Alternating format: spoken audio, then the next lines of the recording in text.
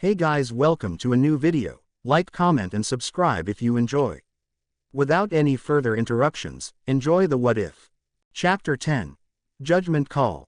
In the woods, miles away from the river he had fallen into, Kiba was sitting under a tree trying to take cover from his pursuing opponents. As he cradled Akamaru's injured and unconscious body, he growled to himself, "If only I'd been stronger. Akamaru would have never gotten hurt if I had been. I can't beat anyone I face. Not any real shinobi anyway. I lost to Naruto twice, and now this guy. What am I doing with myself?" He grabbed the wound on his stomach where he stabbed himself to injure one of his enemies when they attempted a parasitic jutsu to kill him. He couldn't run any further. He knew he wouldn't have gotten much distance anyway. "So you've finally stopped running." Kiba saw that the connected brothers, Saken and Uken, coming closer to him. "You were pretty bothersome to try to take down." Kiba chuckled humorlessly. "Well, it was a good time while it lasted, huh?" The two sound ninja stalked Kiba down to finish the job when a familiar puppet came rushing onto the scene, chattering and scattering the two brothers to separate from one another and dodge. "Man, is Naruto the only Konoha ninja that doesn't need backup or something? He bailed you out and now I'm getting the dog kid out of his situation. I take offense to that. Naruto may have assisted me in my battle, but I was far from defeated." The two voices appeared from the trees to reveal Neji and Kankuro, who was using his puppet Karasu. "Thanks for the directions, Hyuga. I might have been a little later otherwise." Saken voiced their opinion. "Who the fuck is this with you two Konoha trash?" Kankuro and Neji looked at one another and Neji gestured for Kankuro to speak. "I am Sabaku no Kankuro. A shinobi of Sunagaku, ally to Konoha, and here to kill you both."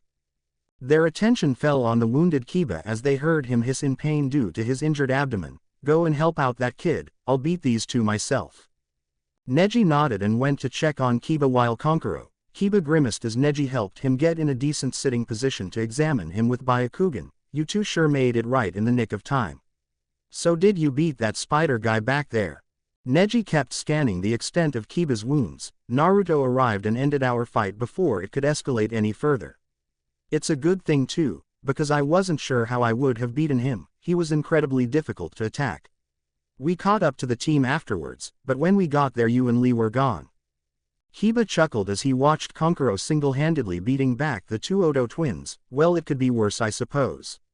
Nobody is dead yet and I'll be fine." He looked up at Neji hopefully. "Right?" Neji smirked. "Yes, nothing too vital was hit within your wound. It's just enough to inflict decent internal trauma." "Ah." Kiba looked over to see a second puppet full of blades that used to be part of Karasu. Kiba turned green as he could surmise what had happened, and poor Neji didn't even turn around as he pretty much saw the entire thing happen in its entirety because he had been looking inside of Kiba, near 360 degrees of vision and X-ray capabilities. "Yay." Kiba voiced the opinion of both boys. Okay. Nice finish I guess." Kankuro watched the blood oozing out of the bottom of his puppet Kurori, Black Ant, and turned back to them with a smirk. "Thanks. This puppet combination is one of my favorites."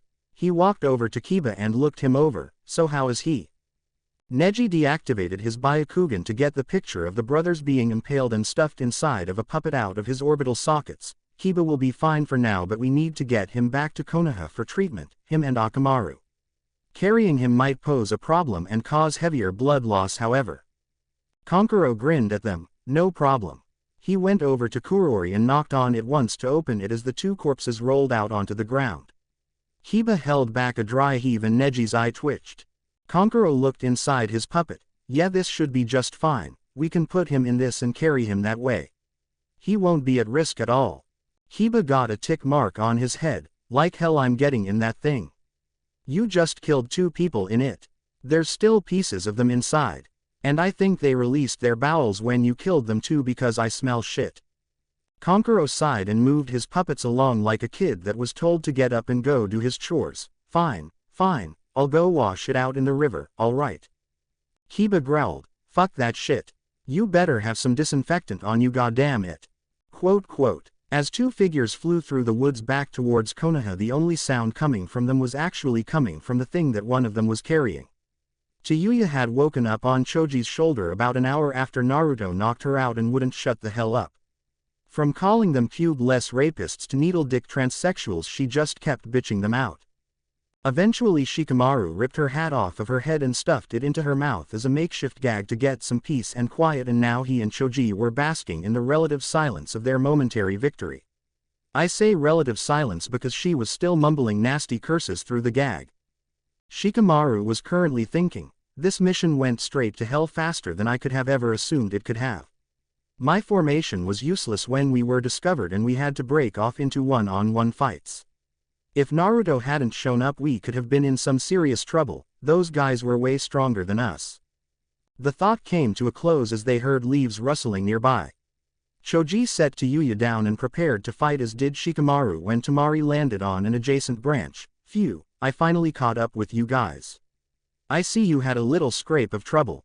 Seeing Yuya all tied up and cursing, she smirked. Looks like you didn't need backup after all. Choji sweated and chuckled. Oh, yes we did. Trust me, we did. Shikamaru nodded. It's true. We didn't beat her, Naruto did. Naruto beat 2 others, captured this girl here, and then went off further to keep up the chase. Choji said the first guy almost killed him one-on-one.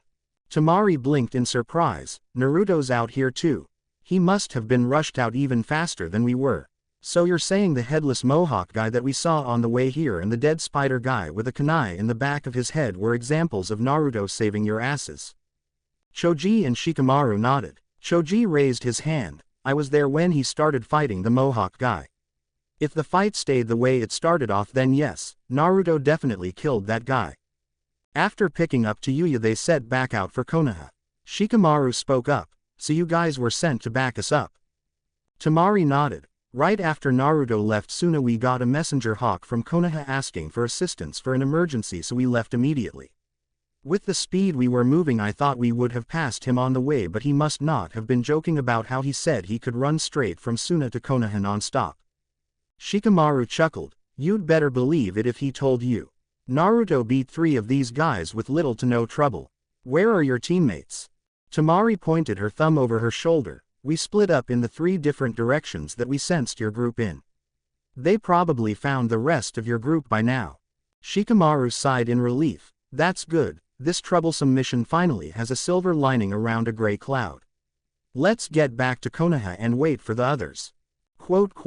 Naruto and Kimimaro stood facing off, Kimimaro using his cursed seal level 1 form, Naruto activating the Kyuubi's shroud. The two stood still while the wind blew across the field.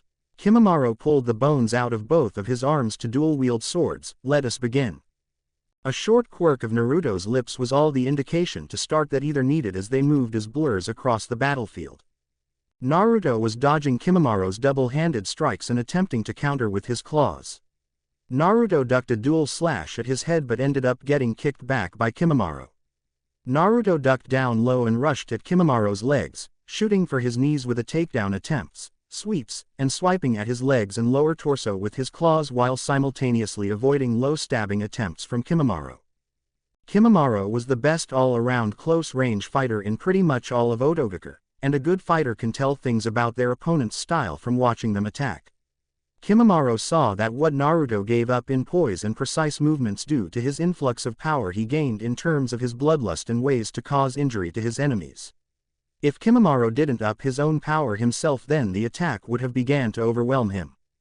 After dodging a slash at his face, Kimimaro cut into Naruto's hip on both sides with a cross slash and cut into his chest with rapid slashes that sent the demonically charged blonde backwards. Naruto picked himself up by his sword that he landed by and looked back out at Kimimaro while holding the handle. Where there was momentarily blind rage in Naruto's eyes, cognizant thought made a return. Wow, I almost started losing it there for a second. I need to train more using this chakra or else I might not be so lucky next time. I forgot about what too much of this stuff would do to me. One tail is overbearing. Naruto pulled the sword from the ground and smirked at Kimimaro before the two vanished and began clashing once again. The sound of bone clashing with steel echoed around the area, as they crossed blades with one another again. Naruto's attacks once again became a fluid match for Kimimaro's sleek movements as the two dealt an equal amount of grazing wounds to one another as they met in a stalemate in Kenjutsu. When they broke off again, Naruto threw his sword like a javelin at Kimimaro, and at the relatively close range that the two were at, it thudded directly into his breastbone, however barely sunk in at all despite the force used. Naruto scoffed as Kimimaro pulled the sword out and threw it aside. Those are some seriously tough bones, that would have run anyone else clean through. Naruto backed away and rushed in again, this time forming a cage bunshin as a feint to engage with his hands while the original leapt over Kimimaro to end up behind him. Naruto quickly molded wind chakra around his fists and held his fists together before shooting them out to utilize Fujin Seiken, wind release, divine fist of the wind god. Kimimaro looked back when he felt the influx of chakra, but this allowed the clone of Naruto to kick him off of their physical clash, hard, sending him into the crushing force of the wind jutsu. As the attack hit Kimimaro and began pushing him forward at the clone, he was kicked by the clone in question, formed the exact same jutsu and shot it off at the incoming Kimimaro. The two attacks smashed into one another with Kimimaro in between them. For the time that the jutsu held up, Naruto could see that Kimimaro's entire frame visibly compressed under the crushing pressure of the powerful attack. Kimimaro landed on his feet, panting heavily from the intensity of Naruto's jutsu. Naruto audibly sucked his teeth as he and his clone fired off the attacks once more, smashing Kimimaro between them with even more force this time. Naruto hit him so hard with the attack that he clearly heard the sound of bones cracking on Kimimaro's figure. Naruto's eyes slightly twitched. Tough bones or not, you should be human paste after that. I put a ton of chakra into that one. Nothing short of some kind of metal can stand up to that kind of pressure. Despite not being killed by Naruto's double Fujin Seiken, it still did damage. The pressure did end up having an effect on Kimimaro. Naruto saw the whites of Kimimaro's eyes turning blood red, meaning that the intense pressure popped blood vessels up there. Blood ran from Kimimaro's ears and nose, even from underneath his finger and toenails. Kimimaro didn't seem to be in any pain, but it was obvious that such internal damage had left him in agony. Do you see? Kimimaro dropped the swords in his hands as he began to transform again. Orochimaru-sama and his ambition, that is why I fight, for his goals and dream. I am his weapon, and I will allow myself to be broken if it will prevent someone like you from stopping him. Kimimaro's skin turned brown and 6 large bone spikes protruded from the sides of his back. In addition to that, a spiky tail emerged from his back, and upon seeing that, Naruto just could not help himself. He pointed at Kimimaro with a dull expression on his face. Is that a motherfucking tail? Seriously, you grew a tail? Kimimaro stood back up and looked at Naruto with a superior gaze. This is Orochimaru-sama's gift to me. And with it, I will repay him for all he has done by vanquishing the ones that stand in the way of him and his grand plans. Kimimaro pulled out his spinal column to form a flexible, spiky chain staff. This is the Tesenka no Mai, Surut dance of the Clementis Vine. You are quite skilled to push me this far, but you will not win. Orochimaru-sama has plans for Sasuke Uchiha. It is most unfortunate for you that you will not live to see them come to fruition. Naruto drew his sword once again. Well, in order to make that happen, you're going to have to come over here and fight me, unless you think you can kill me by talking me to death. Kimimaro snapped his new weapon in a test of sorts. For the future of Otogakur and Orochimaru-sama, you will die today. Naruto set his sword in a ready stance and gazed out at Kimimaro coldly. For someone that seems to have a fetish for saying that they're going to kill me, you sure do a lot of talking. Kimimaro began whipping his chain staff at Naruto, who found that Kimimaro was far faster in this form than before. It looks like this transformation of his isn't just for show. Naruto took a lash on his shoulder that ripped into his flesh deeply. Kimimaro then hit Naruto with the whip and had it wrap around Naruto's right arm and pull him forward to sink a kick deep into his ribs that freed him from the weapon at the cost of flesh and blood being shredded from his arm. Naruto held the injured limb and watched his blood drip off of his body and onto the ground before he heard hissing, signifying that he was healing somewhat. Naruto growled as he stood back up, keeping his eyes locked on Kimimaro. He decided to go on the attack this time, but every time he took a swing at Kimimaro he ended up getting a lash on his hands. Eventually Naruto roared as he went for a heavy overhead swing, but a strike from Kimimaro's whip sent it out into the distance far from the point of any kind of retrieval. Kimimaro backed off and began whipping Naruto, cutting into his body and drawing blood with every shot. He struck Naruto across his chest, his back, His arms, wherever he could hit Naruto cleanly he did hit Naruto. After an endless barrage of strikes from the whip of his enemy, Naruto dropped to the ground shaking in pain as blood fell from his body to the grass below, staining the green blades red. His shirt was in tatters and was utterly unwearable any longer. Kimimaro wrapped his chain staff around Naruto's arm and jerked him forward, dragging him across the ground on his left side. Naruto eventually regained his footing and Kimimaro's eyes widened as he saw what had been hidden in Naruto's left hand, but he had given Naruto too much momentum and by now Naruto had a full running start heading his way. Thrusting out his left hand that had a threatening blue sphere spinning in the palm, Naruto shouted out the name of his attack at the top of his lungs as he slammed it into Kimimaro's body, Rasengan, spiraling sphere. Die you son of a bitch! As the jutsu drilled into Kimimaro's body, flesh visibly flew from the point of contact. The force from the attack sent Kimimaro flying away at a high velocity, pulling the whip with him as it pulled itself from Naruto's arm, taking yet another bite out of Naruto's already heavily wounded body. Naruto fell to the ground clutching his bloody arm before he started crawling towards the direction that Kimimaro flew in, trying to confirm his kill. What an incredibly destructive ninjutsu! If I had not grown a layer of bone underneath my skin that most certainly would have ended our battle. Naruto saw Kimimaro standing and walking over to him from the far distance that he had been sent. Where Naruto hit him in the body there was the area where Naruto ripped through his skin, a spherical circle of brown, and within there was a visible film of white with a spiral groove carved deeply into it with blood slightly seeping through the cracks that the mark formed, the bone he had been talking about. Naruto punched the ground hard with his injured arm and stood up again. Just fucking die already, goddamn it. I should have killed you 4 times already and you're fucking standing like a goddamn zombie. I hit you dead on. I heard it. I felt it. I heard and felt the fucking Rasengan grinding into you. That was a kill shot. You should be split in half. Fuck a Kekkei Genkai, that shit isn't right. Naruto was using as much of the Kyuubi's chakra as he safely could and Kimimaro was outclassing him. It wasn't that Naruto didn't have what it took to go up against him in his second level form, it was the fact that Kimimaro seemingly had 9 lives or something, because the Shikatsumyuku dead bone pulse kept Kimimaro from taking the brunt of Naruto's attack damage. He couldn't cut through his bones, he couldn't slip a weapon through the ribs for a stab at his organs, hell he couldn't even crush him with enough pressure to bend iron because Kimimaro could just manipulate his skeletal frame to protect his vital points. Naruto sighed and picked up a taijutsu stance once again to attack. How the fuck can I kill him? He just keeps coming. I know I'm hurting him. I have to be. Every attack I'm landing would leave anyone else in critical condition if not kill them outright.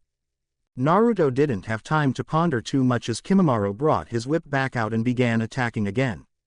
Naruto did his best to avoid getting anywhere near the bony barbs of the weapon, but Kimimaro kept picking up the pace of his attacks and hit Naruto in his legs, sending him to his knees. Kimimaro slung the weapon out once more to wrap it around Naruto's body. It was stopped by a burst of sand that squeezed between the whip and protected Naruto from further harm. Even more sand then appeared and came at Kimimaro, who jumped back and put distance between himself and Naruto. A smile broke out onto Naruto's face as he felt the familiar presence of his desert friend. Hey Gaara. What's up? Gaara slowly walked up to Naruto, who was still on his knees, and stared out at Kimimaro. Nothing. Gaara was suddenly surprised by a bloody Naruto wrapping Gaara in a hug. I'm glad to see you. I thought I wouldn't get a chance to go after Sasuke. What are you doing here anyway? He shrugged Naruto off of him after a moment. My siblings and I were requested by your Hokage to assist a retrieval team for Sasuke Uchiha. Are you having trouble with this one, Uzumaki? Naruto was relishing this moment of reprieve from combat due to his injuries, and talking with Gaara was allowing him time to heal and regain some energy. Great, now someone can go back up Rock Lee. I sent him to chase after Sasuke before he could get away. I need you to go help him out. Surprise was not evident on Gaara's face except for the raised eyebrow. Are you not having trouble with your opponent? Pulling off the remains of his tattered red shirt, Naruto chuckled lowly. Yes, but this is a duel, Gaara. I don't get all out of shape about this kind of thing often in a fight, but I need to beat this guy myself to get some peace with myself. Just go and help Lee. I'll be fine. Gaara looked at Naruto for a moment as the smile left Naruto's face and his stare turned chilly. I wasn't really asking you, Gaara. Either you go after Lee and let me finish this, or I'll kick your ass off into the woods until you can't even see the field anymore, and you know damn well I'm capable of that. Gaara stared back until he stepped back and ran off towards the border. I will go Uzumaki, but you had better not lose.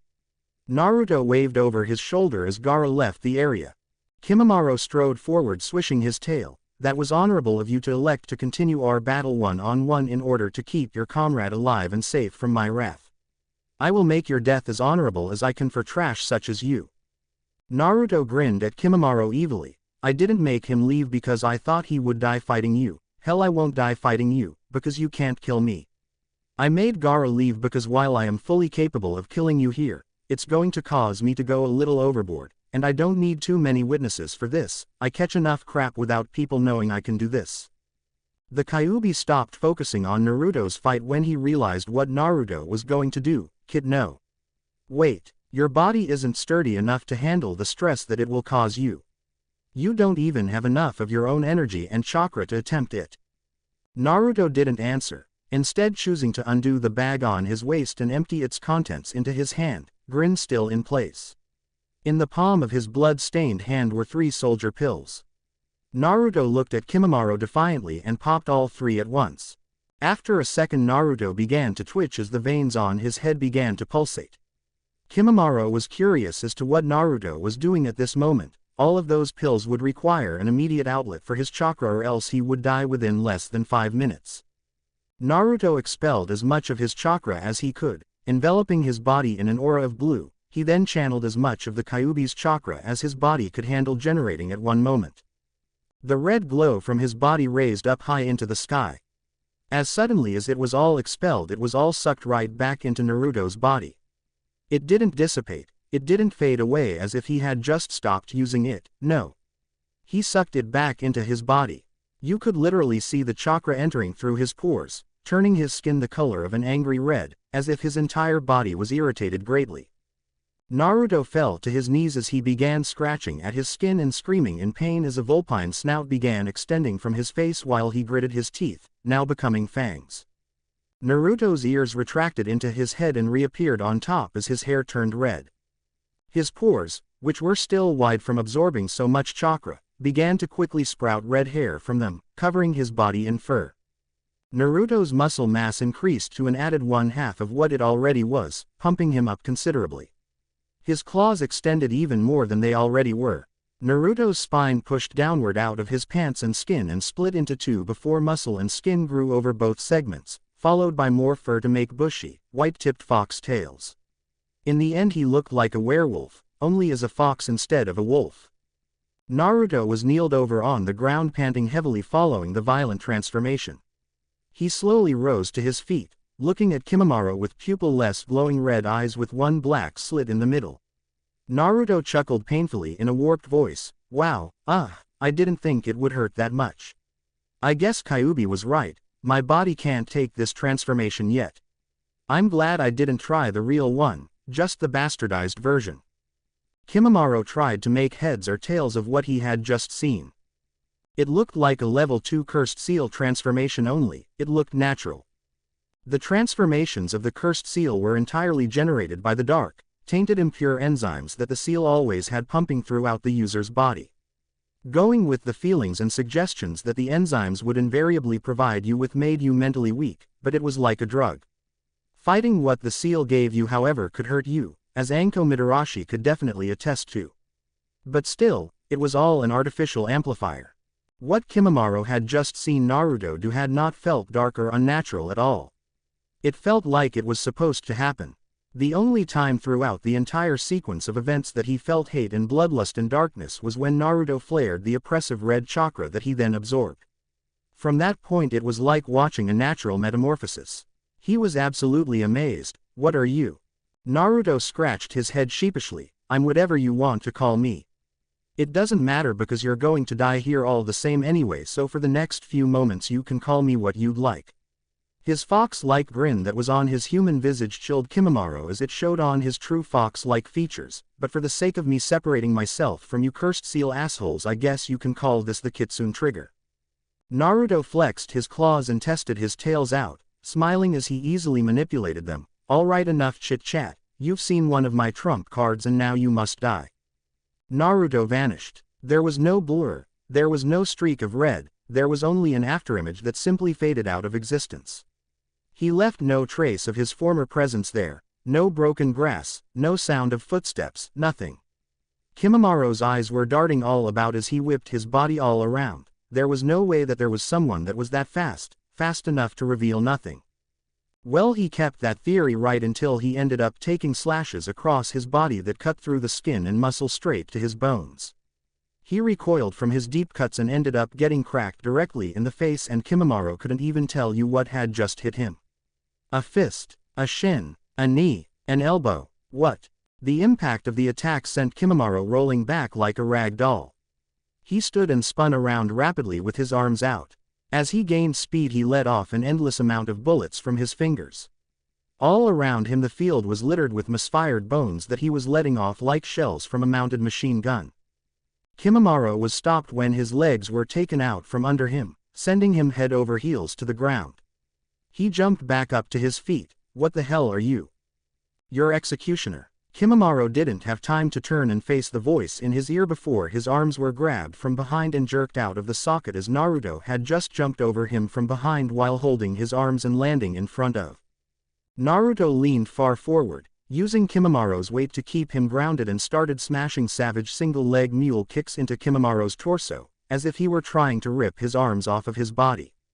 Naruto then jumped off of the ground and planted a vicious twin-legged double mule kick to Kimamaro's face, letting go of his arms at the same time, sending him flying off backwards. Naruto looked at Kimamaro, whose arms were backwards at his sides. Fix that, you bitch. Kimamaro simply rotated his arms with a sick crackling noise until they were back in place. Naruto's sweat dropped. I didn't really mean do it. Naruto then vanished again and hit Kimamaro again and again. He couldn't see Naruto's attacks, but they couldn't kill him. It was the ultimate conundrum of combat. Kimamaro couldn't hit Naruto to save his life at this point, but on the flip side, Naruto couldn't end the fight himself. Naruto was too fast to be caught by anything Kimamaro could do and was utterly battering him, in addition to him having an almost inexhaustible battery at his disposal, but he couldn't fucking kill Kimamaro. It always came back to that, he would not die. It was the embodiment of the unstoppable force meeting the immovable object, and the fight just would not end. Naruto was getting sick and tired of Kimamaro getting up from everything he did and just walking forward to try again. After knocking Kimamaro down again, Naruto began jumping on Kimamaro's back like a trampoline, savagely flattening him deeply into his own body-shaped crater that was getting deeper and deeper. Why won't you just fucking die, die, die, die, die, die, die?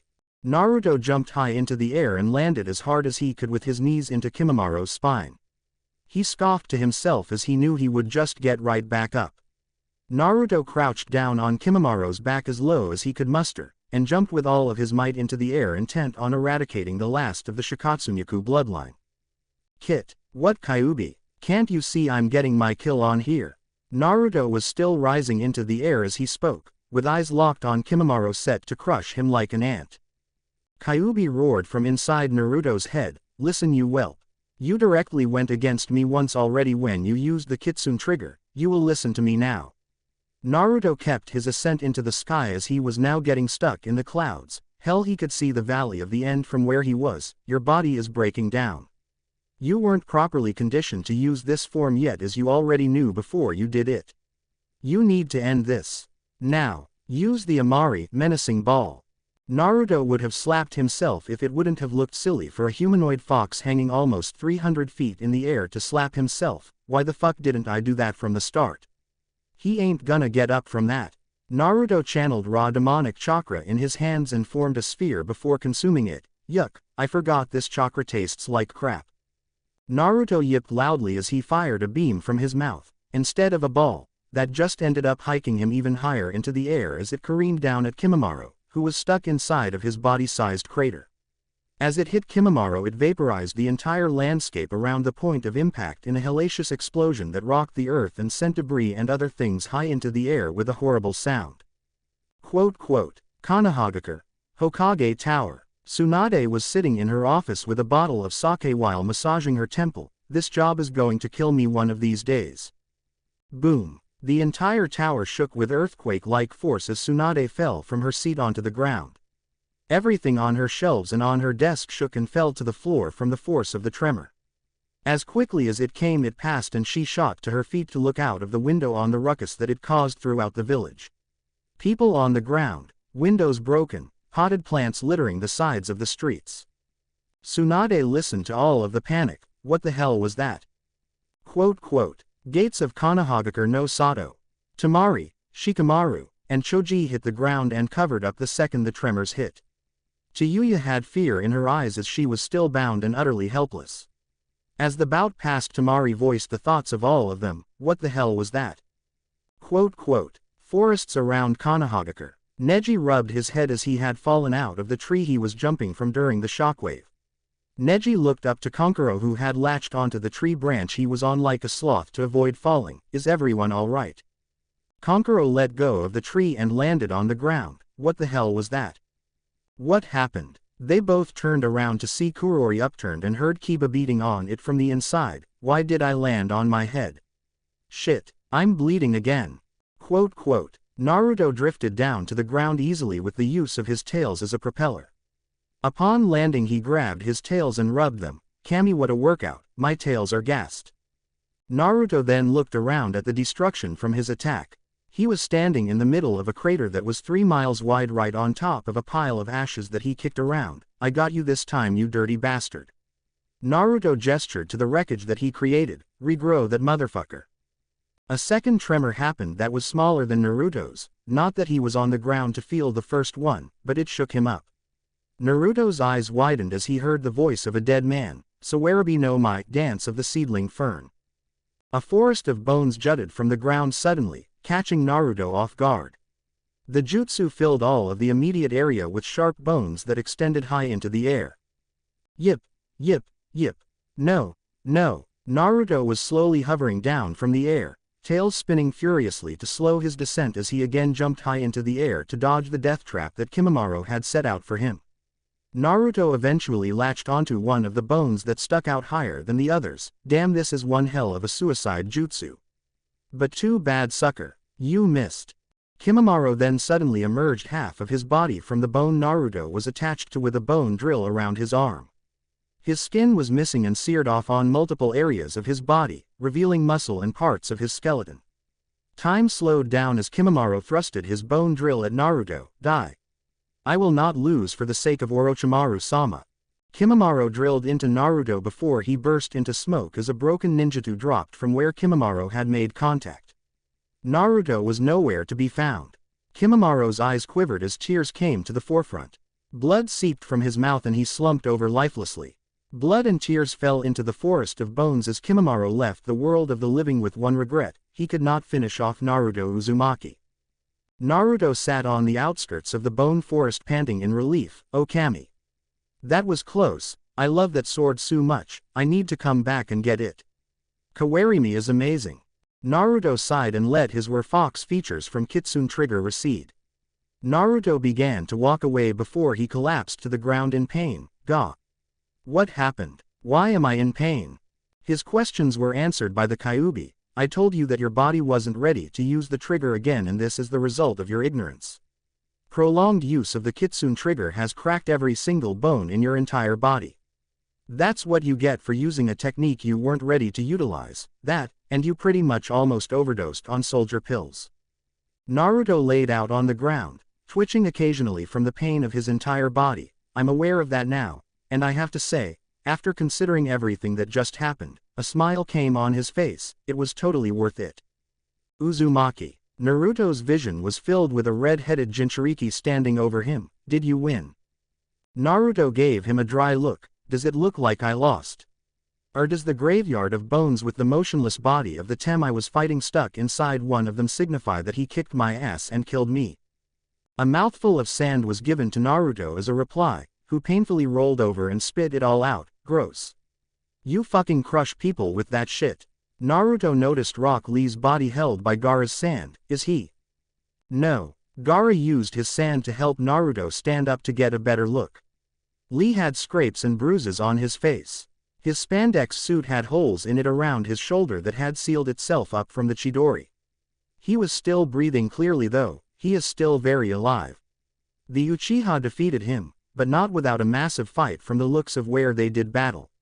I believe he even used the technique that he used on me during our fight to match power with the Uchiha. Naruto punched his own palm, ignoring the pain for the time being. Fuck, I'm sorry Lee, I just couldn't finish my opponent off to help you fast enough. He turned to Gaara. Come on, let's go back to Konoha, we both need some hospital time. Gaara helped up in the same manner as he assisted Lee and leapt off for Konoha. Kakashi stood still at the Valley of the End. A Konoha Hite 8 was at his feet with Sasuke's scent washed from it by the rainfall. He looked past the statue of Madara Uchiha towards the border of the country. I failed again. Chapter 11. Only Human. Naruto sat in his hospital room 2 days after returning to Konoha from the failed mission to retrieve Sasuke. Naruto was pleased to know upon their return that Rock Lee would be fine, and that the only other member of the retrieval team that needed to be hospitalized other than himself and Lee was Kiba, and he was doing just fine himself. Kiba had a stab wound to his stomach that he had inflicted on himself. Rock Lee had many minuscule injuries to his muscles, chakra exhaustion, and a wounded shoulder from Sasuke's Chidori that mostly healed after he activated the fourth celestial gate in the battle. Naruto had to chuckle when Lee had recovered enough to tell him exactly how Sasuke had missed anything vital with the Chidori. Flashback. Valley of the End. Sasuke stood across from Lee, the black marks of the cursed seal spread out across his body like fire. He had a cruel smirk on his face as he looked at Lee, who was set in his Guken stance with a determined look on his face. Just come back with us, Sasuke-kun. I do not want to fight you, not like this. Sasuke chuckled darkly, but Lee, I want to fight you, ever since you first defeated me during the exams. Didn't you say you wanted to prove yourself against a genius? Well, this is your chance. Very well, Sasuke-kun. If this is what it will take, then I will defeat you if I must to bring you home. Lee launched himself at Sasuke to begin engaging. Flashback end. Rock Lee, however, was not as healthy and ready for combat as he had led most to believe. He had lost a considerable amount of his speed and mobility from the time he had off due to his injury, and Sasuke with the use of his cursed seal was too much for Lee to handle in his state, even after opening the first gate and attempting the Omid Renge, front lotus.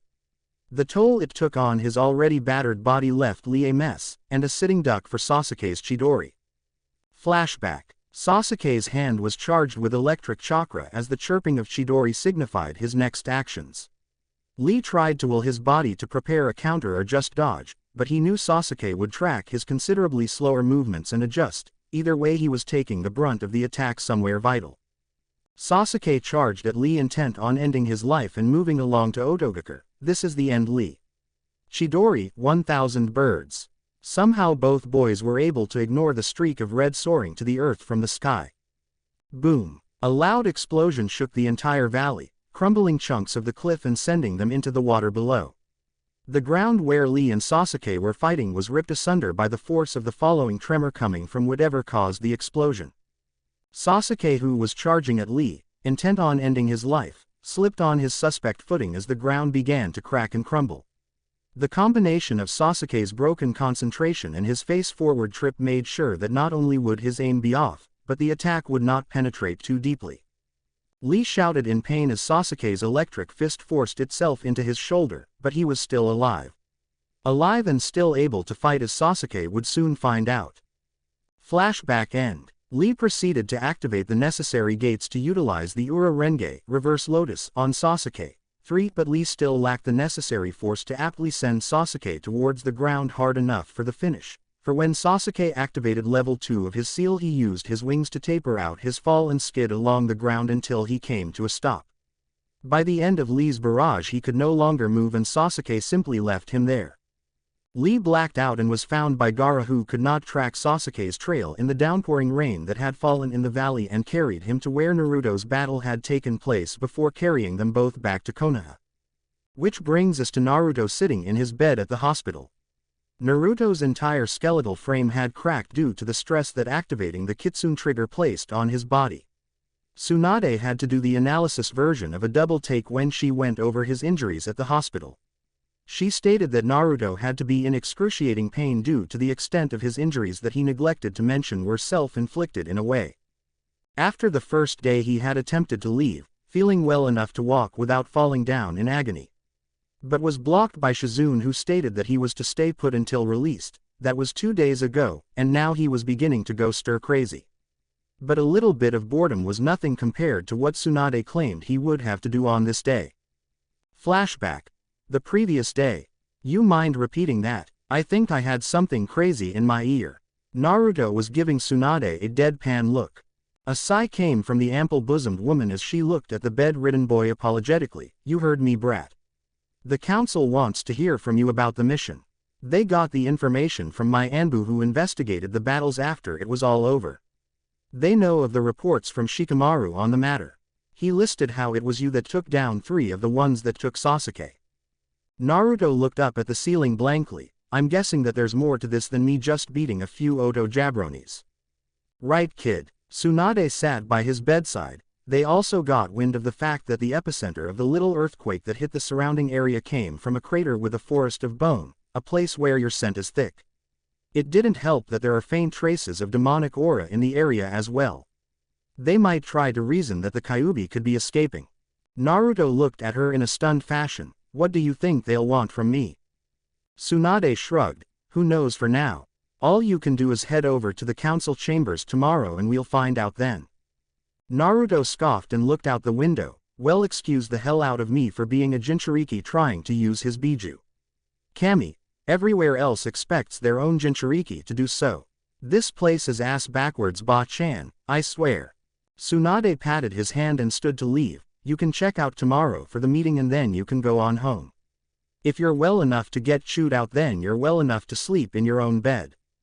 End flashback. Quote, Naruto arrived at the doors in front of the council chambers to find the bare-masked Anbu standing out front. Uzumaki-san, the council is inside waiting. Hokage-sama said to wait as long as you need to in order to prepare for their questions. Naruto waved it off. No need, Kuma-san. I do my best when I'm on the spot. I just want to get the gripe fest inside over with so I can go home and watch my shitty closed-circuit TV.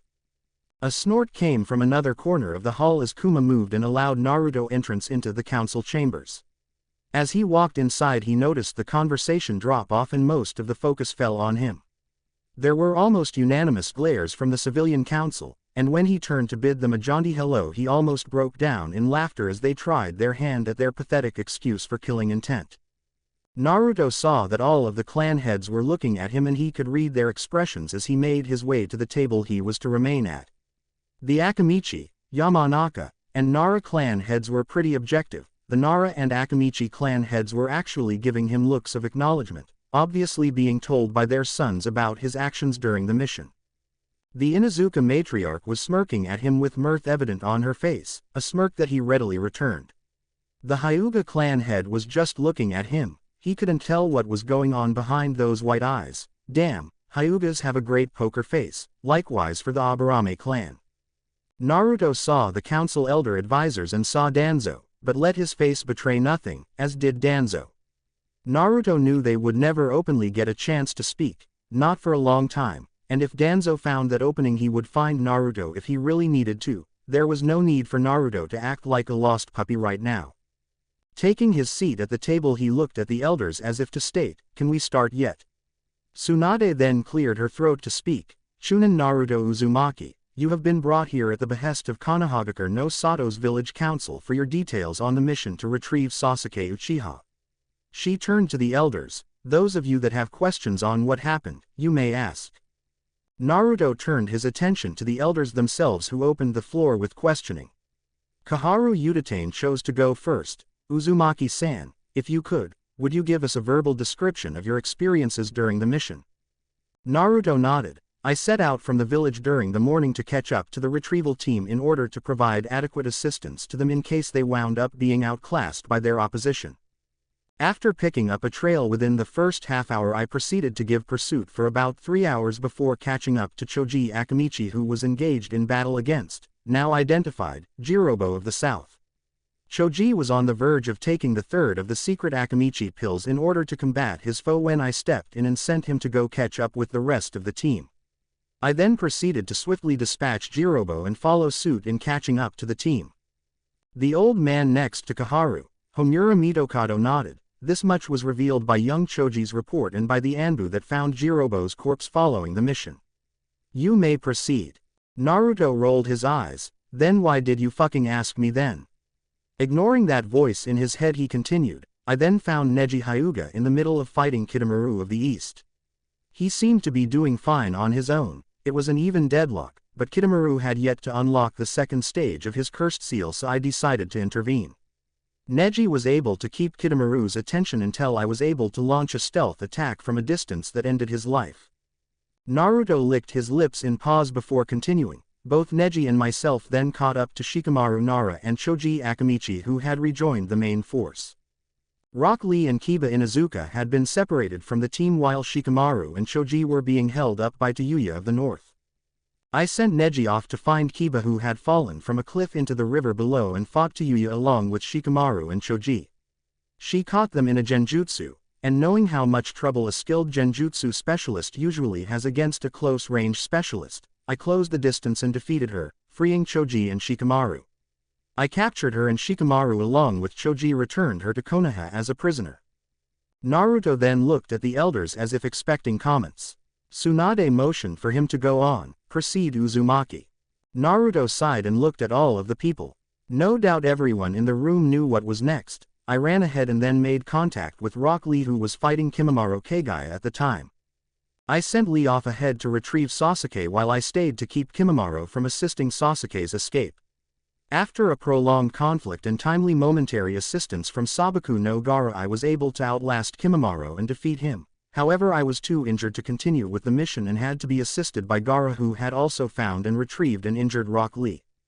A civilian council member stood up. So you let the last Uchiha escape, did you, boy? Naruto narrowed his eyes at the man. You already know he got away, you son of a bitch. You just want to use me as your whipping boy on the matter. Naruto spoke evenly. I did not allow anything.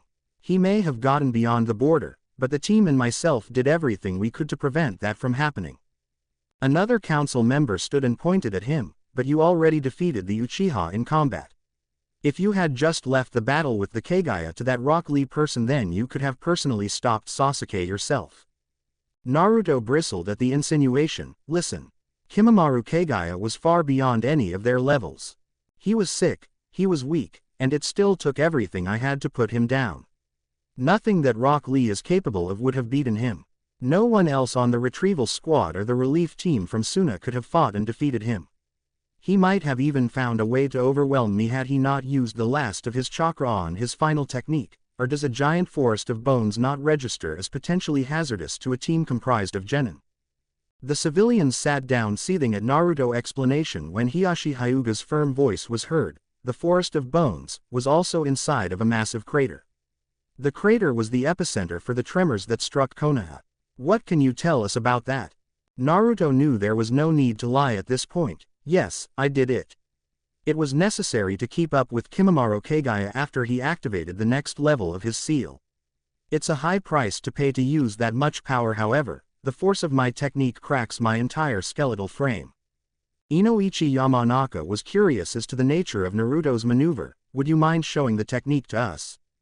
Naruto raised an eyebrow. Yes. Yes, I would, actually. Not only is it something that really shouldn't be used outside of combat, it's not something that I want people to know about, let alone actually see. You all have your own clan secrets and all of that. Well, consider this something that none of you have any right to coerce out of me. Another arrogant civilian stood. We are the council, boy. You are a ninja of this village and therefore your secrets are ours to know. Naruto gave him a look as if to say, are you serious? He looked up at Tsunade. I work for you. Not some petty merchant with a superiority complex. Keep him out of shinobi business. He turned to the council. The only ones that have even the slightest amount of authority over me are the clan heads, and that's because they're all Junin. Outside of the field, the only person here that can tell me to do anything is Hokage-sama. Do any of you have the title of Hokage-sama? He got a unanimous shaking of heads. Do any of you have that kick-ass pointy hat? Another round of no's. Well then you can all respectfully stuff it. My techniques are my own, you don't need to know them, you couldn't perform them anyway so the knowledge would be useless. The civilians broke into an uproar while the clan heads started looking at Naruto with amused respect. The main yells from the civilian council were calling for Naruto's punishment until one of them changed the subject altogether. You should be punished for allowing the Uchiha to escape. He was the last of our most powerful bloodlines and you send another genin to get him instead of yourself. Naruto looked at the ignorant man coldly. Like I said, Kimimaro Kagaya was far beyond anything Rock Lee could have done to him. Kimimaro would have killed him for sure had I not stepped in, which was my job in the first place. I was sent as backup, to get them out of unfavorable situations, and that was as unfavorable a condition as they were going to face on that mission. Naruto stood and began pacing. Kimimaro could have beaten Sasuke without trouble. Sasuke only had Chidori and a few Kaden ninjutsu as something that could slow Kimimaro down, and that wouldn't have stopped him. What I did to make that crater, Kimimaro survived it and launched one final attack. As far as I'm concerned, none of them could have kept up with him. And besides, I was sent to make sure they could carry out their own mission parameters. My own were different from theirs and I did what I thought I had to do to achieve both. Rock Lee had not told me that he wasn't in prime condition. I don't know what would have changed if I had known, but that is moot at this point. Get back to the other topic. What did you do to cause the crater? The room once again got loud on the civilian side as cries of, "The Kyuubi is escaping," among other asinine remarks were being made. The shinobi side were looking bored, most of them knowing full well that Jinchuriki should be able to utilize the power of their demons so this wasn't much of an issue. Sume Inuzuka even let out a loud yawn signifying how bored with the proceedings she was. Naruto made subtle motions to the shinobi council signaling, blah blah blah, and pointing at the civilian side, getting a few smirks on that side. He looked up at Tsunade. Can I be dismissed, Hokage-sama? I've already spoken my piece. Anything from this point forward and there's nothing I can do or have any part in. Tsunade nodded. You are dismissed, Chunin Uzumaki. Naruto bowed to her and left the room. As the door closed shut she sighed as another uproar from the civilians broke out. Quote, quote. Naruto sighed in relief as he jumped along the rooftops towards his apartment. Well, that wasn't as unpleasant as it could have been. Hopefully Ba-chan can block any of their power play bullcrap against me. Naruto arrived and opened the door to his apartment to find Kankuro raiding his fridge.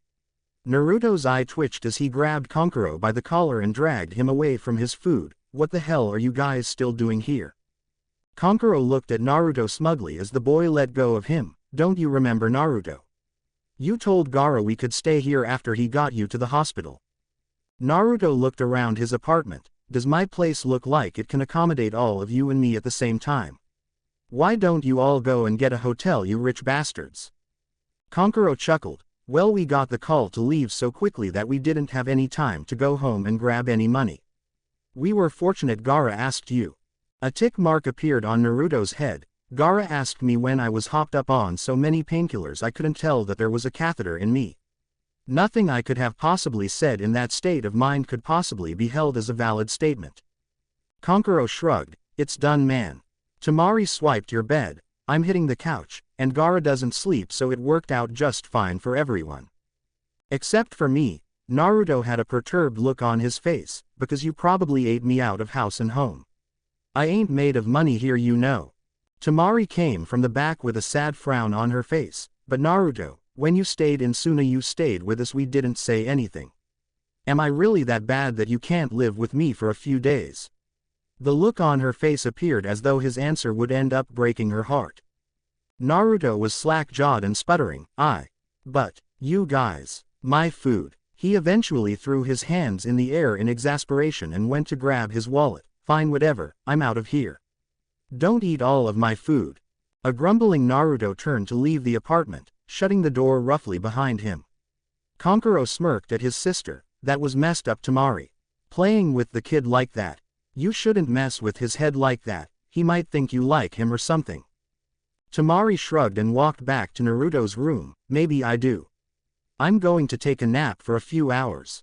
Kankuro sat blinking in place for a moment. Wait, Tamari, are you serious? Temari said nothing as she shut the door to Naruto's room. Temari. Naruto grumbled as he left his apartment. I can't believe this crap. What the hell is going on around here? Can I get a little me time? Naruto decided that since he wasn't going to get any alone time, he might as well get some food in him. Going to the place that he was most accustomed to going for his meals, Naruto ended up taking a seat at Ichiraku Ramen. As he plopped down in his usual seat, Naruto sighed, "Can I get some ramen, you guys? I really need some relaxation food right about now." Ayame giggled as she came over with a pen to write his order. Ramen is a strange food to relax with, Naruto-kun, even for you. So what do you want? Naruto pulled out a full wallet with a wide grin. Give me one of everything to start. Let's say I have money to blow today. Ayame nodded and wrote out his order before noticing the look on Naruto's face. What's the matter? You look terrible. Naruto chuckled slightly before looking up at her with a tired grin. I'm tired, Ayame-ni-chan, damn tired. I'll be fine, I just need some rest. I haven't just relaxed in forever. I can't remember the last time I just sat back and did nothing. I'd say I've earned it. Chuki came from the back and greeted the young boy. Oh, Naruto. I thought you were in the hospital. When did you get out? Naruto grinned at him. About 4 hours ago. Come on, did you really think that an entirely cracked skeleton could keep me down for long? Who do you think I am? Naruto's eyes shined as they placed a bowl of ramen in front of him. Chuki chuckled at Naruto's expression. Enjoy, kid. He went off to begin washing dishes while Ayame took another customer's order. Naruto began to dig into his meal and ease his mind. He made it until his 7th bowl when a familiar head of pink hair sat beside him. Naruto turned to Sakura with a face full of noodles and slurped them up while making eye contact. Green met blue as Naruto stayed silent and finished his bowl. Upon finishing, Naruto set the bowl aside with a sigh and motioned Sakura to proceed. Go ahead. Her eyes trembled. Naruto, Sasuke-kun. Naruto held up his hand. You should be asking Lee about this more than me. I wasn't here when he left. I wasn't there when he ran after getting out of that barrel, and I wasn't there to fight him. If I had been, then he'd be in traction, sitting pretty in our hospital right now. All I was there for was to make sure the others didn't get in too deep. I never saw him at all. Sakura looked as if tears would come to her eyes. Naruto sighed and stood up. Which way do you live, Sakura? She looked up at him, confusion evident on her face. Why do you want to know? Naruto paid for his food and looked over at her. Because in the time it takes us to get you home, I'm going to listen to everything you have to say on this matter. When I get you to your door, I'll tell you something from me that you need to hear. Sakura didn't really understand, but he was offering to listen, so she couldn't really tell him off. So she told him about how she had seen Sasuke attempting to leave, how she confessed to him, and what he had said before he knocked her out. Naruto walked and kept his mouth shut, much to Sakura's surprise, as she had still yet to adjust to the new Naruto. The walk to Sakura's house took 30 minutes at the pace that they were moving. Throughout the walk, Naruto's face betrayed none of his thoughts. Sakura thought he wasn't listening until at one point when she stopped he instructed her to carry on. He reassured her that he was indeed paying full attention and was working out what he would say when they arrived at her home, so she kept going. Sakura's throat was dry and she was slightly out of breath because of the amount of talking that she had done, but she had put it all out there. Now she was simply waiting for Naruto to speak, as was their agreement. He stood in front of her for a moment saying nothing as he finished thinking about his dialogue. Finally, believing that he had worked it out enough, he began, "You really love him? Seriously? No bullshit?" She nodded and looked in his eyes without falter. Naruto smiled slightly at her. That's a pretty big claim for someone as young as us to say, Sakura. Are you sure? Things can change over time, you know. You might not feel this way tomorrow, next month, hell, 3 years from now you might not. I am not flighty about things like this, Naruto. I made this commitment a long time ago that I did love Sasuke, and I would prove it to him. She looked away. I really would have left with him that night, Naruto. A frown worked its way onto Naruto's face. That isn't something you should be saying out loud, Sakura. But now what? He's gone. Gone to Orochimaru, the ultimate traitor of Konoha, for power. What will you do now? Sakura clenched her fists at her side. Then I'll get strong enough to save him. I won't give up. I'll get strong and then I'll bring Sasuke-kun back myself. Naruto looked at her for a long moment. You know that you actually have to take an active interest in your training, right? What I did to you in our match was terrible, Sakura. You have a lot of work to do. Sasuke might not willingly return even years from now, and if it comes to that, and you don't get far stronger, he will tear you apart. Sakura looked down at the ground sadly as Naruto's footsteps signified his leaving her doorstep, but, who am I to cut down someone's goal? It's going to take a lot of training, Sakura. You really need to up your skills, but it's far from something that's impossible to do. And who knows, if you get your chance to go after Sasuke, I might just want to tag along too. Sakura raised her head to see a faint smile on Naruto's face as he walked away. Sakura turned and entered her home with her resolve for the future set. Naruto took to the rooftops to head towards the Hokage Tower. Yo ba-chan. Tsunade looked to see Naruto hanging around her window with a lazy look on his face. Can you take the door, brat? I already have Jiraiya jumping on the sill every time he comes by. I don't need you doing it too. Naruto shrugged and hopped inside of the office. It's easier than the door. A smirk came onto his face. Unless you like it when I kick it open because I personally love it. I would have no problems with doing that for you. Tsunade's eye twitched as Naruto flopped on a chair in the office. So what are you doing here, brat? Other than trying to get me to put you through the wall. Naruto's jovial face fell as he got businesslike. How do you feel about starting up a program for combat medics? Tsunade's eyes widened before she went to normal. I proposed that idea years ago during the last war, but Sarutobi-sensei shot it down. He said there just weren't enough resources to go around then for it. A grin came onto Naruto's face. Well, why not do it now? You are the Hokage, aren't you? Or is that pointy hat something I can buy somewhere for myself? Set it up, and I have someone you should look up first. She doesn't have much going for her except chakra control. Tsunade laid her face in her palm. Then why would I want her in the program, brat? The grin never slipped from his face. Yes, she's pretty raw. But that's the beauty of it. If there is one thing that I know from personal experience, it's that a blank slate is probably the best thing for a ninja to be when they go into any kind of training. Give her some time and teach her right, she'll be just fine. And did I mention the chakra control? Who is it, brat? Tsunade was interested in the program, and if Naruto had an idea of just who could be receptive to the training, why wouldn't she listen to him? Is she one of the genin in your class? Naruto nodded. Yeah, my teammate that didn't end up ditching the village, Sakura Haruno. Check her out, see if she's what you're looking for, and if she is, get in touch with her. Tsunade looked at him as he stood to make his way to the window once more. What are you going to go do, brat? Naruto yawned as he turned to face her. I'm tired. I need some sleep and some time off. Give me at least a week and then give me a new assignment. The cracked bones really do suck for someone who runs around all day. A smile came onto Tsunade's face. I put you on medical leave for a bit anyway after you got back. I'll call you when I think you're ready again. You're getting at least a week off.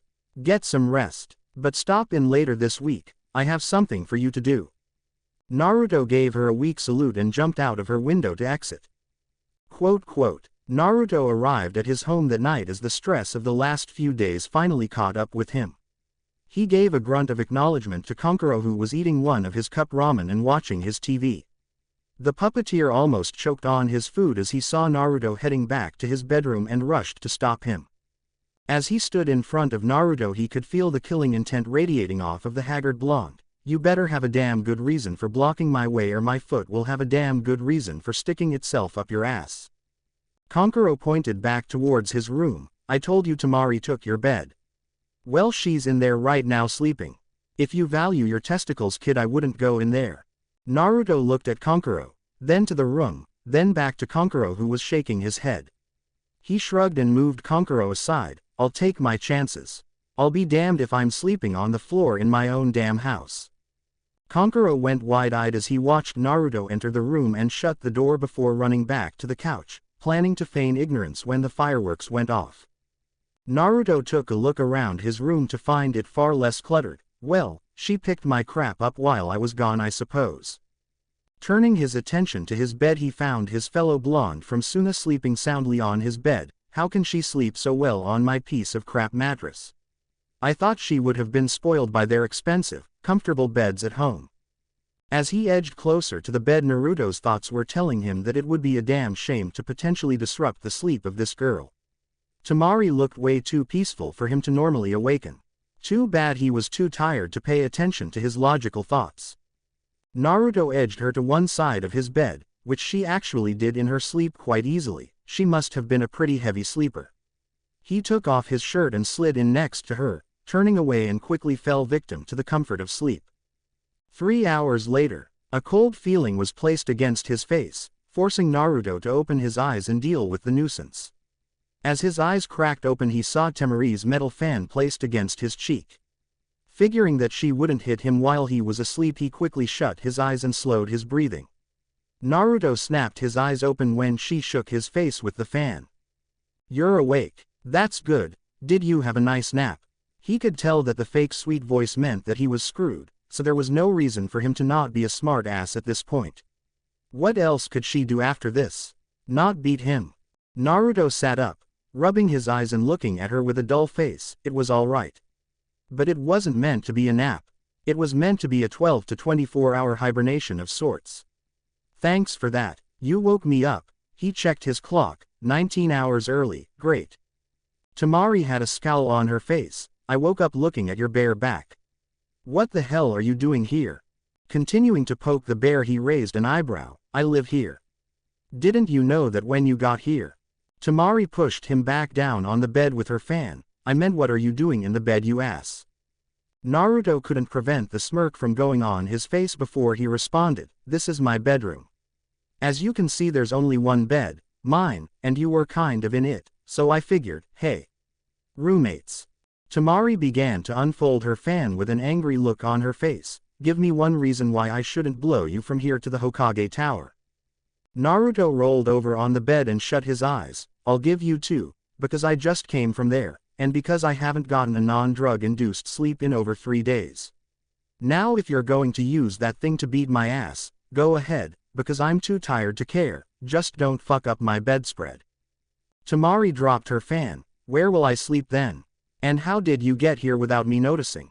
Naruto cracked an eye. "Where were you sleeping before you knew I was here?" He then pointed at himself. "And, ninja.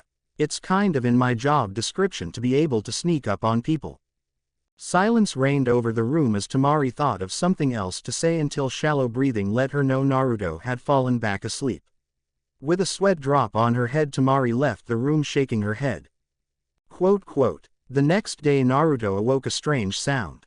Not so much strange as it was utterly terrifying. "Naruto-kun, Yash, you must join us on our youthful morning exercises."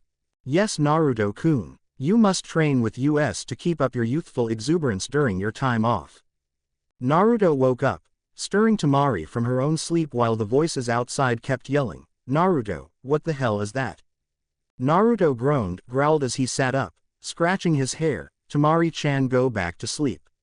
I'll deal with this myself. This is a local problem." Tamari did as instructed while Naruto stomped to his front door, finding Gaara silently watching TV and Kankuro mashing one of Naruto's couch pillows over his head. "Naruto, get those idiots to shut the hell up before I slit my wrists to make the voices stop." Naruto looked at Gaara, who didn't seem to be affected at all. Gaara felt Naruto's eyes on him and turned to face him. "I have plugged my ears with sand to block out the noise. Otherwise I would have killed them by now." Naruto nodded in understanding and headed to the door where Guy and Lee were outside still shouting about Naruto's flames of youth. Naruto opened the door and inhaled sharply. "Shut the hell up." Guy and Lee stopped at the sound of Naruto shouting at them. The boy was radiating killing intent with bags under his eyes. "I am on leave, damn it. This is the first decent sleep that I've had in days. I have no problems training with you both, however I will train with you at an hour that is populated by creatures that are not nocturnal. Now beat it. I'll see you later." "Yash, Naruto-kun, you are." Naruto turned and blasted them both with murderous intent. "Get away from my apartment building or I will get Gaara to kill both of you. He's in here, I swear to Kami. I'm tired and delusional." With one last shout about Naruto's youth, both Lee and Guy decided to go off for a few hundred laps around Konoha to wait for Naruto to wake up. Naruto shut his door with a sigh. Well, at least I know what I'm doing today. Kankuro sighed in relief. So now that you're up, what are you going to do? Naruto rubbed his head on his way back to the room. What else? Finish sleeping with your sister. She's very clingy in her sleep, it's awesome. Walking away with a thumbs up, Naruto ignored the look on Kankuro's face. Quote. Later that day Naruto made his way towards the field that he knew Lee and Guy were using. How did he know where they were? Well, all he had to do was run around town and listen for faint, or not so faint, smatterings of shouts for youth, or for repeated yells of, Lee, or Guy-sensei. It didn't take long. Naruto arrived in an open field to find the all of Team Guy amassed together. Oh, for fuck's sake, just to arrive smack dab in the middle of one of Guy and Lee's genjutsu moments. As the waves crashed in the sun-setting background, Naruto walked over to Neji and Tenten, who were stuck staring at the genjutsu.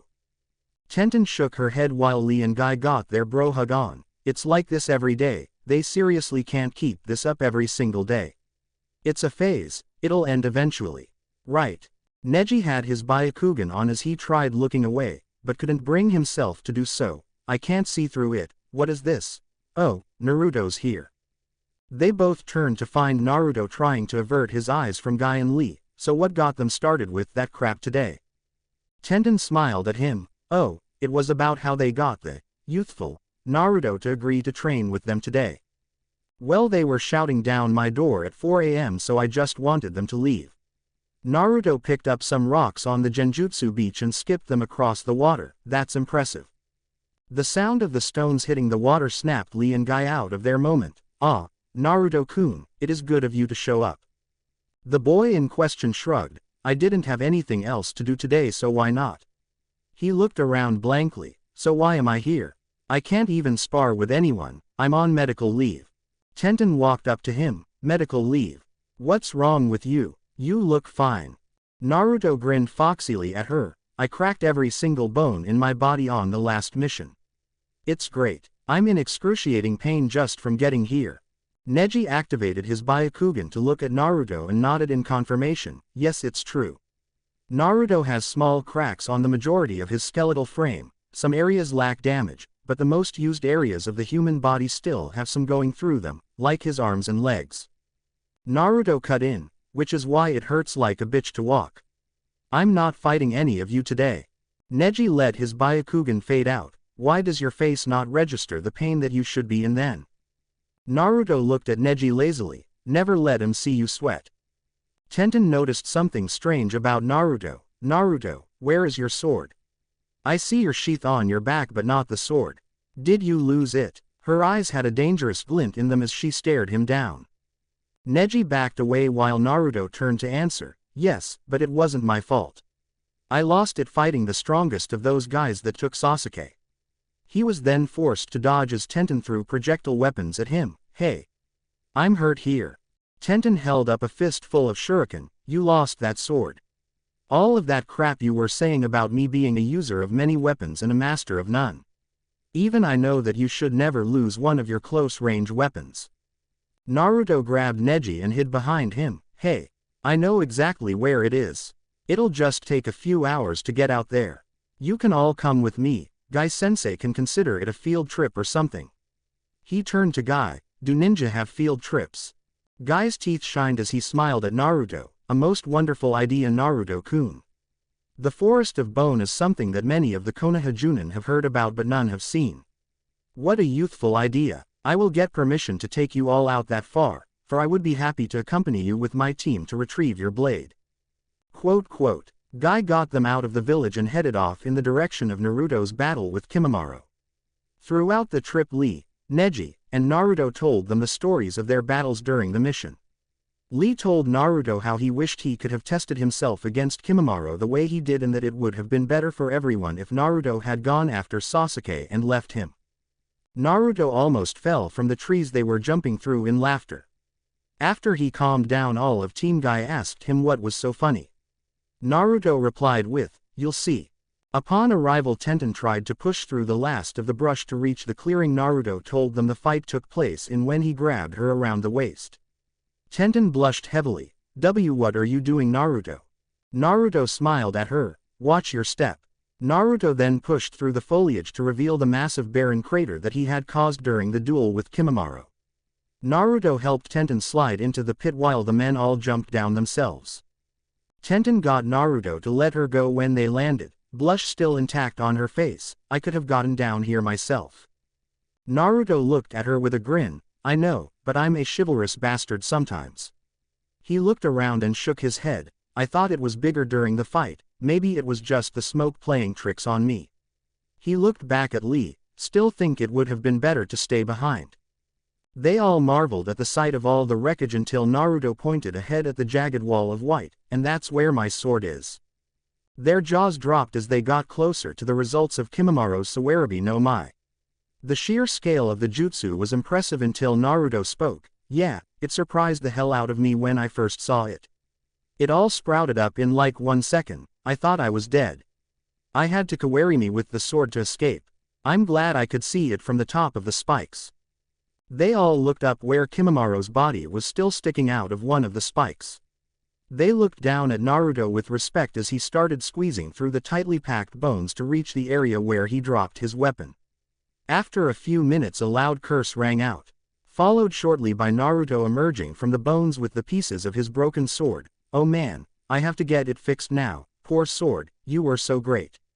Naruto put the broken pieces of his sword into his sheath and started to exit the area to return to Konoha. Well, this was one way to spend the day. He jumped out of the crater and began making his way back towards Konoha. Neji watched as he left and spoke to Guy. Guy-sensei, if Naruto was able to do this to the landscape, how strong is he? Guy patted Neji on the shoulder. That's not what you should be asking. Remember why he was in the hospital. After knowing that it happened here and after seeing what the results of such power was capable of, do you really want to find out? Lee spoke up at this point, and if he is anything like myself or Guy-sensei, he will not allow this to be his limit either. And that is what is truly scary. Chapter 12. Shoulder to the plow. Naruto and Tsunade walked through the prisoner corridors of Anbu headquarters. Naruto had been summoned by Tsunade during his leave from active duty and was asked to accompany Tsunade and Shizune to Anbu HQ to check out a prisoner. All Naruto was going to do was train in the Forest of Death that day anyway, so he didn't really have any problems with being called out by Tsunade, but he was somewhat confused on what he was doing there. Picking out his ear as he followed Tsunade and Shizune, Naruto finally questioned his purpose in their presence. Not that it really matters to me or anything, but what am I doing here? Why do you need me to see a prisoner? Shizune turned back with a smile and gave him his answer. A captured enemy ninja is for some reason far too weak for us to interrogate by normal means, and they happen to be too high profile to just go ahead with anyway. The info they might have could be vital to us, too vital for us to lose due to negligence, Naruto-kun. That answered part of his question but opened up a few more. So why the hell am I here again? If their body is weak, get a Yamanaka to go into their mind or something. What do you expect me to do that no one else can? I don't interrogate people, I kill people. Tsunade, Shizune, and even Tanten's sweat dropped at Naruto's cavalier description of his own on-the-job skills. Tsunade got over it first, because brat, you seem to have a knack for pulling things off when it's really necessary. We can't go into her head for some reason. Attempting it injured Inoichi when he attempted to do so. Also, you do need to get some kind of paycheck, don't you? Or are the Suna Genin reimbursing you for all of the things they're using in your house? Naruto face fell but swiftly pulled himself back in line with the others. Okay. So who is this prisoner? Are they dangerous? Tsunade shook her head. Not really, since as I've already said, she's very weak right now. Besides, she's totally disarmed and you've already defeated her once already. Naruto narrowed his eyes. I've only fought one person that could still be alive and possibly be imprisoned right now. What, pray tell, is the real reason you're sending me in to do this for, just so I know? Shizune smiled back at him. Tsunade-sama thinks you have quite a convincing air about you, Naruto-kun. If anyone could get this girl to talk without resorting to force, we think it could be you.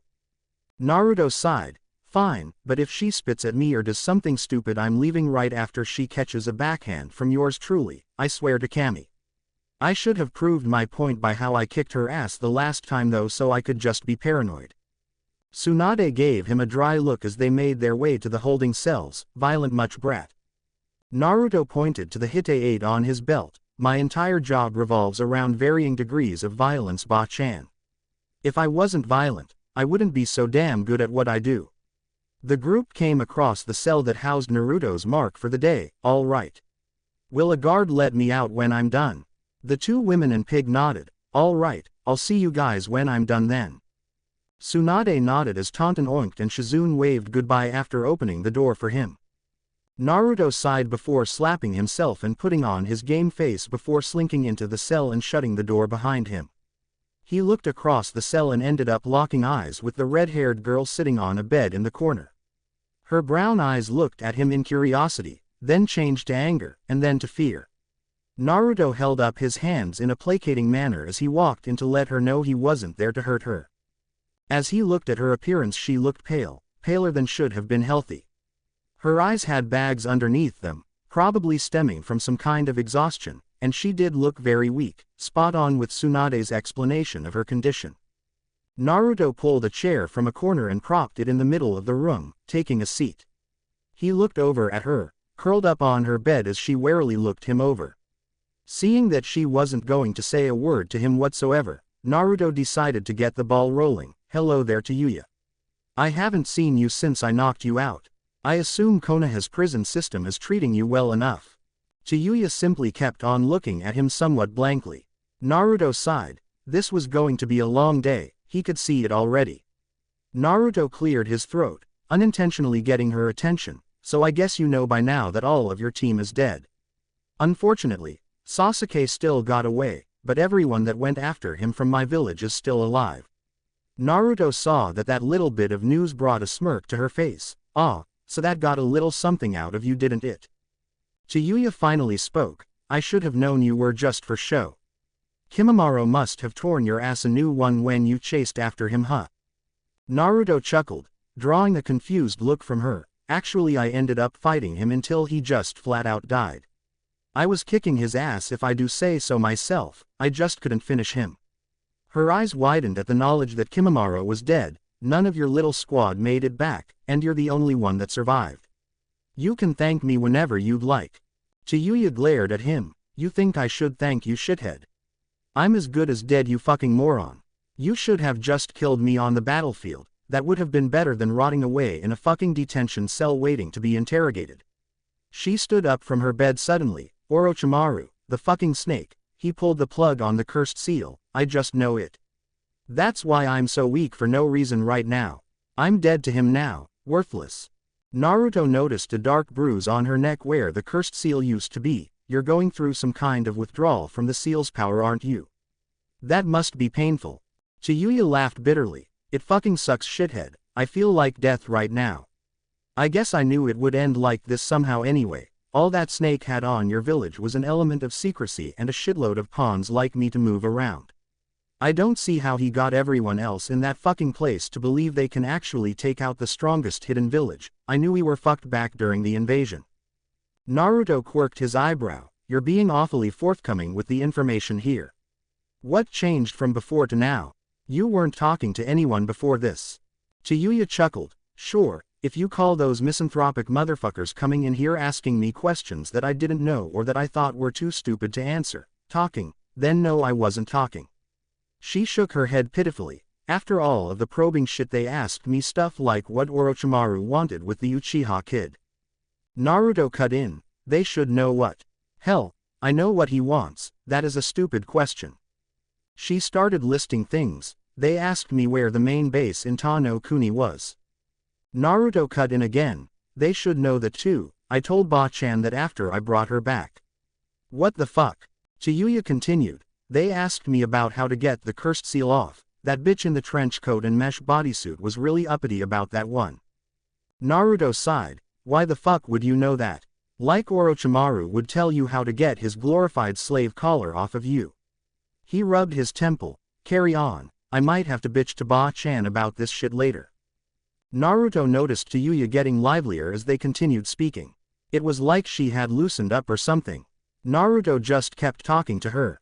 He didn't really have anything to do today, and he knew it had to suck being kept isolated by oneself, so why not? Naruto listened to her bitch about the cell, and the shitty food, and how she wished they would just do whatever it was they would do with her and be done with it. Naruto eventually decided to voice something that had been nagging at him for a while. So why are you talking to me? I mean, I know I came to you and everything, but I really didn't expect to get a word out of you at all. Chiyuya looked at him as if she was pondering the answer herself before she shrugged. I'm caught. The snake pedophile has all but verbally declared that I'm being left for dead after he cancelled the seal. You're strong enough to beat Kimimaro by yourself, so I know you could do whatever you want with me whenever you want. And fuck Otogakure, I hate that place. Naruto pulled his chair closer to her bed. So what? Were you forced into becoming a ninja for Orochimaru and Oto? You didn't want to be a ninja. Chiyuya shook her head. Not really, shithead. When I was 5, my home village in Ta no Kuni was attacked. My family and everyone else there were killed or taken prisoner. I ended up stumbling upon a group of the bastards and they caught me and made me start. As far as it went, it was either learn or die, so I went along with it. And hell, if you have to do something, why not do it all the way? I was one of Orochimaru's rising elites by the time I was 9 years old. He had already put his fucking seal on me by then. Naruto chuckled, bringing her from her story. What's so funny, shithead? Naruto looked up at her apologetically. None of it, sorry. It's just, you were one of his elites for only maybe a few months, probably by time I was caught inside of Otogakure when I was 8. That had to suck, going back and telling him that you couldn't catch me. Chiyuya shivered involuntarily. You don't even know, shithead. That bastard even disciplined Kimimaro, who was his favorite little ass toy after we got back. None of us ever fucked up again after that. We were thrown together in an elite team and here I am today, the last one alive. Chiyuya chuckled a little at the memory. You were kicking our asses though for the longest time, I remember. Naruto scratched his head sheepishly. I wouldn't necessarily call it fucking up. I guess you could say I was inspired to get away after Kimimaro almost took my eye. You guys chased me for 2 days. I still can't believe I got away. Ah, good times. Chiyuya nodded. Anyway, yeah, like I said, fuck Orochimaru. I never wanted to work for him and he and the Uchiha can go fuck each other for all I care. Everything that I can tell you, you already know. That Tem played his hand close to the vest. We may have been his elite bodyguards, but Kimimaro was the only one out of all of us that really ever accompanied him anywhere outside of the base in Ta no Kuni. No doubt he has more, and that one cleared out the second the Uchiha kid arrived, so it would be useless to check it out now anyway. He looked up at Chiyuya seriously. So what do you think of me? We have been talking for the longest time and you don't seem to be too pissed at all about me being here. I did capture you after all. Chiyuya sighed and laid down on her bed. Well, I haven't been tortured yet, unless you can call the crap they feed me as torture, so I don't have a reason to be, not at you. This is your job, shithead. Actually no, your job is to kill. So as far as I'm concerned you could have just slit my throat, left me lying in a ditch and kept moving after you beat me. You may be the reason that I'm locked up, but I wouldn't have hesitated to do the same to you if the circumstances were flipped. Naruto nodded. Well, talking to you wasn't bad at all. Your language is a little vulgar, but somehow I kind of like that. I'll see if I can come back later this week or something. I'm on medical leave after your bony buddy and me made a mess out of the landscape. Chiyuya grunted in acknowledgement. Sure, shithead. You do whatever you want. It's not like they can torture me until I get over this seal crap, so I'm not going to be executed anytime soon. Naruto chuckled as he made his way to the door and gave it a knock. So I'm shithead now, huh? As an outside guard opened the door for the blonde killer's exit, Chiyuya gave him a toothy grin from her bed. Yep. Later, shithead. Shaking his head with a smirk on his face, Naruto shut the cell door behind him and nodded to the guard before leaving to report to Tsunade about what he had heard and done that day. After grabbing a short lunch at Ichiraku's, Naruto returned to the Hokage Tower to find Tsunade asleep on her desk. As he entered through the window he saw her face down on her desk, paperwork stacked neatly to the side. Naruto took a second to pick up a sheet from the top and give it a once-over. It was an order form from the Anbu trying to get restocked. Naruto's eyes widened once he got to the part that listed the material their kunai were made from. Man, Anbu get all of the good stuff. He placed the sheet back down and took a seat a distance away from the desk before making a cage bunshin and sending it over to her desk. The replication looked back at Naruto with a pitiful look. Do I have to? Why can't you do it? Naruto shrugged. Okay, I'll do it. The cage bunshin smiled until the original Naruto pulled an elastic from his pocket and shot it at Tsunade from across the room, hitting her right on the ear.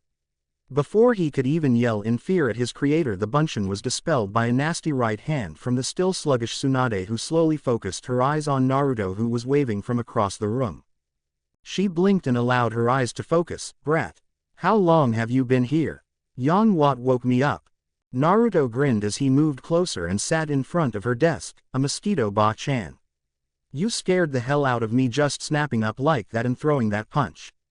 She rubbed her eyes. It felt like I hit something solid. Anyway, I assume that you're coming back from speaking with Tayuya.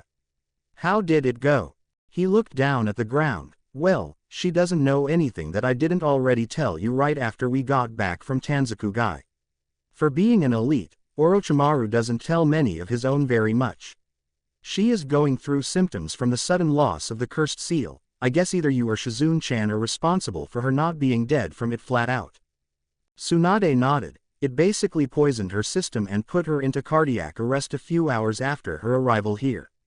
It was touch and go for a while, but she's still too weak to interrogate regularly, or else we risked killing her. Naruto scratched his head sheepishly. About the whole killing her thing, you think we can keep her alive? I know that she's an Oto ninja and everything, but after all of the stuff she told me, I'm sure that given the option to live somewhere like this as opposed to there, she'd take it in a heartbeat, especially now. Tsunade gave Naruto a chiding look. How do you know she wasn't lying to you, brat? She is an enemy ninja. In return, Naruto gave Tsunade a dry look. Who do you think I am? I can tell when lies are being told to me. Not only did she not lie to me, she told me everything that I asked for, even the things that I didn't ask about. A grin then appeared on his face. Besides, I like that attitude of hers. There's nothing wrong with a rose having a few thorns every now and then. Tsunade snorted with an amused look on her face. So you think the girl is good looking? Are you sure you're not any closer to Jiraiya, because you're thinking kind of like him right now? Naruto laughed and propped his feet up on her desk. Well, she'll be much better when she gets over the cursed seal backlash. And don't ever say that again. I'm no massive pervert. I'm just a boy beginning to enter adulthood, and I have no problems admiring the female form from time to time. What's the difference, brat? Tsunade asked him with a raised eyebrow. It all sounds the same to me. Naruto tapped his head with his finger. Oh, but it isn't. A pervert will go out of his way to do things like that. Like peek on hot springs or write their own pervert books to get off. I, on the other hand, do none of those things. However, if a blatant opportunity to admire the opposite sex arises, I have absolutely no qualms about taking full advantage. Isn't that what ninja are trained to do anyway? Tsunade's sweat dropped. Did you just admit to me that you were a pervert? Naruto stiffened up and slammed his hands on her desk. Hell no. The entire point of that tirade was to defend why I wasn't a pervert. Are you sure you're not closer to Ero Sennin, because your mind shot to the pervert possibility pretty quickly? The two glared at one another until they both broke out in laughter. Tsunade and Naruto calmed down as she fished an envelope from her desk and passed it to Naruto. Here you go, brat, your pay for a B-ranked mission. Use it wisely. Naruto took the envelope with a wary look on his face. B rank. All I did was talk to Tayuya. It wasn't even hard or anything, it wasn't unpleasant at all. Hell, I think I brightened the girl's day up just by talking to her. I'm going back later this week. Tsunade quirked an eyebrow as Naruto placed the envelope in his pocket. You're going back? Why would you do that for? Naruto shrugged as he stood and made his way to the window. I don't know. Being all alone like that really sucks. She's not really a bad person. She was just a ninja for the wrong nation. It's no real reason to want to hate her. As Naruto went to jump out of the window, Tsunade clearing her throat got him to pause and turn. An evil smirk was on her face that sent a chill down his spine. Brat, I hope you don't think you really got away with that elastic crap. She held up the offending band and placed it around her wrist. You're lucky that you're supposed to be on medical leave right now. Just remember that. Naruto nodded slowly and jumped from the ledge, shivering slightly when he heard her chuckling evilly behind his back.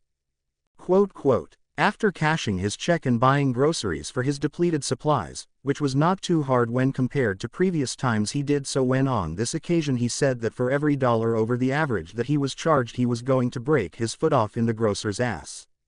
The house guests that would not seem to leave apparently seemed stoked to be receiving the abundance of food. Anyway, he decided to try and get his body back into a steady condition, seeing as how he had all but fully healed from his previous injuries.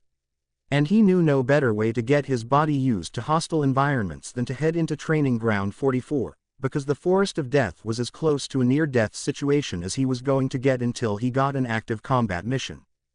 Upon entering, Naruto took it upon himself to fuck with every species of wild animal he could find, from packs of wolves, to birds of prey, hell he even tried provoking a bear. Although he did keep from going too far, like into the restricted northeast corner where all of the truly horrible things were, mostly because fighting a slew of big-ass man-eating spiders and tigers twice his size was something he felt like holding back on at the moment. He had just gotten out of the hospital, thank you, let alone the morgue. So he had been jumping through the woods, getting some exercise and generally running amok amongst the wildlife to satiate his innate desire to generally cause havoc in an unrestricted environment to get his legs back under him.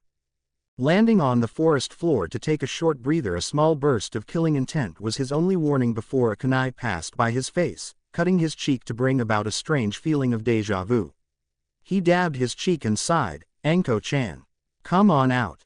Anko stepped out with a kunai in her grasp and a look of anger on her face. "Don't Anko-chan me gaki. I know you interrogated that Oto Kunoichi today, I also know that you didn't even bother asking anything about the cursed seal.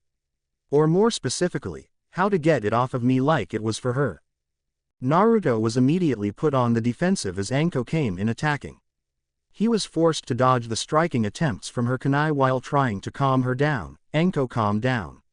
You're being stupid." Anko caught him in the body with a hard kick that sent him flying backwards into the trunk of a tree. "Why did you just let that question slide? That damned snake still has his seal on me. He left her for dead and took hers off." Naruto growled as he stood back up. "If you would calm the fuck down I could explain everything to you now. Unless you still want to vent your useless anger on me, in which case I will be hitting you back." Anko chuckled. "I know I saw you run through those genin back during test of yours, but I'm still quite a bit out of your reach, my dear Gaki." Naruto shook his head. "I know you know about the retrieval mission, so I have to ask you, what the hell makes you think I can't beat the shit out of you, Anko? Why would you try this on me? You can't scare me. I did nothing to you, and any threat that you even try following through on, I'll make you pay for it myself. Fuck disciplinary measures." Anko narrowed her eyes at him. "All right then, Gaki, I was about to sit and listen to what you had to say, but now I think I'll rough you up a bit just out of principle." Naruto slid into a stance. "Don't think it will be that easy. Of course I should thank you though. The wolves and the bears were getting kind of easy to take down. You should be able to get the old blood pumping." Anko licked her kunai. "I'll get your blood flowing, Gaki." She then threw the kunai at Naruto and headed in to engage him up close, her taijutsu. Anko took quick, precise jabbing thrusts at Naruto that he was forced to parry or suffer due to the nature of her attacks. Anko went for the least guarded areas on his body, aiming at his neck, his eyes, even his groin. He really didn't like that last one, as evidenced by the return kick he gave her right back in the same area after one of Anko's attacks landed low. Both broke off, holding themselves below the belt, doubled over in pain. "What the hell, Gaki, you don't hit a lady there. Cough, what's wrong with you?" Naruto backed away, inhaling sharply. "You punch me in my junk. It was a reflex, and besides, just because you're a girl I'm supposed to hold back. It's not like you women ever guard that spot in a fight anyway, so why the hell not? It's open." Anko growled at him and thrusted her arm out. Tsunejishu, hidden shadow snake hands. As a mass of snakes flew from Anko's sleeve at Naruto, he reached for the sword on his back only to pull out his broken ninjutsu. Naruto's sweat dropped just as the snakes hit him dead on and constricted around him. Anko's face took on a victorious look as she loomed over him. "All right, Gaki, playtime is over. If you try to move, these snakes will bite you, and they are poisonous." She then pulled out another kunai. now that you're all tied up, we're going to have our little discussion about what exactly you need to ask about next time you see that Odo girl." Naruto looked at his scaly bindings and chuckled, "This is all you've got? I'm immune to all of the stuff that your snakes could have."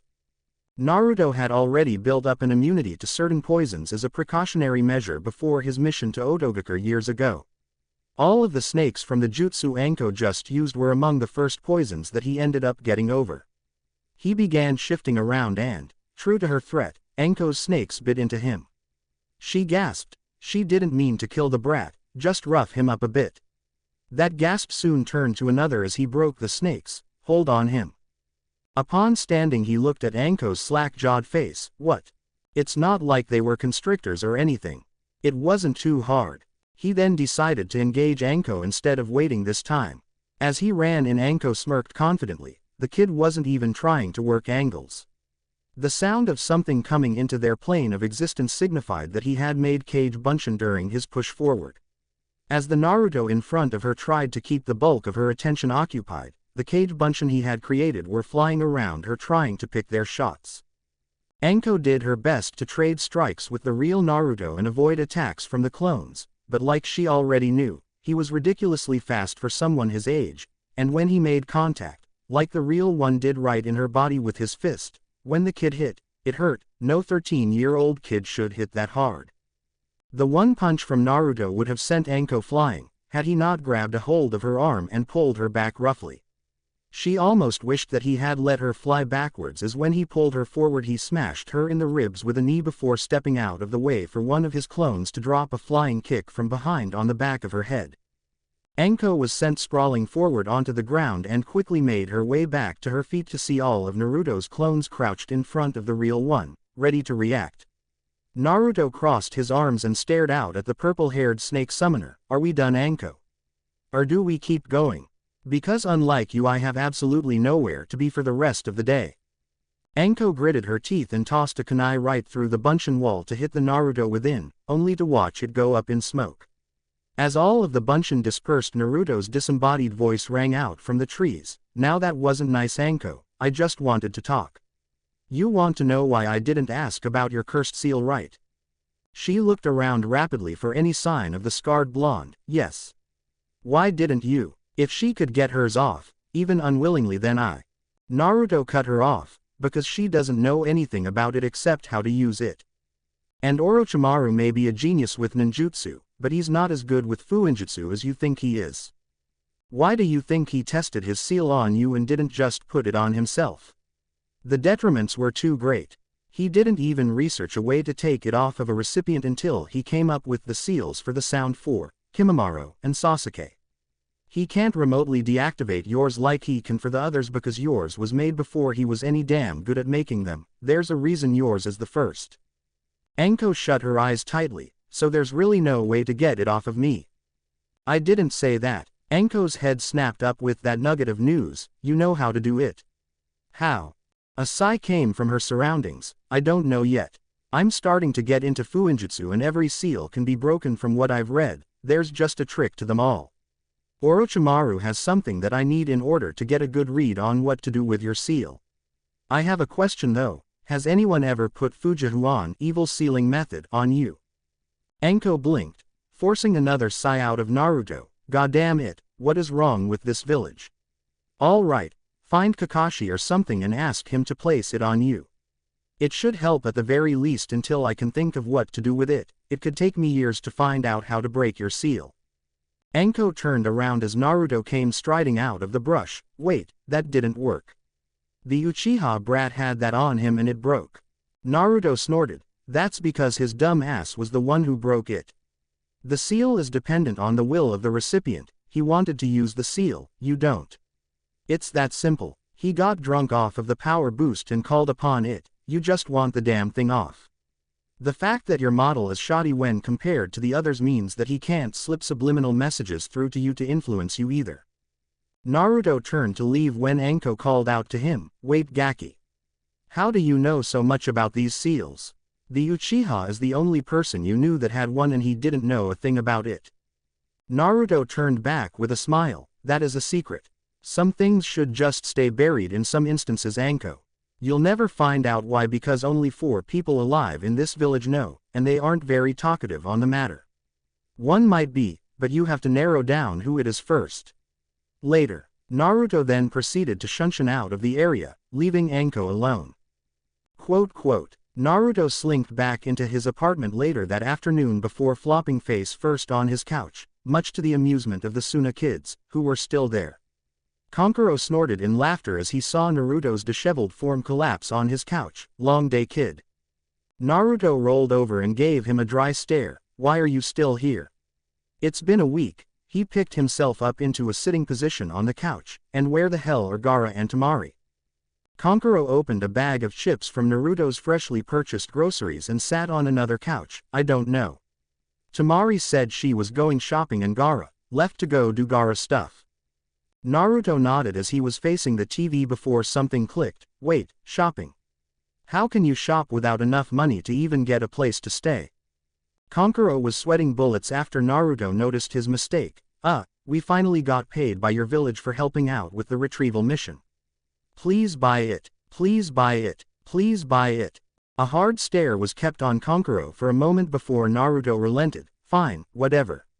But if you bastards are going to keep staying here, you're going to start paying for your own stuff. Why are you still here? Answer me.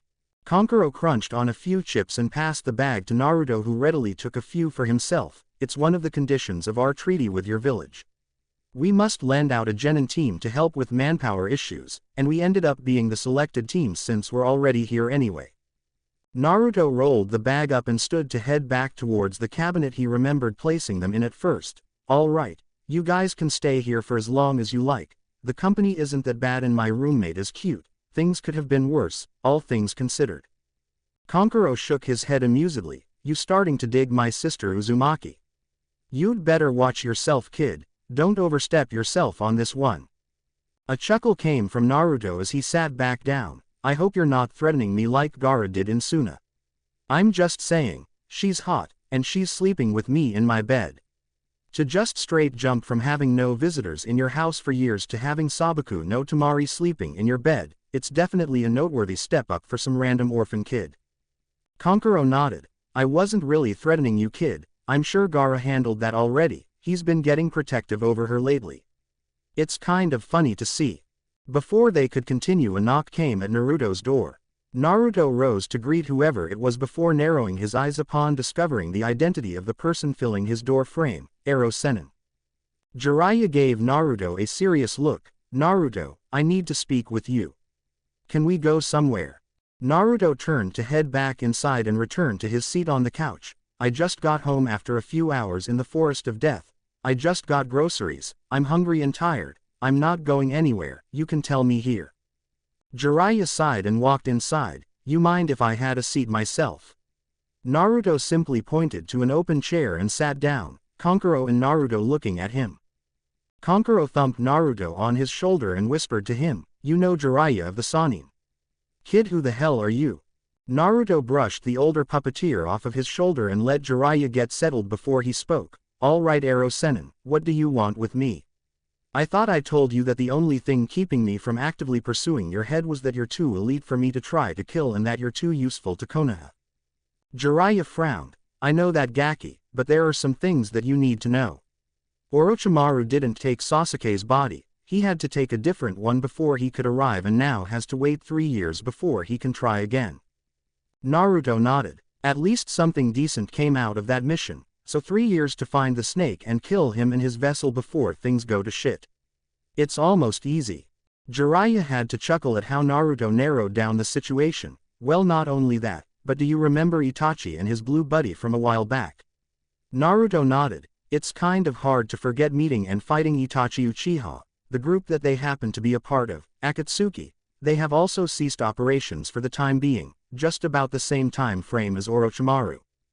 Naruto let out a short laugh. Well, I don't really give a damn about the Orochimaru thing. I just care for the sake of the fact that I'm going to be involved somehow. But the Akatsuki thing, hey, if they want me I should tell Gaara too. They'll probably try something on him as well, right? Jiraiya nodded. About you though. I want to take you on a training trip to get you ready for what is to come. You need to be ready to take down S-rank level ninja within 3 years' time. Kankuro's eyes widened as he again turned to Naruto. Kid, who the hell are you? Who deals with this kind of crap and doesn't even flinch? He points out at Jiraiya. He's sitting here telling you a group of S-rank criminals are after your head and you just shrug like it happens every day. Naruto looked at Kankuro and shrugged. Meh, if you start every single day expecting the worst, you can only be pleasantly surprised. Jiraiya and Kankuro's sweat dropped as the older man spoke up. That's pretty morbid, Gaki. Naruto snapped icy blue eyes back onto Jiraiya. I'm sorry, I guess the day before you found me I should have been thinking that someone like you would just let me be, or at least let me wake up before you took drastic measures. Jiraiya looked at the ground. Damn it, kid, how long are you going to hold that over my head? I know it was a mistake, I knew it the entire time it was happening, but it was an order. If nothing else, you can at least understand that, right? Naruto sucked on his teeth. Yeah, if it was something that ended up being for the greater good I probably would understand and accept it. Even though you never tried to get my side of the story before you made me into a retarded 4-year-old version of my 8-year-old body, locking all of my hard-earned skills, strength, and speed away into the depths of my mind. But nothing good came from what you guys did to me. Jiraiya stood to leave when Naruto stopped him one more time at the door. Wait. Jiraiya turned to face him only to see the same stone gaze on his face. During the Chunin exams, when I found you, did you agree to train me because of the reason you said, or was it because you remembered what you did and wanted to remedy it if only a little? Naruto didn't let him answer. I'm going out, Kankuro. I'll be back later tonight, tell the others. Naruto then utilized Shunshin to exit the premises. Jiraiya sighed deeply and followed suit, leaving Kankuro alone in Naruto's apartment. Wait. What the hell just happened? Quote. 2 days later. So what's eating you, shithead? Chiyuya shuffled the deck of cards that Naruto had brought to pass the time. She looked way better now than she did 2 days ago. Her skin had gotten its color back and she looked like she had finally gotten some good sleep for once. Naruto sighed. He had come to talk to her because he actually enjoyed her company and she could give him an unbiased opinion on things, being that she didn't know anyone in the village other than him, and that was only a little bit. They were seated on the floor due to a lack of table in her cell. Due to the fact that she regularly talked freely to Naruto, she had not been tortured, nor was it seemingly on the horizon as long as Naruto reported to Tsunade what they talked about afterwards. What if the guy that had a hand in screwing your life up was trying to make amends to you, but the wounds were still fresh? Naruto took the 7 cards that Chiyuya dealt him. Take them back and reshuffle, I saw that. Get the cards out of your sleeve. Chiyuya cursed and brought some chuckles out from Naruto. Well, shithead, I would just say either kill him and be done with it, or suck it up and get over it. You can't bitch about it forever, that isn't healthy. Naruto looked at her as he took the cards that she redealt. Why am I shithead again? Chiyuya smirked as she drew a card from the top of the pile. Because you act like a shithead, therefore you are shithead. There's no way I'm calling you your real name, Fishcake. Naruto watched her place a card down in the pile and took to drawing his own card. Sure, Chiyuya. I guess I'm shithead then. So you think I should just get over it, just like that? Chiyuya nodded as she looked over her cards. Yeah, I mean as being angry at whoever it is you're talking about actually doing anything for you. Naruto grinned as he finally threw down a card. Yeah, it makes me feel a hell of a lot better about being me, that's for sure. Chiyuya flicked a discarded card at Naruto's head, catching him flush in the face. I mean, is it doing anything practical for you? Obviously not, if that was the first thing that you told me. You told me it was an order from the last Hokage. No one is stupid enough to go against their superior's word, especially someone that high up in the food chain. You got sealed, I understand. If it was me, I would have killed him, but you're apparently nicer than that, and holding grudges really doesn't seem like your kind of thing. Naruto grunted as he picked up a card from the discard pile and switched it with his own before laying down a spread of 3 of his own cards. Fine, I'll try. I guess he isn't going to leave me alone now after what he just told me the other day, so at least tolerating him would be in my best interest. Especially since I can't just beat his ass to make myself feel better, he's still out of my league. As Chiyuya dropped another card, Naruto smiled while picking it up and laid the rest of his cards down. I win, Chiyuya-chan. The aforementioned girl raised an eyebrow at him curiously. Tayuya-chan. Since when am I a fucking chan? Naruto gathered up the cards and remade the deck before standing to exit. Since I became shithead. Take care Tayuya-chan, I'll see you soon. Stay cooperative and I'll see what I can do for you. Tayuya flipped him off. Fuck that Tayuya-chan shit. And fuck cooperating too. Naruto shook his finger at her at the door. So you say, and yet you're as docile as a lamb from what I've heard and seen. Naruto quickly left the scene just as Tayuya started shouting at him. Get me out of here and I'll show you how fucking docile I am shithead. Naruto shut the door behind him, chuckling the entire time and faced the ninja guarding the door. She's a little playful today. Take care when it's time to give her dinner. The man snorted and chuckled along with Naruto as the blonde in question made his way out of the building. You are one ballsy kid. Quote. As he made his way to Tsunade's office he entered to find Shikamaru inside as well. What's up Shikamaru, how have you been? Shikamaru gave Naruto a small smile. I've been good Naruto, things are about to get troublesome again soon. I've got a mission to go get ready for. I'll see you around. Naruto gave him a short wave as the lazy Chunin walked out. Don't work too hard Shikamaru. As he left he went to sit down by Tsunade. How have you been Ba-chan? After the obligatory inanimate object was winged at Naruto's head and the two settled back down Tsunade smiled at him. I'm fine brat. Now Jiraiya came to me about something because he never found you to get your answer last night. He wants to know whether or not he can get you to go on a training trip with him. Naruto sat still, pondering for a moment. No, I won't just cut and run now. I agree that I need to train myself to get ready for Akatsuki, but I don't have to go anywhere to do it.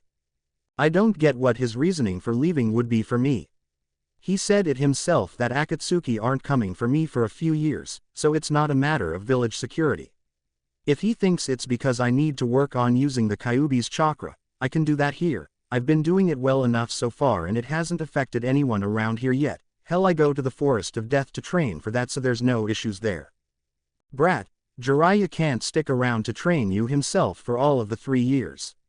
He has his own responsibilities to keep to elsewhere. You know about his spy network. Taking you with him would kill 2 birds with 1 stone. Tsunade tried to reason. Naruto shook his head. No, he either wouldn't focus on one or the other. If I stay here he can give me stuff to work on and let me train, then drop in when he's in Konoha to see how I'm doing. That might make for a more productive schedule for me than simply being on the road. It's kind of hard to train when you never stay in one place for too long. Besides, you still need someone like me to help out with your mission load, and I still want my promotion too. I'm not putting my career on hold for 3 years.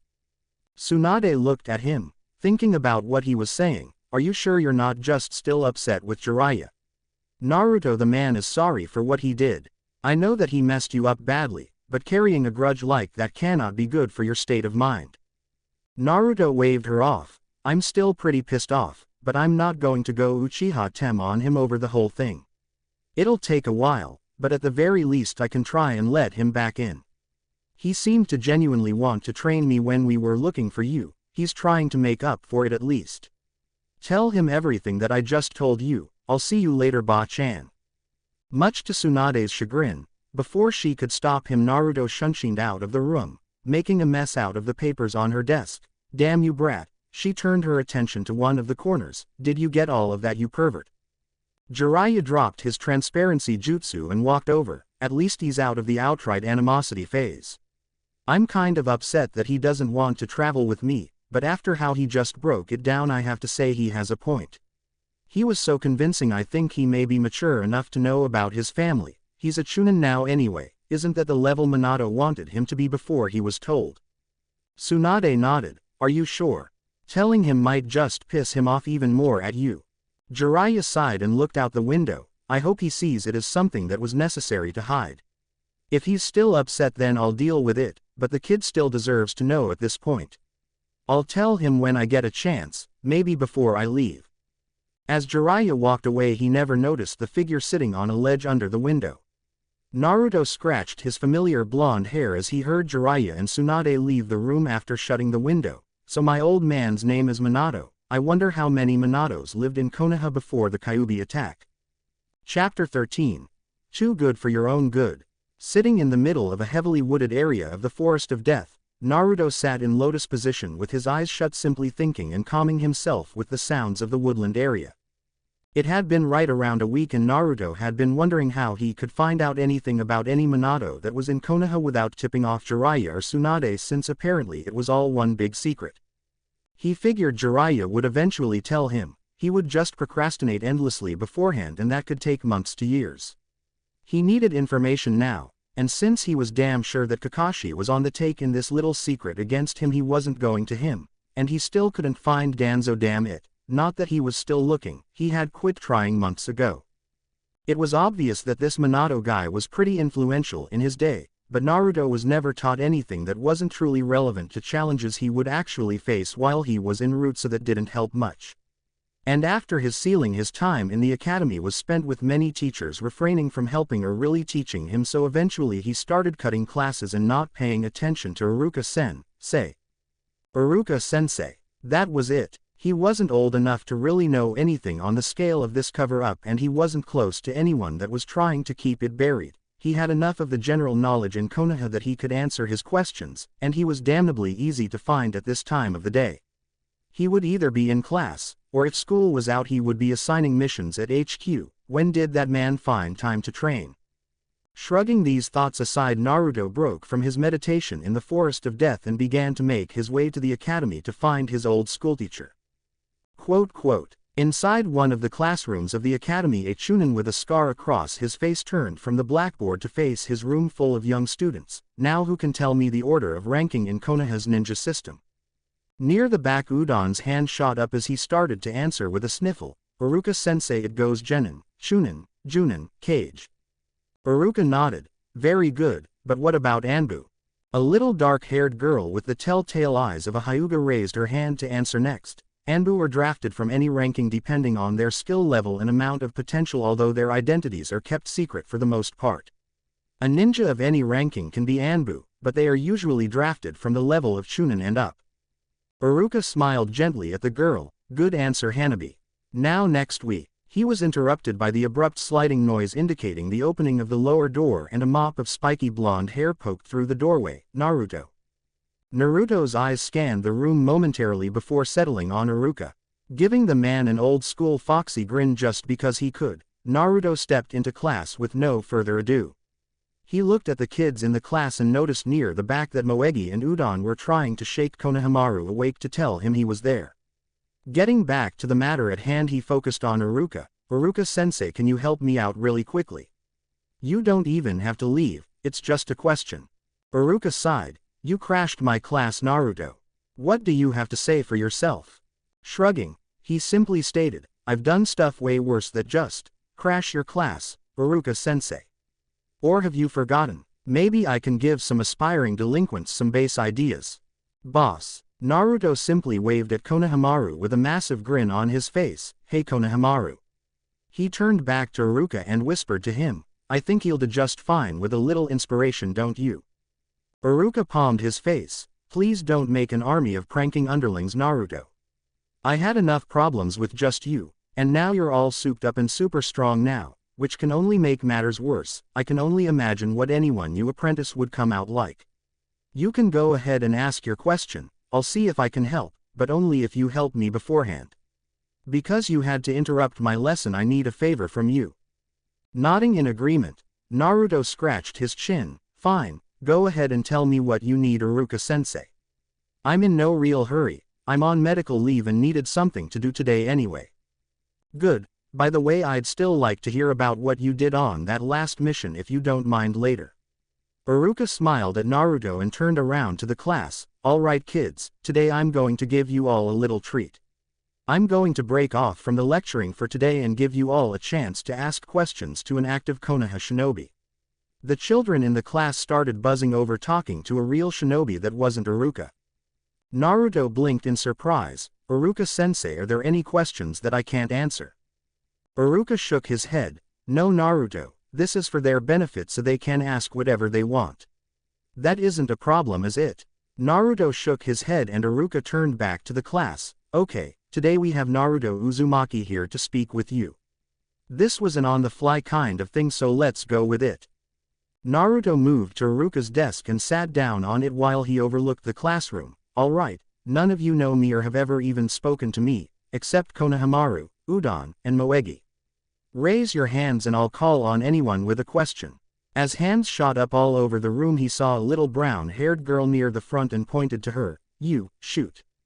She lowered her hand and smiled nervously. Uzumaki-san, I know that there are ninja that specialize in certain things like taijutsu, or genjutsu, or things like that. What kind of ninja would you say you are? Naruto took a moment to ponder the question. I specialize in killing my opponent. Ignoring Iruka slapping a palm over his face again, he elaborated.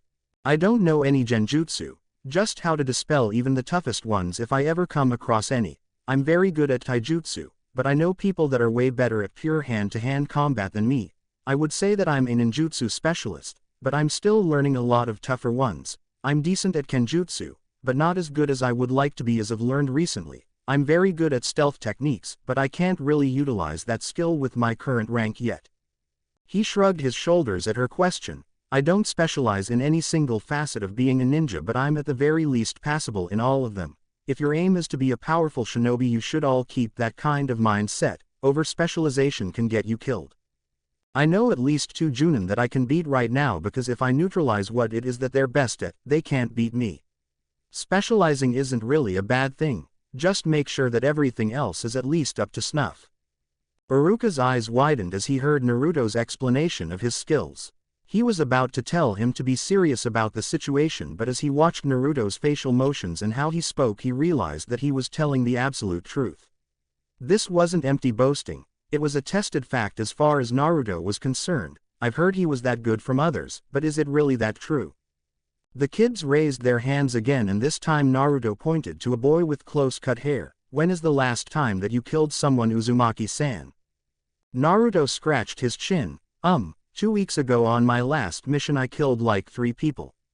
Well, 2 people, one of them just died in the middle of the fight, I didn't finish him. Next question. Udon raised his hand and Naruto nodded to him. Why do you call Iruka sensei, sensei boss? Naruto smirked. When I graduated, Iruka was my instructor, therefore he is my sensei. He's the only man that I call sensei because he's the only one that taught me anything. Not even my Junin sensei really taught me anything. Well, he's the only one that ever taught me anything that you all need to know about. He pointed to a boy with Inuzuka face markings. The boy gave him a wild grin. Your turn, kid. How many years have you been a ninja? Naruto blinked at his question. Longer than you've been alive, you little bastard. Yeah, he wished he could say that out loud. I'm just starting my 2nd year. I graduated last year. I know Iruka sensei remembers that little event. Iruka nodded with a grin. The boy asked another question. Why is the sheath on your back empty? Are you too broke to afford a sword? His question got a series of laughs from the people around him. Naruto glared at the kid. When you use a sword to attempt to cut grown men in half, it sometimes gets broken in the line of duty. In which case you then have to get it fixed, you little motherfucker. It's in the shop. I'd be glad to introduce you to the sharp end of it when I get it back. Shit, Naruto. Stop cursing in my classroom before I kick you out. Iruka fumed at him. Naruto turned to Iruka with a fake angry look. Iruka sensei, you can't say shit in front of the students. What the fuck? Naruto chuckled while Iruka was sputtering nonsense and pointed up to Konohamaru, who he had intentionally been ignoring to piss him off. Ah, little kids are so easy to annoy. Go ahead, Konohamaru. Konohamaru's little glare was a thing of the past as he gave Naruto a toothy grin. Why didn't you tell me you got promoted, boss? I only found out the other day when I saw your pink-haired teammate. Naruto shrugged. You didn't need to know, kid. Would it have changed anything? I've been a Chunin for a while now. Liar. Naruto turned his head towards the little Hyuga girl from before. And why are you calling me a liar? Naruto started in an effort to feel out her name.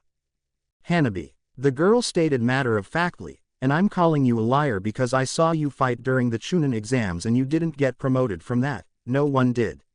Not even Neji. Naruto smirked at her, and you know this because you personally saw me drop the hammer on Neji firsthand, right? Naruto ignored Iruka's comment on language. there was another test a while after the Chunin exams, and after that me and Shikamaru Nara got promoted. She didn't falter. Then where's your Chunin vest? You get a vest upon promotion. Naruto shook his head. You do, but I don't like that bulky piece of crap, so I don't wear it. It's not a necessity to wear it like it is for your Hite 8, so I don't wear it at all. Others do it mostly because they care about people thinking they're elite, or they like the extra padding. Any other questions on my rank or integrity? Because I can keep this up all day until one of you steps on a nerve. Come on, I've got unlimited free time and a whole can of whoop ass. Who wants to set me off? Iruka's sweat dropped and decided to intervene before one of these kids ended up getting strangled by a rabid blonde kid. Okay everyone, that's enough for today. Now Naruto, what was your question that you needed to ask? Naruto hopped off of Iruka's desk. Iruka-sensei, how many people named Minato do you know in Konoha, and who would you say is the most famous one? Also, could you tell me if he had any kind of relationship with Jiraiya of the Sannin? Iruka gave Naruto a dumb look. I thought he was your hero when you were in school. That's what you told me the night before you graduated. Naruto gave him a deadpan look. I have made concerted efforts to attempt to mentally block out any and all dumbass remarks I ended up making while in the academy. Needless to say, due to the potential of overlapping layers of stupidity, there was some mental fratricide. I don't remember. Iruka raised his eyebrow. You said it was the Yondaime Hokage. Naruto's eyes brightened in understanding. Ah, so I did. Iruka gave Naruto a dry look in return. Naruto, that's the Yondaime's name. Minato Namikaze. He was trained by Jiraiya. He summoned toads. He beat the Kyuubi. And now he's dead and I'm not. Kyuubi 1, Minato Namikaze 0, oh yeah. Naruto ignored the Kyuubi and pieced together everything he just heard. Iruka just looked at Naruto, who was staring out into space with a blank look on his face. Konohamaru stood up in concern. What's wrong with Naruto Nisan? Hanabi smirked smugly. Maybe his tiny brain fried because he learned something new today. Life came into Naruto's eyes as they snapped over to her. He started marching towards the door, radiating killing intent and cracking his knuckles. All right, everyone outside to the practice field. Who wants to spar with a real-life ninja? Let's go. Iruka moved to intercept him before he could leave. Naruto. We don't spar until Friday, and you're not a student. He whipped around with a sadistic gleam in his eye. I need to vent a lot of frustration and pent-up aggression right now. The Suna kids are gone, so I can't just beat the crap out of Gaara's sand until I get tired or feel better, and your room full of chibi trainees are the only thing within reaching distance, so either I put the hurt on them, or I put the hurt on you, Iruka-sensei. Quote. 3 hours later, Naruto sat tied up to a wooden chair in Tsunade's office with 3 Anbu standing around him keeping watch. Oh come on. I wasn't gonna put them in the hospital or anything. I just wanted to blow off some steam. Tsunade stood from her desk and nailed him in the head. After his head snapped down from the impact, he let it sit for a moment before Naruto looked up and grinned at her. Didn't hurt. Tsunade cracked her knuckles and drilled him straight in the face, flipping the chair over and breaking it on the ground, loosening his restraints. Naruto looked up at the ceiling and tried to regain his bearings. That chair was bolted to the floor, Ba-chan. He rolled over and spit out a tooth. Looking up at the Anbu, he shrugged and placed it in one of their hands. It'll grow back. Tsunade wiped off her bloody fist and sat back down at her desk. What the hell is wrong with you, brat? You beat up an entire class of academy students. Who does that? Naruto stood up and dusted himself off. In my defense, I let them all come at me at once, and I tied one hand behind my back. Consider it a teamwork exercise. Give them all extra credit grades. Tell their parents it was sanctioned. Everybody wins. Tsunade snorted. You're going to catch some flack for this, kid. What were you thinking? Naruto looked around at the Anbu still in her office. You mind sending these guys out? This is kind of sensitive information. Tsunade gave him a look that said, are you kidding? Well, okay. I mean, I was under the impression that Minato Namikaze was important. Tsunade's eyes widened and she quickly ordered her Anbu out. What do you know about Minato, brat? Instead of flat-out answering, Naruto stood and made his way to the wall that had pictures of all of the Hokage in order from 1st to 5th. He stopped in front of the picture of the Yondaime and stood next to it looking out at Tsunade. I must be fucking retarded. How the fuck did I not see this? He gestured between himself and the picture. He looks just like me. Cammy, I'm slow on the uptake. Tsunade sighed and rubbed her temple. How did you figure it out? We were going to tell you soon. Naruto chuckled. Iruka-sensei. He noticed her surprised look. Oh come on Ba-chan. He pointed out the window at the Hokage monument. It's been literally staring me in the face every day for 13 years. I had to get help to figure it out. I should be pissed off right now. But I'm not, and I don't know why. Tsunade sighed. You are angry, you're just repressing it. That's not healthy Naruto. I think it's time I assign you a mission. You need to get out of town and take some of the edge off. I'll have something for you tomorrow. We can talk about this when Jiraiya gets back. He can answer all of your questions. I think you know that you can't tell people about this. Naruto shrugged. What else is new? I'm a walking secret. Am I leading or tagging along for this mission? Does it matter? Tsunade saw Naruto shake his head before she got an evil smirk on her face. Now I think the crime of assaulting an entire class of students warrants some kind of punishment. Don't you think, brat? Naruto's jaw dropped. Punishment? You punched me in the face and knocked my tooth out. What the hell are you going to do with me now? Quote. 4 hours later. This is bullshit. Naruto yelled as he speared another piece of trash with his stick and placed it in his bag. I should be done by now, but you won't let me use any jutsu. Slightly out of his way, Shikamaru was laying on one of the hills that Naruto had cleared, keeping his eye on his fellow Chunin. Hokage-sama called me to oversee your D ranks for today and gave me explicit orders to make sure you didn't use any ninjutsu to help you complete the jobs faster. This is the last one for the day, so calm down Naruto. Naruto angrily stalked over to more trash in the park. You're just alright with this because it's giving you the excuse to do nothing. You lazy bastard. Shikamaru yawned as he turned his attention to the clouds. Troublesome, just finish up so I can stop listening to your complaining. Between you and Ino I can't tell who's worse right now. Naruto chuckled as he stabbed consecutive pieces of trash. You should take up drinking. It's done wonders for Ba-chan. I don't even bother her that much anymore. Sometimes she's totally lucid. You'd love it. As he returned to his work he cursed again. I'm not even getting paid for this crap. Stupid kids that can't fight their way out of a wet paper bag. That Inuzuka kid dropped like a stone. I thought they were supposed to be good at taijutsu. Shikamaru raised an eyebrow. It was a class full of 7 and 8-year-olds. Naruto pointed his stick at Shikamaru. Don't make excuses for them.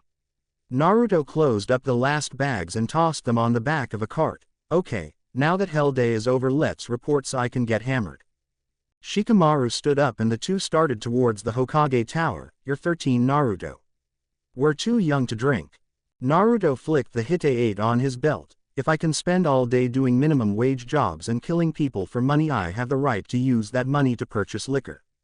It comes with the status Shikamaru. Troublesome. Shikamaru shook his head as they continued their walk to report into the mission table.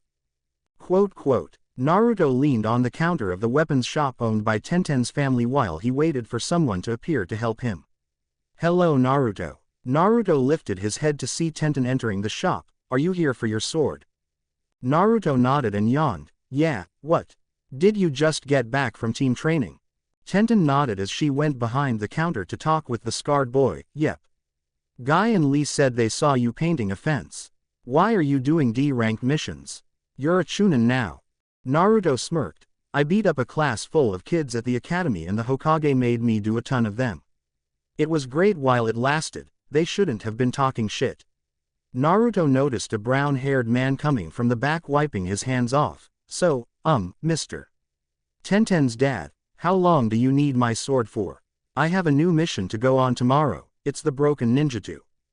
Tenten's father reached down behind the counter and picked up a wrapped bundle before placing it on the countertop. You paid when you dropped it off, right? Naruto nodded and pulled out a written receipt. All right then, she's all yours, kid. Naruto grinned and picked up his sword, testing it out somewhat before sheathing it on his back. Ah, I missed this thing. Thanks a lot, sir. It's like it never even broke at all. Tenten's dad nodded and headed back to the back. Tenten pointed at Naruto chidingly as a smile came to her lips. Don't go breaking it again, Naruto.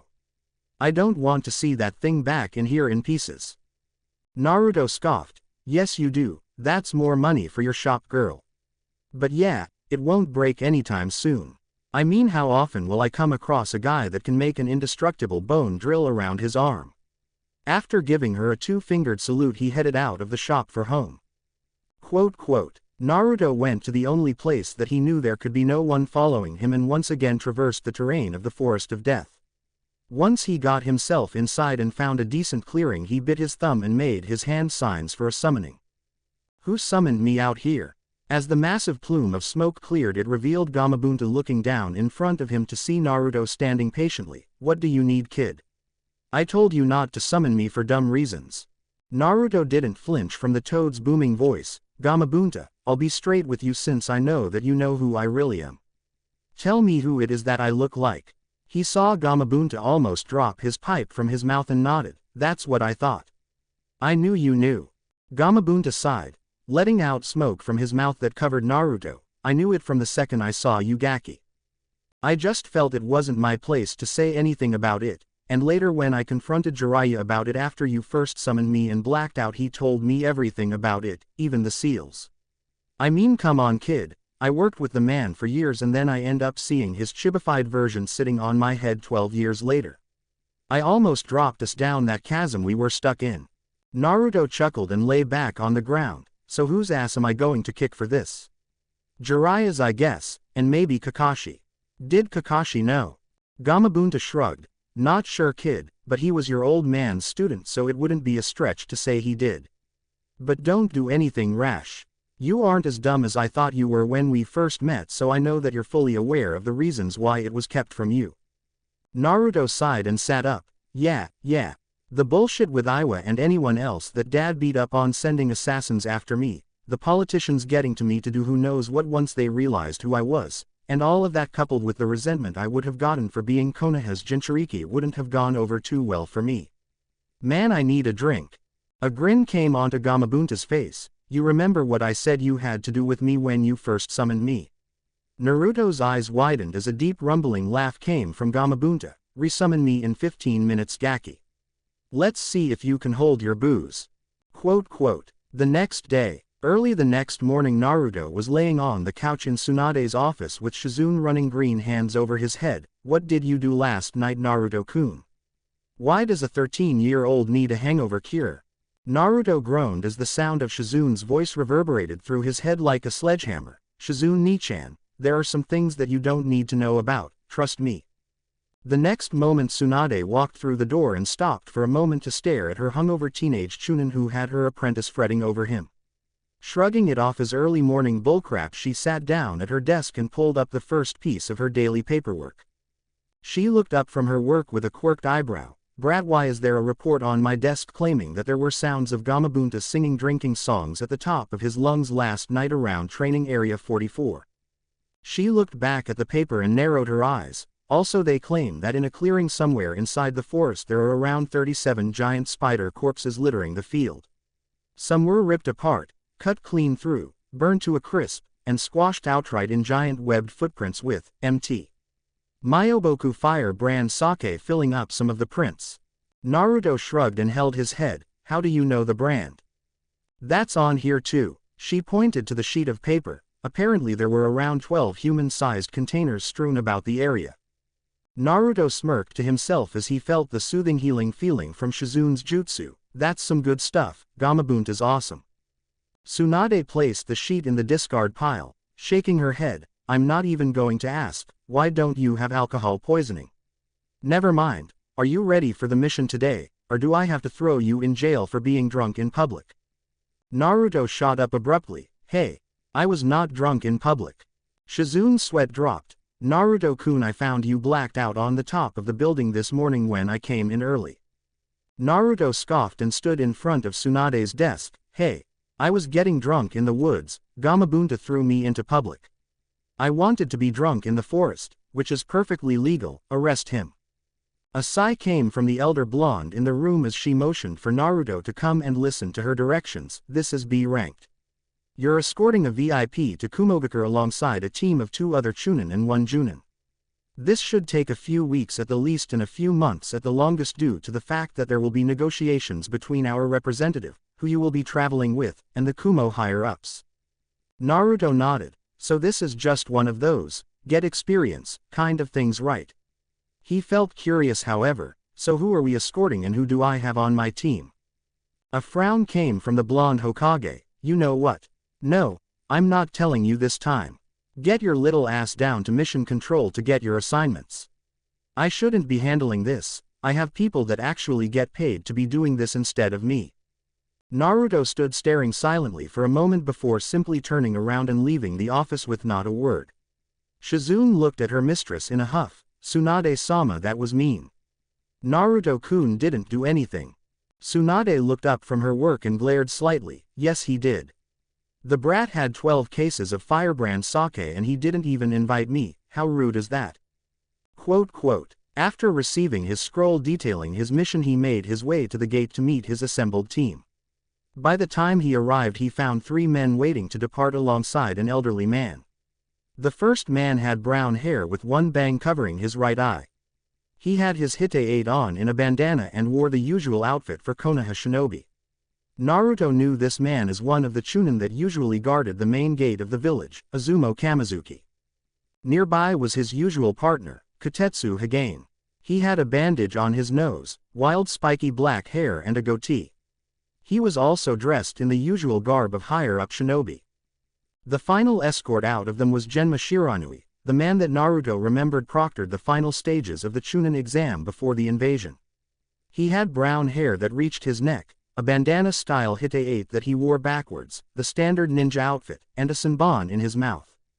The man they were to escort was an older man with gray hair, a beard, glasses and what appeared to be a perpetual frown on his features. Naruto knew this man as one of the Sandaime Hokage's teammates, Homura Mitokado. This was one of the 2 elders that Naruto didn't like. The old woman, Kaharu Udatane, Naruto somewhat liked. She had something of a more group before one person mindset, but when he was an academy student visiting the Hokage, she at least treated him like a regular little kid. Back when he was en route, he remembered Danzo telling him when conversations would begin to revolve around him during council meetings, and in most of them Homura was biased against Naruto, which was weird since he usually sided with Danzo. However, when it came to anything involving Naruto, his mindset was to keep him weak. He was against him entering the academy after the sealing, he was against him graduating after the incident with Mizuki, and he could only imagine how he bitched about Naruto's promotion following the events after the Chunin exams. If ever there was a time for the emotionless mask he harnessed en route, he'd be damned if this wasn't one of those times. Hopefully he wouldn't have to speak to the old man. Naruto walked up to the only Junin out of the group, Genma, to report in. Chunin Naruto Uzumaki here for escort mission to Kumogakure. Genma turned a lazy glance to Naruto and smiled as he remembered exactly who it was. Good to see you again, kid. So you're the last member of my team, huh? The 2 elder Chunin smiled when they saw their young, scar-faced companion. They headed over to Genma and Naruto while Kotetsu waved to him. Hey Naruto. You're coming on this mission. Naruto let the emotion seep back into his eyes when he saw how casual the others were being with him. Yeah, I am. Are you 2 actually doing something other than watching the gate for once? When was the last time you 2 even had a mission outside? Kotetsu groaned as the bane of his existence. Guard duty was brought up. Don't remind me, kid. Azumo seems to think there's nothing wrong with gate watching, but I say to hell with it, I'd rather be in the field. Azumo sighed and shook his head. There's nothing wrong with that job, Kotetsu. We're protecting the citizens of Konoha. There isn't a more important job for us to have. He turned to smirk at Naruto. Maybe we'll get to see you cut loose on this mission. I know you were holding back during your test and nobody saw you beat those Oto ninja that almost killed Genma, so I'm curious as to how you fight. Genma stepped in to defend himself. Hey, it was 4-on-2. Rado and I were winning before they used their cursed seals. They didn't annihilate us or anything. Anyway, enough chatter, it's time to get on the road. He walked over to Homura. Elder Homura, my entire team has assembled. Are you prepared to leave? Homura's eyes panned across the amassed squad and he nodded to Genma. Yes, let's set out for Kumo. It should take us around 1 week to arrive. As they exited the main gate, there was a carriage waiting that the elderly man sat inside with Genma seated in the driver's seat. Kotetsu took up position in the front of the vehicle while Naruto and Izumo went along the sides. The group of Chunin ran along in stride with the carriage as they made their way through the countryside. A little while into the trip Naruto let out an audible groan. Damn it, I never turned off all of the stuff in my house. I never went home last night. He immediately made a Kage Bunshin that went sprinting back the other way. Hours later the ninja surrounding the carriage started to converse with one another as they stopped for the night. Homura had long since had his tent set up and had retired for the evening. It was mostly Izumo and Kotetsu kicking old stories between them, but for Naruto it was a welcome change from the monotony of simple travel. Hey Izumo, do you remember back in the academy when we made those fudgesicles out of dog shit and one of the senseis ate one? The man in question snickered at the memory when he recalled who else was in attendance. Hey Naruto. How did you pull off painting the Hokage monument in broad daylight? You hadn't even graduated yet and you got past everyone and outran all of the ninjas sent to chase you for like an hour. I guess I was subconsciously drawing on some of my training en route when I did that. Huh, I seem to have done that a lot. Naruto shrugged. I've done better things than that since then. You guys know about all of the stuff that happened the week before my test. Genma decided to speak up from his position on top of the carriage. Everybody remembers that. There wasn't anyone that knew somebody that got away untouched during that whole thing. Are you saying you did that stuff? Naruto grinned and chuckled. Well, when you put it like that it seems like you don't believe me. Kotetsu almost choked up. Wait, you did do that? How the hell did you go about doing that? Some people said it was probably you since you disappeared, but there were too many hits in too many places at one time for you to do it alone. Genma shook his head in good humor. And what exactly is the kid's specialty? Kage Bunshin no Jutsu. I heard he could make a ton of them, but something on that scale is ridiculous. Naruto waved it off. Oh, it was all in good fun. Everything I did didn't leave any major property damage and at the most required a few good minutes of work to remedy. Izumo chuckled. You seriously pissed off the Hyuga clan with that flashbomb stunt. That was truly priceless. Genma looked at the group of Chunin under his command. Naruto. We don't know too much about you except for the little bit of you we've seen, and I don't like going off of gossip, so why don't you tell us a little about yourself? Why did you want to be a ninja in the first place? Frowning slightly he thought about what he should say. Well, the reason I became a ninja shouldn't really be too surprising considering how I used to be. He scratched his head. I guess I can tell you that. You know how you would always hear some loud kid shouting about being Hokage?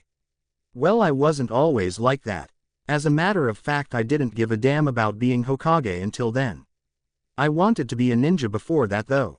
The reason was because I just wanted to be acknowledged for something.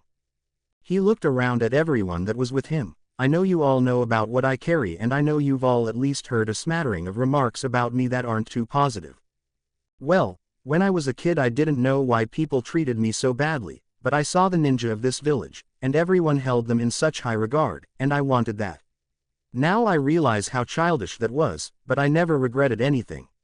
I mean, how boring would my life be if I wasn't a ninja, and what else could I have possibly done except be a shinobi of Konoha?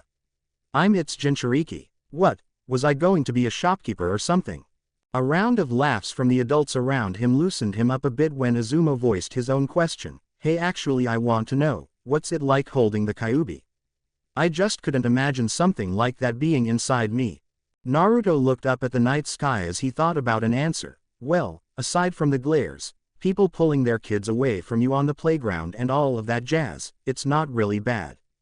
Eyes widened all around when Kotetsu spoke for the group. Really? Naruto nodded. Yeah, I mean, since I've learned about it there are times when Kyuubi just won't shut the hell up about stuff, but other than that little negative aspect there isn't really anything negative that I can think of.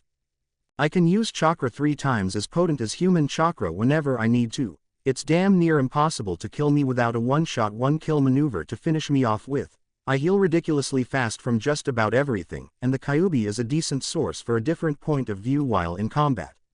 If it weren't for all of the village stuff that I have to deal with on a regular basis I would say that it's pretty cool. The group sat in silent contemplation until a scowl came across Naruto's face. My Kage Bunshin is an asshole. What was the general reaction to such a random statement from around the campsite? Naruto pinched the bridge of his nose and shook his head. You know how I sent that clone off to make sure all of my things were turned off at home and everything. Well, he didn't dispel after he finished his job. As a matter of fact, he spent the entire day doing random shit in my name. Flashback. Naruto's Bunshin grumbled as he locked the door to Naruto's apartment after checking the entire house for anything still turned on. That was a total waste of time and effort. There wasn't anything running up my electric bill in there. He looked at himself and was about to dispel until he heard a bark and saw Kiba running up to him, Akamaru in tow, with a massive grin on his face. Naruto, oh man, I just heard about what you did yesterday at the academy. I want to shake your hand. After grabbing Naruto clone firmly in a handshake, Kiba gestured to go somewhere. Come on, let's get something to eat, I'm starving. Now being a Kage Bunshin, they're only ever treated as the original by mistake. Despite the fact that they are the byproduct of chakra manipulation, they still think after they are made even after they complete their orders, and the original never ordered this clone to dispel after completion of his task, and he just so happened to be looking at a golden opportunity for a Kage Bunshin. Clapping Kiba on the shoulder, a grin came to his face. Sure Kiba, let's go. Ichiraku's is cool with you, isn't it? Quote. 1 hour later, Kiba and Akamaru looked on in awe as they saw Naruto clone put away another bowl of ramen, bringing his total of bowls consumed to a whopping 26.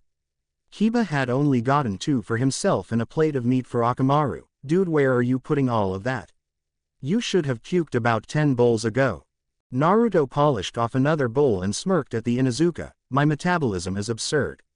He quickly received another bowl and dove right in. Kiba had paid off his check for his own food 30 minutes ago, but found himself unable to leave as he watched Naruto scarf down insane amounts of noodles and broth one bowl after another. You know I wasn't going to pay for your food too, right? After finishing off the broth yet again, he nodded. Oh yeah, I've got that handled. Turning his attention to the chef of his favorite meal, clone Naruto spoke up. Hey Tsuki-oji. Put this meal on my tab. I'm going on a B rank mission, so I'll be able to pay it off easily once I get back in the village. Tsuki turned to the clone and nodded. You've got it, Naruto. As long as you pay me, it's okay. Naruto grinned and gave him a thumbs up. Don't worry, I promise I'll pay. And I never go back on my word, old man. Quote. In Iruka's classroom, the kids were silently taking notes on his lecture. He was amazed. In all the years he had been teaching, he had never had a class completely attentive before. But here 100% of the class was quiet and writing. He figured Naruto must have given them all shell shock yesterday. Iruka's attention was broken when the slide of a door opened up and he heard a collective gasp go up among the students, most with looks of horror on their faces. Iruka turned to see the grinning face of Naruto. Naruto, what are you doing here? You're lucky no one's parents put a restraining order on you yet. Naruto clone's grin only got wider. Well, Iruka-sensei, I felt something was missing yesterday, so, he turned his attention to the same little Inuzuka boy from yesterday. I brought my sword.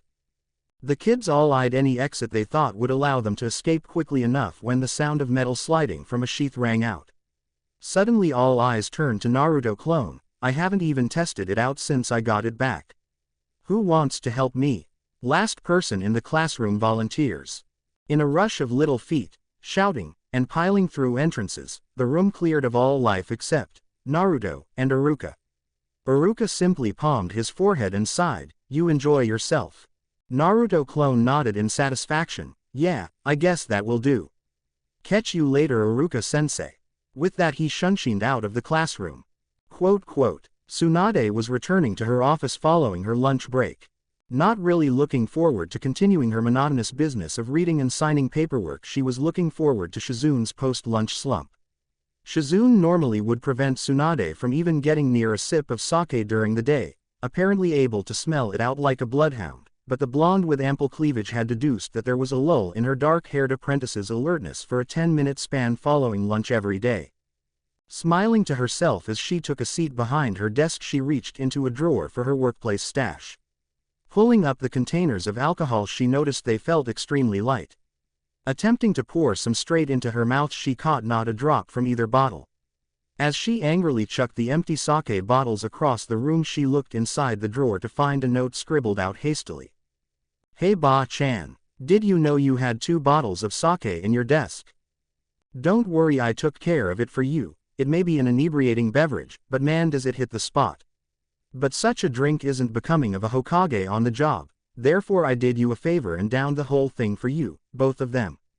No need to thank me, the knowledge of a job well done and the fact that you can now work without being tempted by the deliciousness that was your formerly full bottles of sake is all the acknowledgement I need. Love, Naruto Uzumaki. P.S. Your Anbu are ridiculously easy to distract, did you know that? Tsunade crumpled up the note and radiated killing intent so strong the civilians walking outside the tower started sweating from it. Goddamn you brat.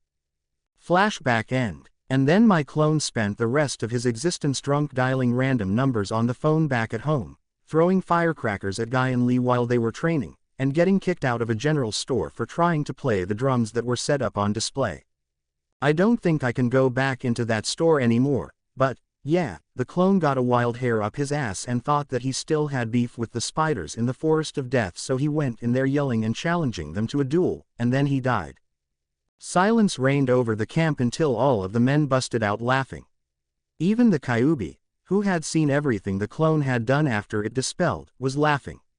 Naruto waited for the laughter to die down. How the hell do I know all of that? All humor vanished at his question as Genma answered him, you mean you don't know? Anything your Kage Bunshin does comes back to you in memory. You honestly never realized that before. Naruto shook his head and Genma nodded. Yeah, they say that it's a cool way to train, because anything your clone learns you will get back when you dispel it. It all goes into your head. No one uses it though, because no one, even most Junin, can use any more than 1 to 3 of them safely. Hey kid, how many can you make? Upwards of 1,000. Ah, Naruto blinked. Wait a goddamn minute, I could have been getting my mega train on since the day I became a genin and I'm just now learning this.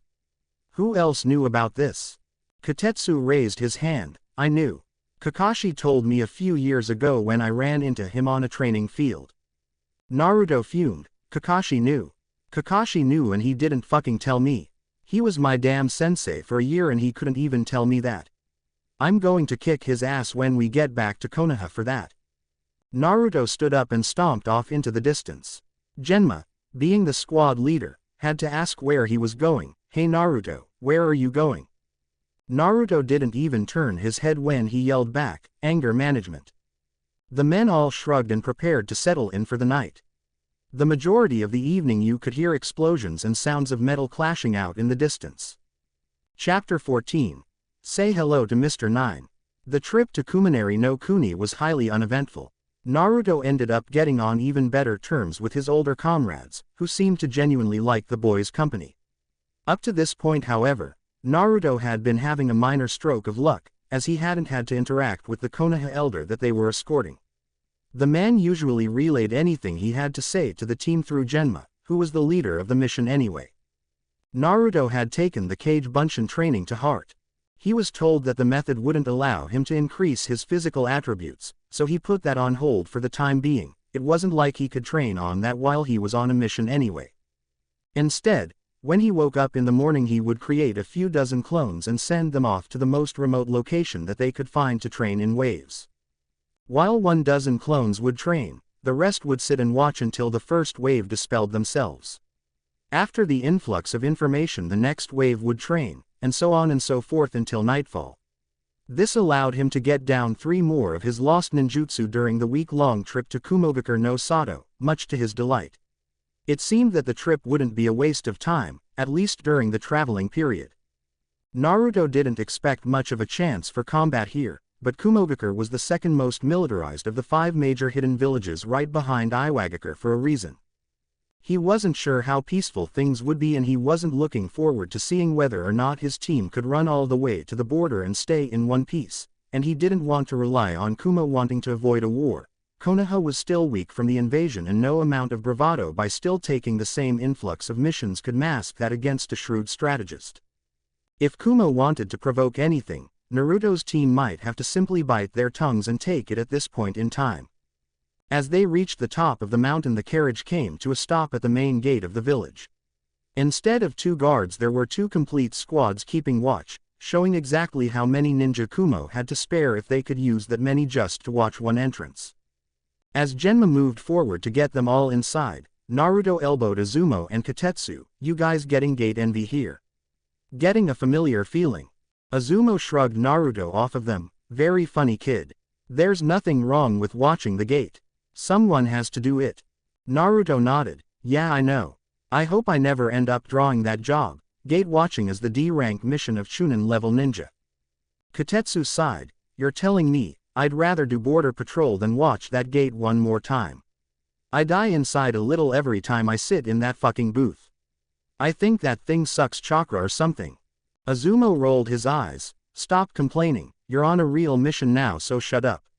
And look alive you guys, here comes Genma. Right on cue, Genma came over and jumped back onto the carriage. All right. We're going straight to the hotel they've booked for all of us, and then we'll get our marching orders from Elder Mitokado when we get settled in. The three Chunin under his command nodded and set their usual position around the carriage as they made their way through town. Katetsu and Azumo were no strangers to Kumo, having been there during the Chunin exams, but seeing that Naruto wasn't even looking around to get his bearing of the village. What they didn't know was that Danzo had all of his ninja memorize the general layout of all of the major shinobi villages, since none of them ever deviated from the basic plan that had been in place for certain villages since the Second Great Shinobi War, where Danzo got all of his information on the village layouts. Katetsu tried to make conversation with the younger boy. So Naruto, you've never been this far north before, have you? How you dealing with the climate change? Naruto had been that far north before, but he didn't need them to know what had happened the last time he was there. The less people that knew about that the better, seriously. Naruto kept a vigilant eye out as they walked the streets. They weren't safe, until he was told to ease off by his commanding officer. The climate isn't bad at all.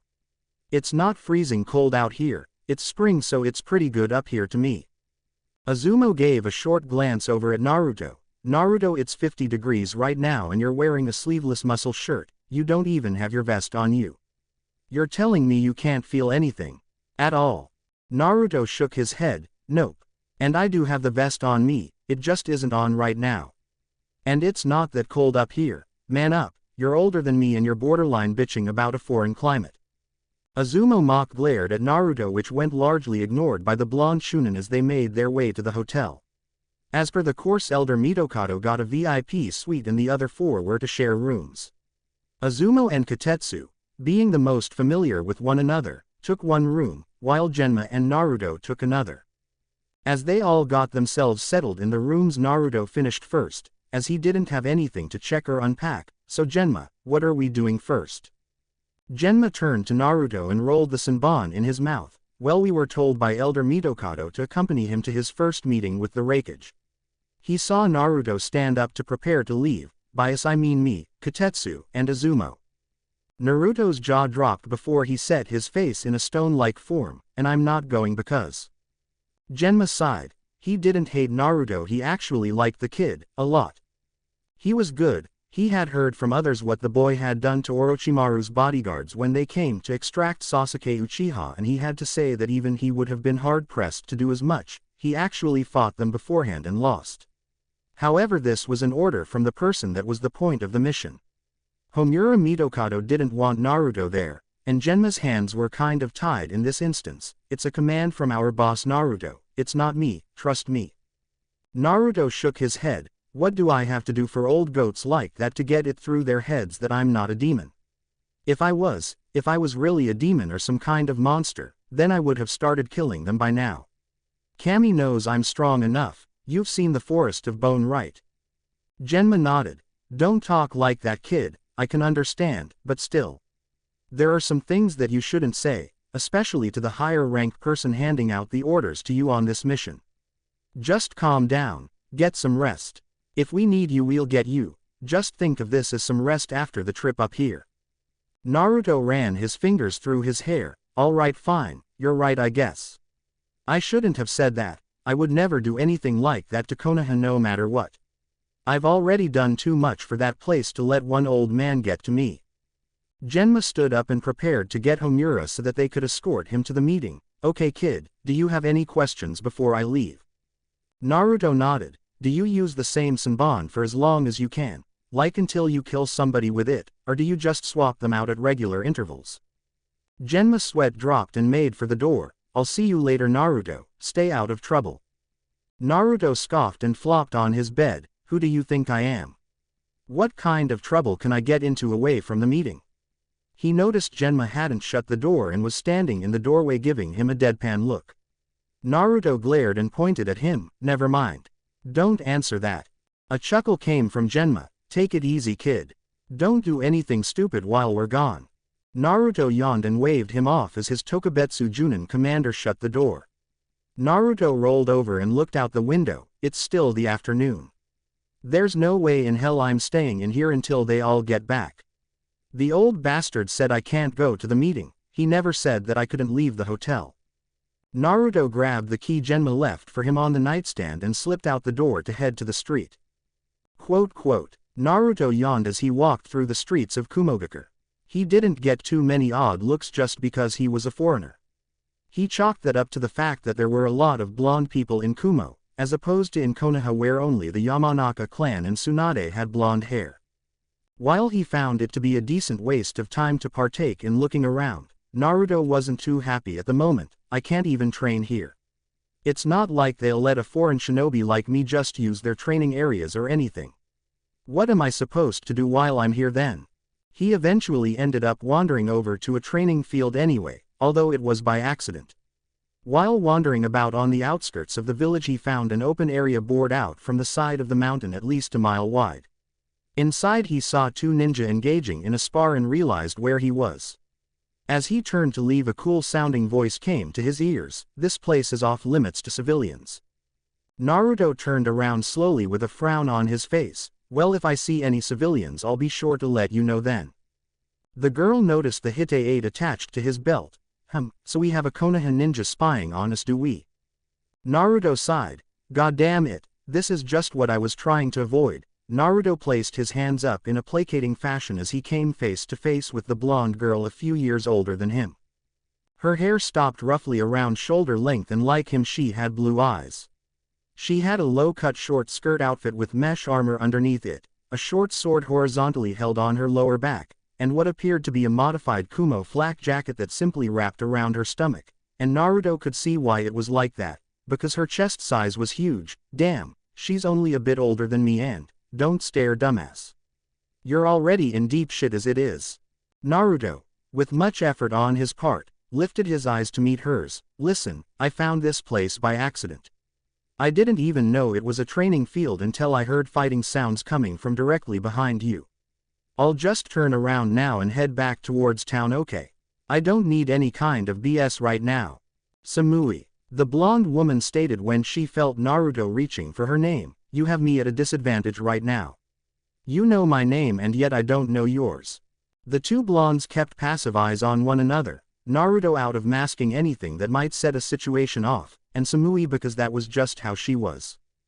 Deciding that diplomacy was the quickest course to getting out of Dodge, Naruto decided to satiate her with the information she requested. It's not like anyone knew him or anything. My name is Naruto Uzumaki, I'm just here on a mission and was granted some downtime. I was wandering about, okay? No need to cause a ruckus. And tell your team that if they want to sneak up on me they need to do a better job of it.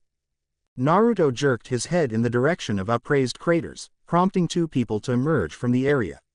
One of them was a dark-skinned boy, also a few years older than Naruto, with spiky white hair, black eyes, gray pants, and a gray hoodie with the white Kumo flak jacket over it. Naruto could see a long katana on his back, signifying that he was at the very least a competent swordsman. Next to him was dark-skinned girl with amber eyes and long red hair. She had her hite-8 in a bandana, a gray short-sleeved long dress, the Kumo flak jacket, and a katana on her back. These were the two that he had seen sparring before he turned to leave. Apparently they went around to try and cut him off from leaving so easily. Naruto resisted the urge to slap his hand to his forehead. Can I go now? I kind of have to get back to my hotel before my team leader has to come out looking for me. The male of the team gave him an appraising look. Maybe he's going to report back on Kumo's secrets and just stumbled on us while he was making his escape. Naruto almost face fell at that. Great, now I've got a guy that overanalyzes everything. This is what I needed right now, yeah right. Naruto could see the situation could unravel at any moment and just wanted to leave. Why did I leave the hotel room? Even when I'm not trying to start stuff, things like this happen. It's like I'm a magnet or something.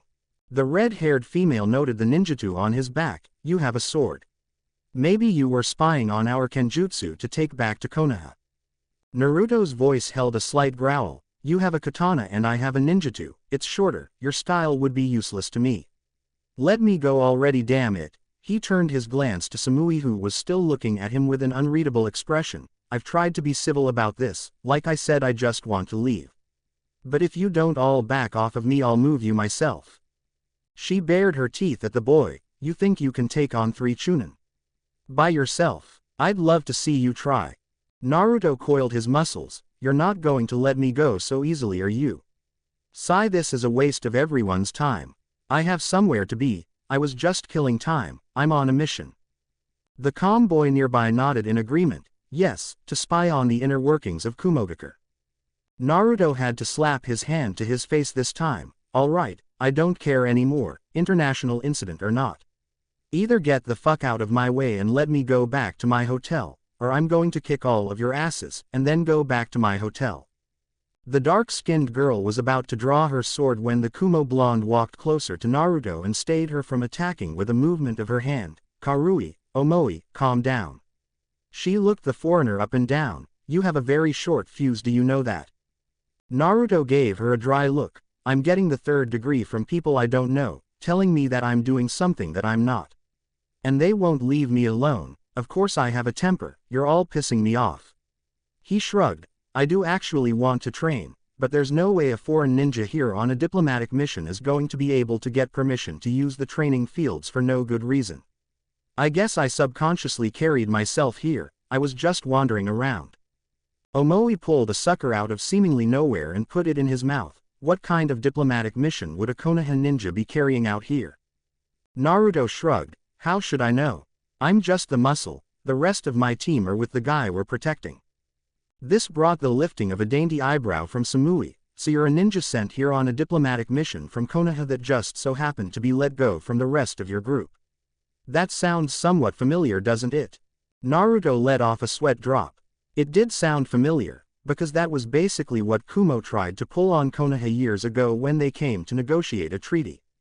One of the diplomats attempted to obtain the Byakugan for their village by kidnapping Hinata in the middle of the night. It was the story that Neji told during the Chunin exams, and it almost resorted in another war when Konoha was still weak from the Kyuubi attack that had taken place 3 years prior. Did they really think this is some kind of revenge espionage kick?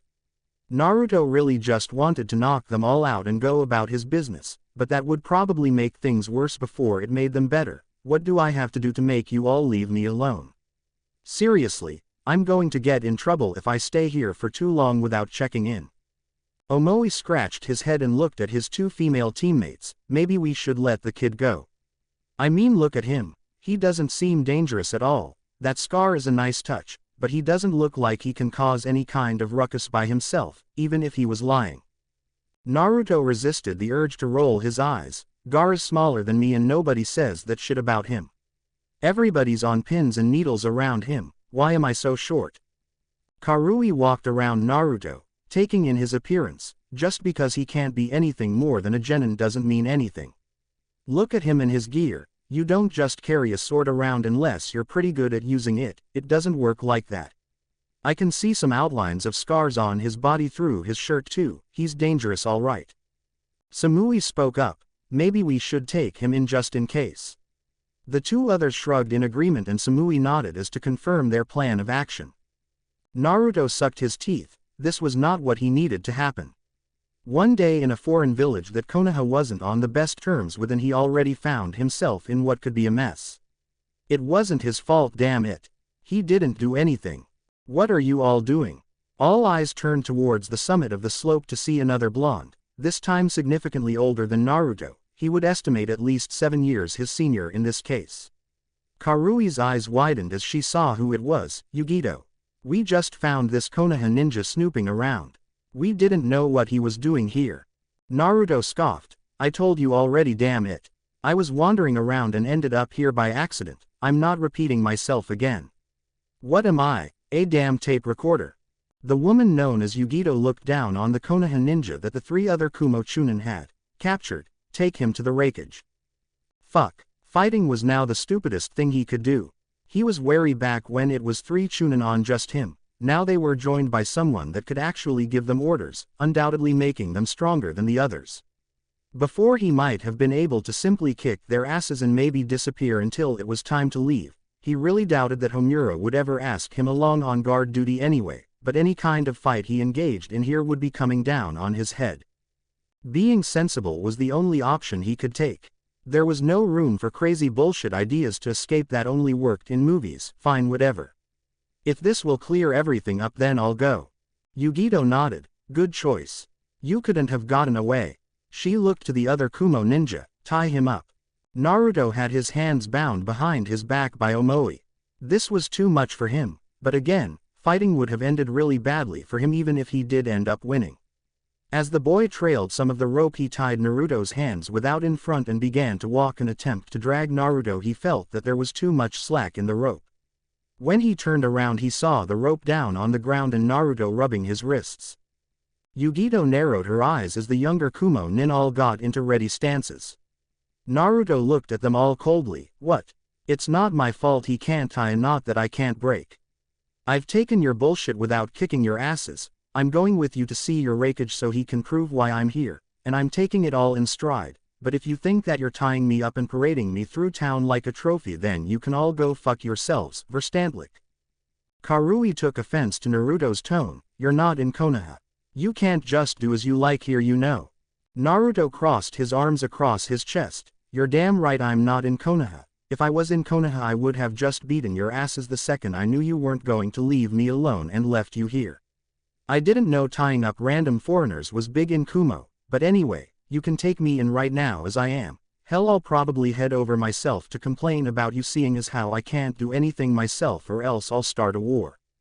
Sick of standing around talking to a brick wall, also known as Kumo Ninja, Naruto maneuvered his way through the Chunin around him and stalked up the slope to the top of the mountain. As he reached the top, he spared a glance at the oldest Kumo Kunoichi, Yugito. Not really able to understand, he felt some kind of familiarity with her. So that's what happened to Nibi. Naruto blinked in confusion as he was now being escorted to the wreckage tower by the Kumo contingent. This was the first thing that Kyuubi had said to him today, and of course it had to be confusing. Kyuubi, what are you talking about? Nibi. Naruto felt the effects of a phantom slap on the back of his head. Kid, don't you remember when Danzo briefed you on the other Jinchuriki back when you were en route? Naruto's eyes widened in understanding. Oh, yeah, I forgot. Flashback 6 years ago. Naruto age 7. Naruto had finished Danzo's training regiment 1 year ago and had been running through the paces of what Danzo had demanded of him, in addition to a few missions close to Konoha that had him staying in Hai no Kuni.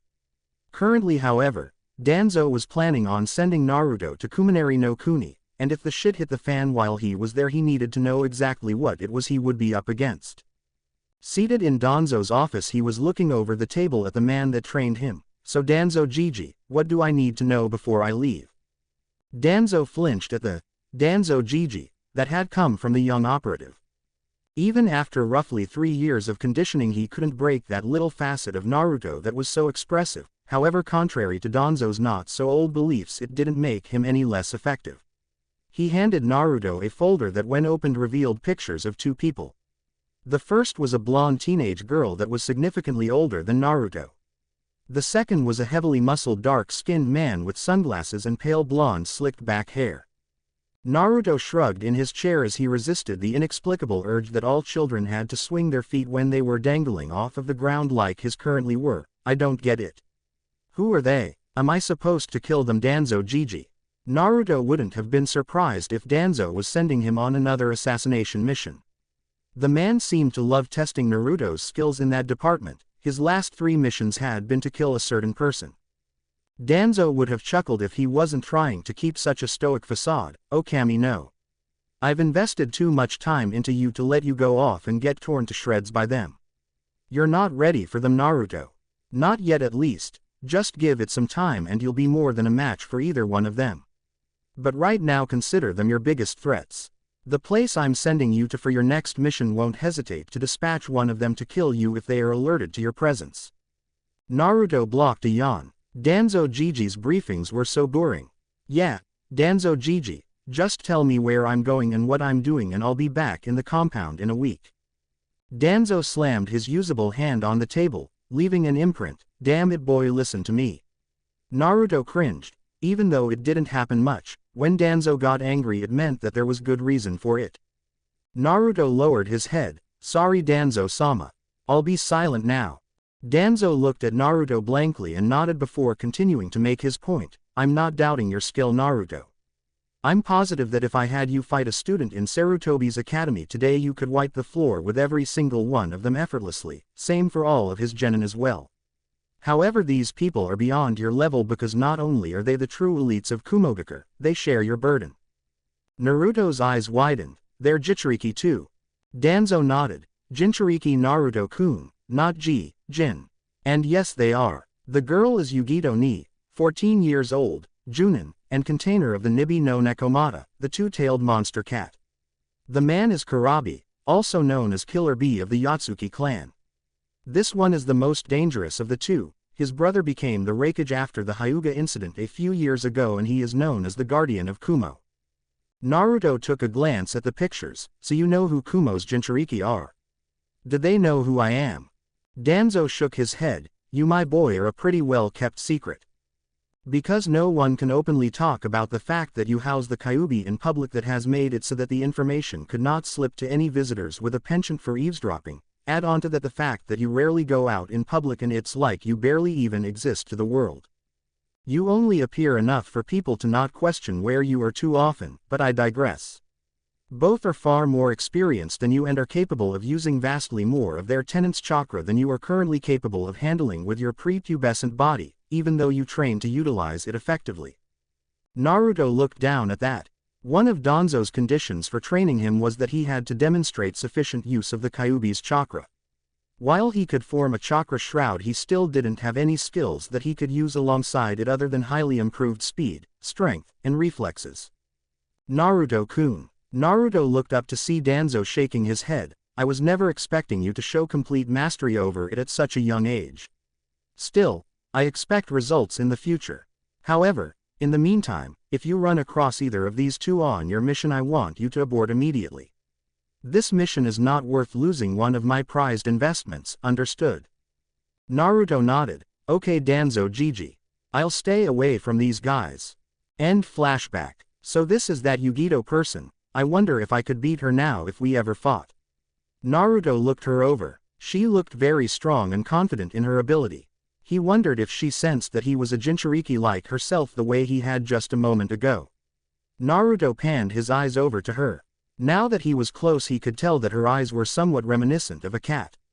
She caught him looking at her, forcing him to avert his gaze ahead as the tower came into sight. Naruto, guided by his guards, strode into the ground floor of the tower. As they entered Naruto smirked as he saw Izumo and Kotetsu seated on a couch by the stairs leading up. He whistled over in their direction to get their attention. At seeing the blonde corralled by the group of Kumonin the men hopped to their feet ready to defend their little buddy. "Naruto, what happened?" Naruto shook his head. "This is one paranoid place. I found a training field by accident and got accused of spying, and it's not like I can kick their asses or I'll be the one in trouble." Kotetsu was ready to start something over the young blonde Shunin. "He got enough bullshit back in Konoha. He didn't need it here too. Did they do anything to hurt you?" Naruto shook his head. "They were about to tie me up. But if they had pushed the issue with that then all bets would have been off and we would have been fighting." He looked around. "Where's Genma?" Izumo pointed up. "Genma's with Elder Mitokado. He's speaking with the Raikage's advisors right now." Samui pushed Naruto forward. "So the Raikage is free. Good, we can settle this now." Naruto slapped the girl's hands off of him. "Hands off. I'd say that this settles what I'm doing here. I mean, this is my team after all. But if you want to continue to make obsessive asses out of yourselves then by all means, let's go." With that they all went up the stairs and stopped in front of a secretary's desk. After a short word with the woman there, they all entered the office of the most powerful man in the country. A massive man seated behind the desk in his traditional cage robes looked up from whatever was on his desk. Yugito, Samui, Omoi, Karui. What are you all doing here surrounding this Konoha ninja? Karui pushed Naruto forward, causing him to glare back at the girl. You're so lucky that this guy would kill me before I could even get a shot off edgewise, or I would backhand you right here, right now. Omoi shook his head at Karui's upfront abuse of the kid. Samui sighed at her teammate's brash action. Raikage-sama, we found this Konoha ninja overlooking one of our training sessions. Being that we are trained by Kurabi-sensei, we figured he may be trying to steal some of Kumo's hidden techniques, so we elected to escort him here. Naruto snorted. If by escort you mean give me an ultimatum to either fight all of you and get my ass thrown in prison for sure, or be dragged through town like a goddamned prisoner of war, then yes, you escorted me here. The Raikage shot his eyes to Naruto. Despite the physically imposing size of the man, Naruto still wouldn't give him any tells that he was actually intimidated. I mean, what's the worst thing that could happen? They kill him. The Raikage rubbed his white mustache. I am the Yondaime Raikage of Kumogakure. My name is a boy. What is your name? Naruto looked at the man in the eye. Naruto Uzumaki, Chunin of Konohagakure no Sato, ninja registration number 012607. Raised his hand to stop him from talking. Enough, Uzumaki-san. What are you doing in my village? Are you conducting espionage under the guise of a diplomatic mission? Naruto sighed. No, Raikage-sama. I was bored, so I walked around the village and came across a training field. I tried to leave immediately, but by the time I realized where I was, your ninja had seen me and accused me of spying. I gave him a stern look. And were you? Naruto flicked his ninjutsu on his back. I couldn't use your style anyway. Honestly, I got lost on the road of life. Quote. Meanwhile in Konohagakure, Kakashi turned his attention from the memorial stone to look up at the sky. Kakashi uncharacteristically pumped his fist in the air in victory. Yes, I've finally got one of them. Quote. Back in Kumogakure, Naruto felt a shiver go down his spine. I just made someone very happy just now. Going off in his own world for just a moment, he was asking himself what he could have done to warrant such a feeling. Eventually the Kumo ninja noticed his lack of attentiveness at the current proceedings. Karui walked up and poked the boy on the shoulder. Hey, listen to Raikage-sama. I don't know how things are done in Konoha, but here we listen to what our cage has to say. This did nothing to spur Naruto from his line of thought. Hello, Kumogakure. Slapped his hand to his forehead. The man has no sense of timing, I swear. The doors to the office were blasted open as an exact copy of the photo Naruto had been briefed on in his adolescence burst through the doors. He walked past everyone in the office and right up to the Raikage's desk. Yo, big bro. Hachibi-sama is back from his latest mission. A's eyebrow twitched as he watched his little brother, who had a massive grin on his face. Kurabi, I'm happy to hear that, but could you have waited until I was done before you came in? The man in question scoffed. Waiting out in the hall is for chumps. You're saying I'm less important than one of these lumps? He turned around and saw his team standing and looking on with sweat drops on their heads. Hey, students of mine. Is my big bro giving you your daily shine? Yugito sighed and walked forward. They came across a suspicious Konoha ninja and brought him here. He's standing right next to you. Naruto had moved directly out of the path of the desk the second he heard the door bust open and simply watched from the side. This guy is worse than I was when I was sealed. Kurabi turned his attention to the young boy next to him, making Naruto somewhat uncomfortable because the man was towering over him looking directly down. After a moment Kurabi stuck his fist out. How ya doin', Mr. 9? Naruto blinked in place before slowly sticking out his own fist and tapping it against Kurabi's. Samui pointed at Naruto after hearing what Kurabi called him. Kurabi-sensei, his name is Naruto Uzumaki, not Mr. 9. Yugito shook her head. He wasn't referring to just a simple name, he was referring to the tailed beast that he has within him. Naruto sighed and shook his head. Thanks for that, because I really needed everyone in the room to have another reason to be suspicious of me. Noticing that all eyes in the room were on him, he grunted in affirmation. Fine, alright. Since I'm stuck here, Yugito knew already, and Hachibi guy over here busted me out anyway, I guess I'll tell you. Kurabi stomped his foot childishly on the ground as Naruto thought about the best way to go about speaking. Somehow his thought process was uninterrupted by the large man's ranting about how it was Hachibi-sama, and not Hachibi-gai, as Naruto had put it. Eventually he figured the best way to explain himself to the room of people and tuned into Kurabi's rant that he figured was directed at him when he noticed that he was looking at him, and that everyone else looked like they wanted to strangle the Hachibi Jinchuriki for not shutting up. Naruto, however, had not been listening to a single word that had been said and was forced to say the only thing he could in this situation. "I'm sorry, did you say something?" Another shiver went down his spine. "I'm making someone's day right now." The silence permeating the room after that was unnerving. What? The stares from everyone around him was starting to piss him off. What the hell is wrong with you all? Did I say something wrong? Omoi pointed lamely at the blonde boy. Why you ignored him? Karui followed up. No one ever does that, ever. Getting tired of the odd looks he was getting and seeing his opportunity to leave staring him right in the face, he began to slink towards the exit. Okay, well, if anyone still wants to speak to me in a less hostile environment, I will be staying at the hotel that the Konoha dignitary is in. Goodbye. By the time he made it back to his hotel room, it was nightfall and Naruto was not looking forward to getting his butt chewed out by Genma once he caught wind of what had gone down today. As he entered the room he saw Genma laying back on his bed seemingly relaxing. Have a good time out there. Naruto glared half-heartedly as he sat on his own bed. Whatever Izumo and Katetsu told you, I would just like to say that it was 100% not my fault. Genma chuckled. Now do you get what I meant when I told you to stay out of trouble? You're like a magnet for stuff like this, kid. I've read your file. The stuff you did in 1 year as a ninja most people don't get close to touching until their 3rd year at least. Just the sheer amount of troublesome situations you get yourself into could have been stretched out to 2 years when compared to someone else. It's no wonder you're strong. If you were weak you'd have died after the first incident. Naruto lay his head back on a pillow. I almost got into a fight with 3 Kumo ninja today that accused me of spying. Me, if I wanted to spy on them they never would have known about it. He turned serious. They know about me and the Kyuubi. Genma's Senbon fell from his mouth. Are you sure? How could they find out about it? Naruto looked up at the ceiling blankly as he spoke. I met both of Kumo's Jinchuriki today. Both of them could sense that I was one too and they called me on it in front of the rakeage. Genma bit his lip. That's not good. They might use that in negotiations tomorrow.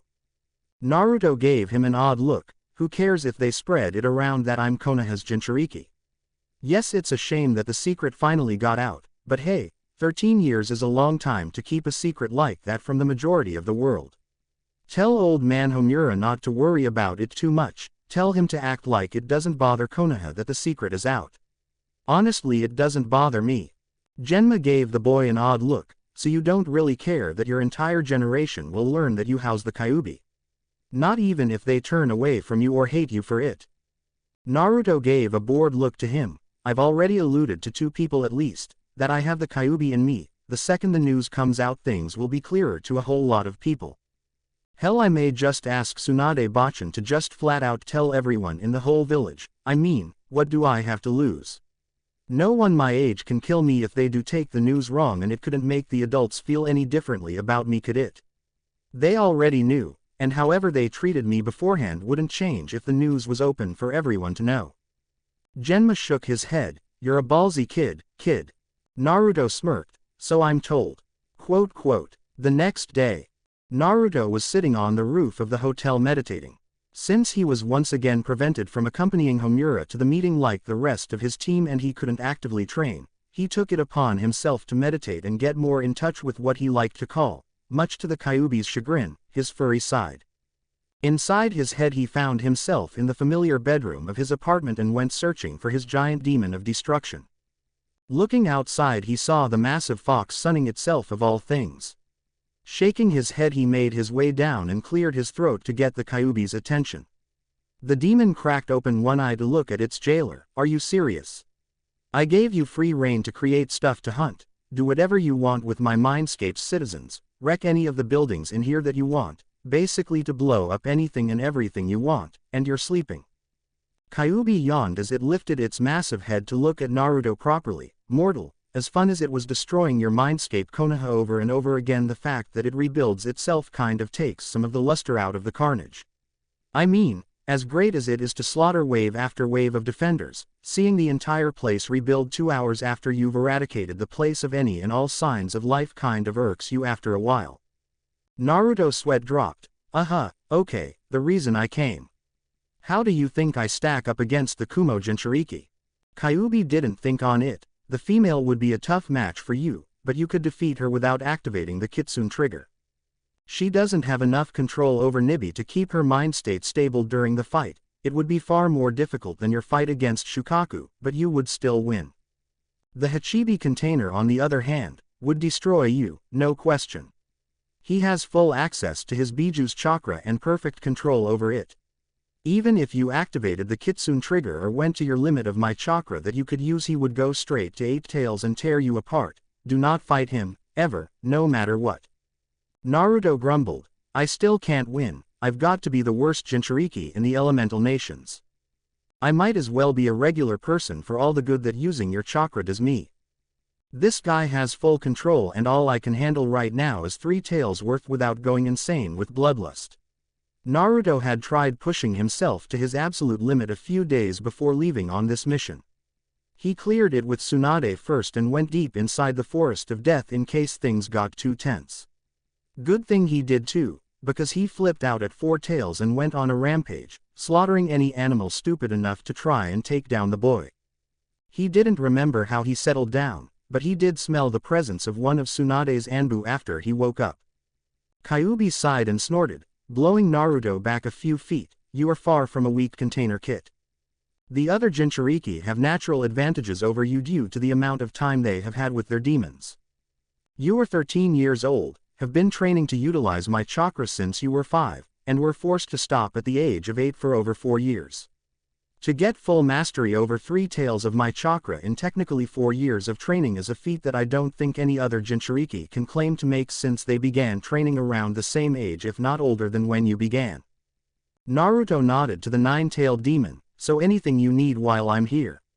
Anything you want me to tweak about my mindscape. Kyuubi batted its tails lazily, other than saying that I want you to release your memories so I can watch your old missions. No, not really. Get out of here, Kit. Rolling his eyes, Naruto grumbled that it was his mind, bringing a fanged grin to the fox's face before the blonde faded from his mind. Naruto suddenly reached out and grabbed a hand that was reaching for his face. Don't do that, please.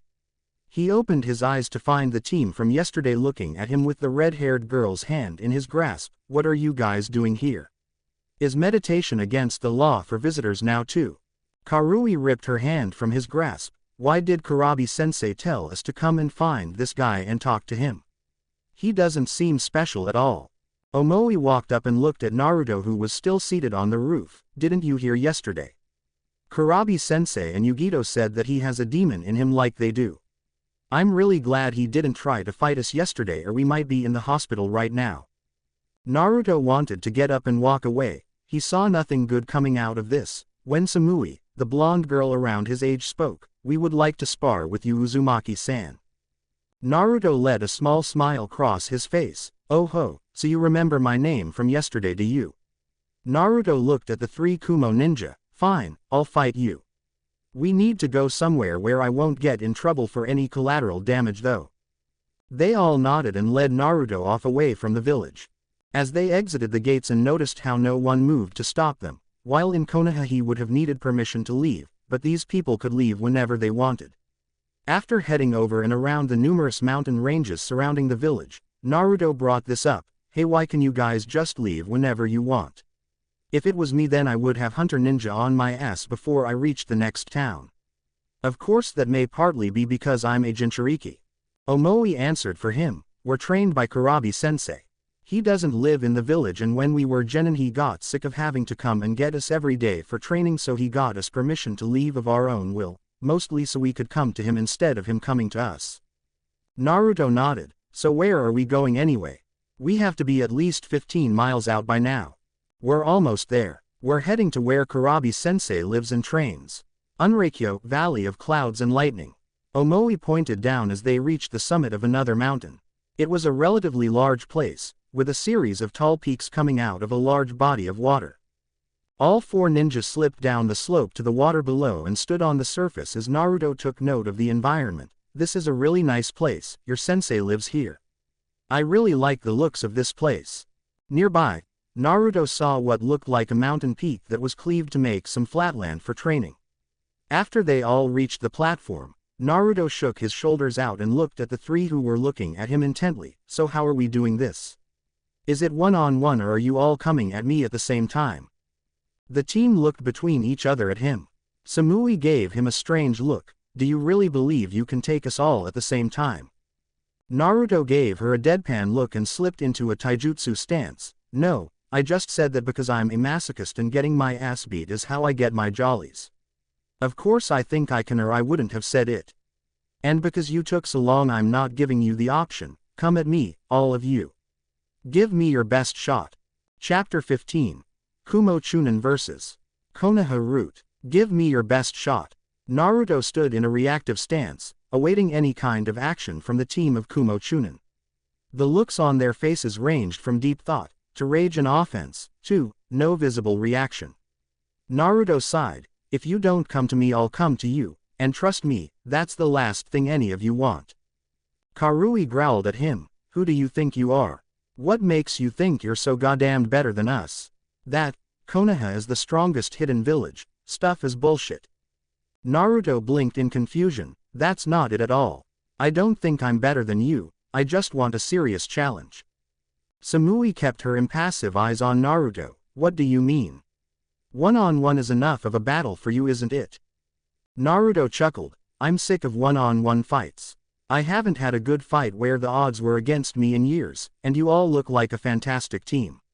This is a perfect time to see whether or not I still have the stuff that I used to be made of back in the day, but that's another story for another time. Omoi's eyes widened, what do you mean, what you used to be made of? You're just a Chunin, and you're younger than us. How many situations could you have been in that pitted you against multiple opponents by yourself?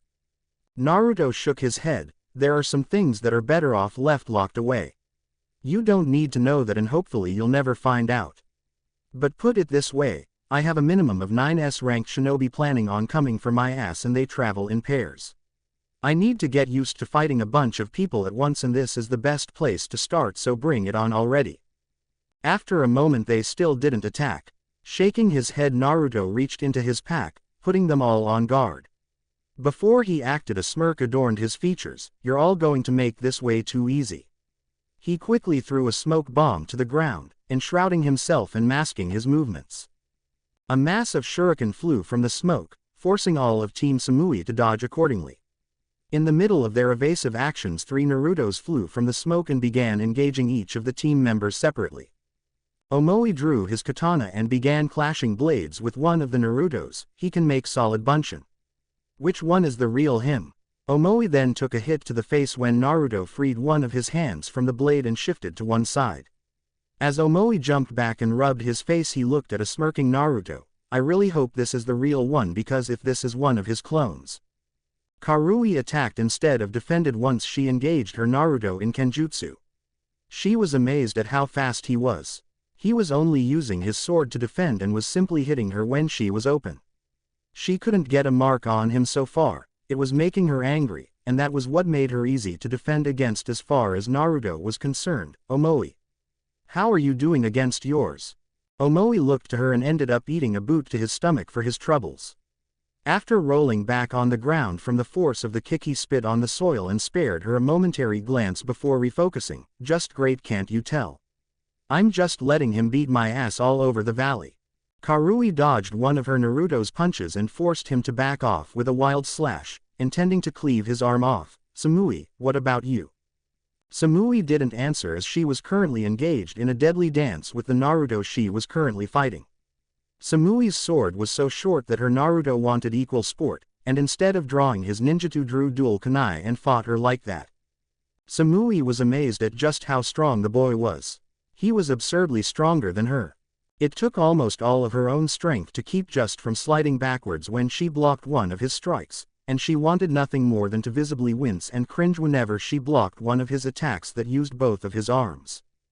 His size truly belied his actual physical presence. He was shorter than her, and his muscles hadn't looked like they had much power, until he actually used them, and then every single muscle fiber, every facet of his definition came out for her to see when he tensed up to block or attack.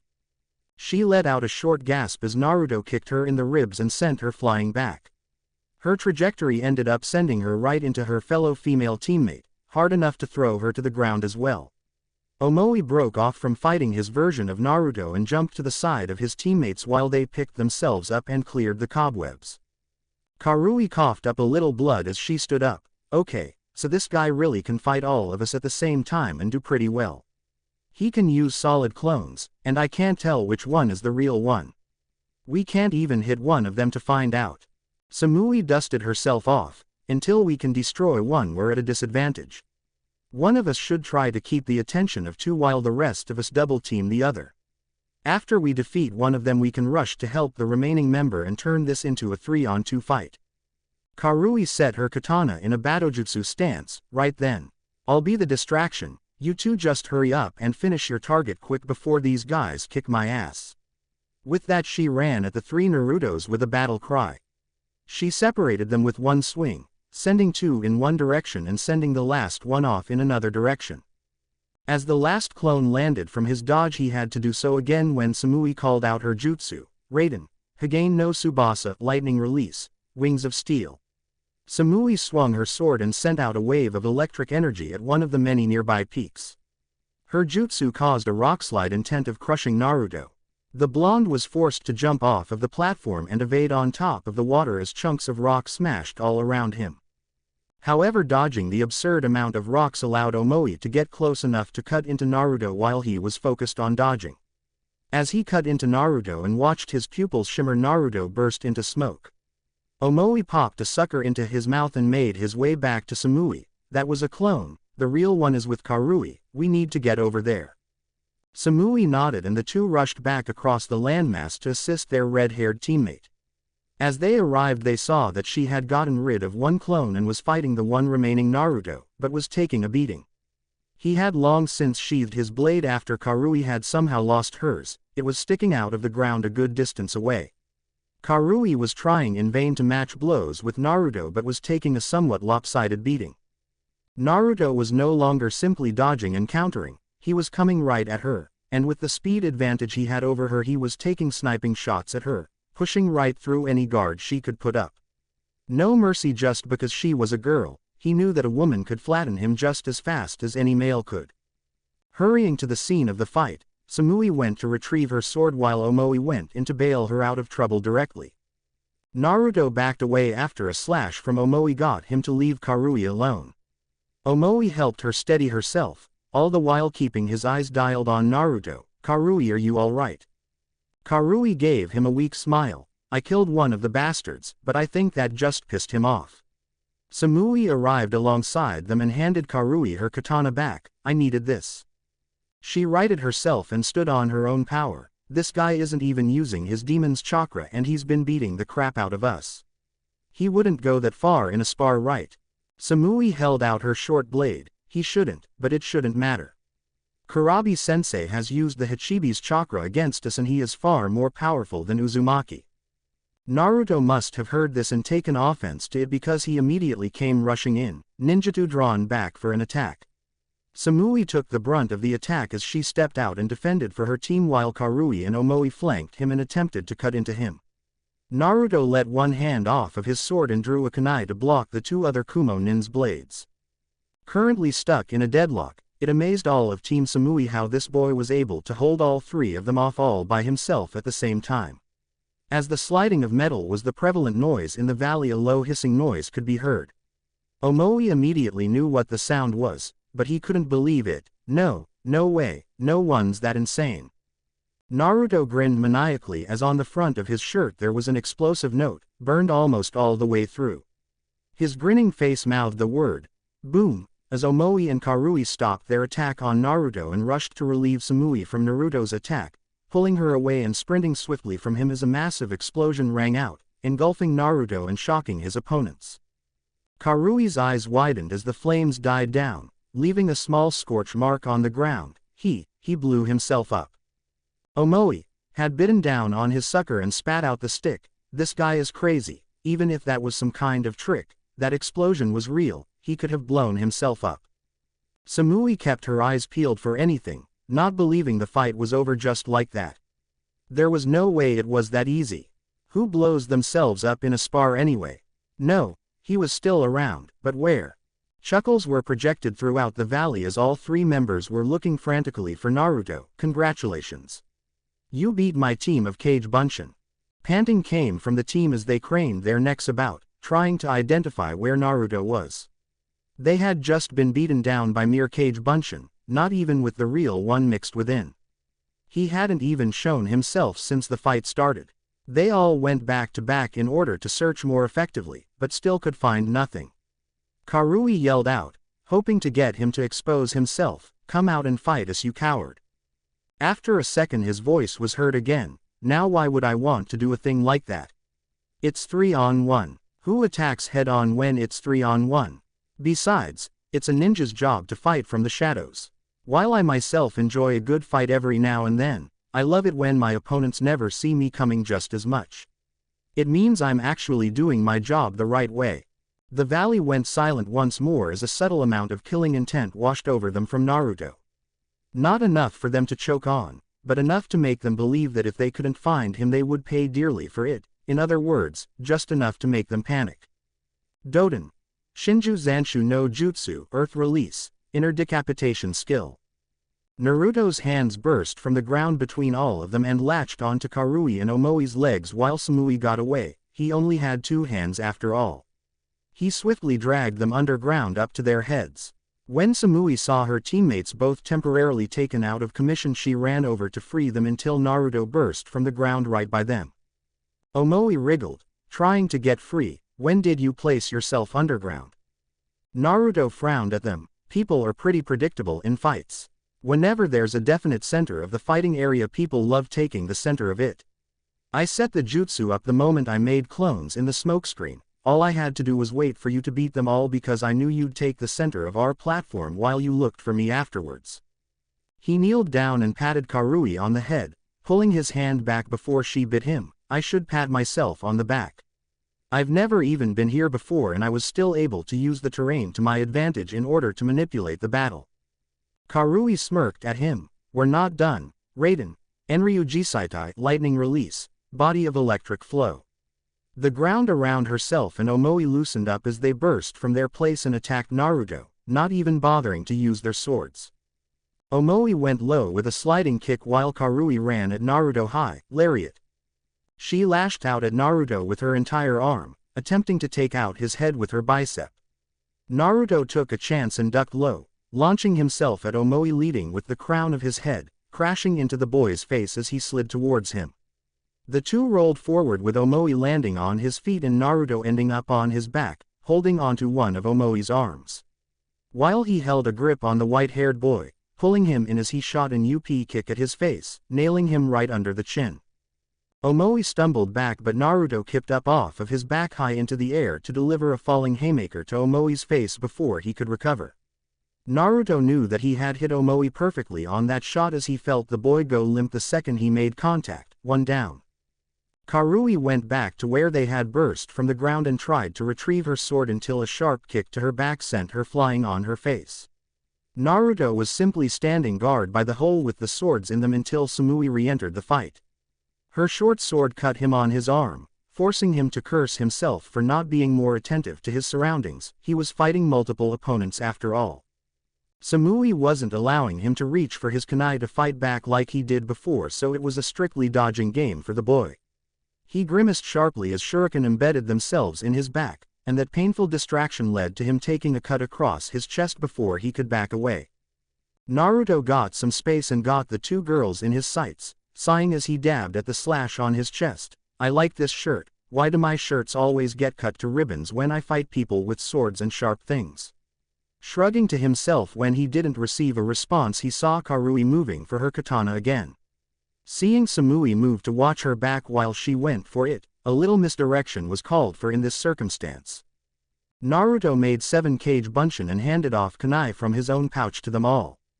3 of the Cage Bunshin chucked the weapons at Samui, forcing her to dodge aside while the other four threw them at Karui, who took refuge in the hole with her sword in it.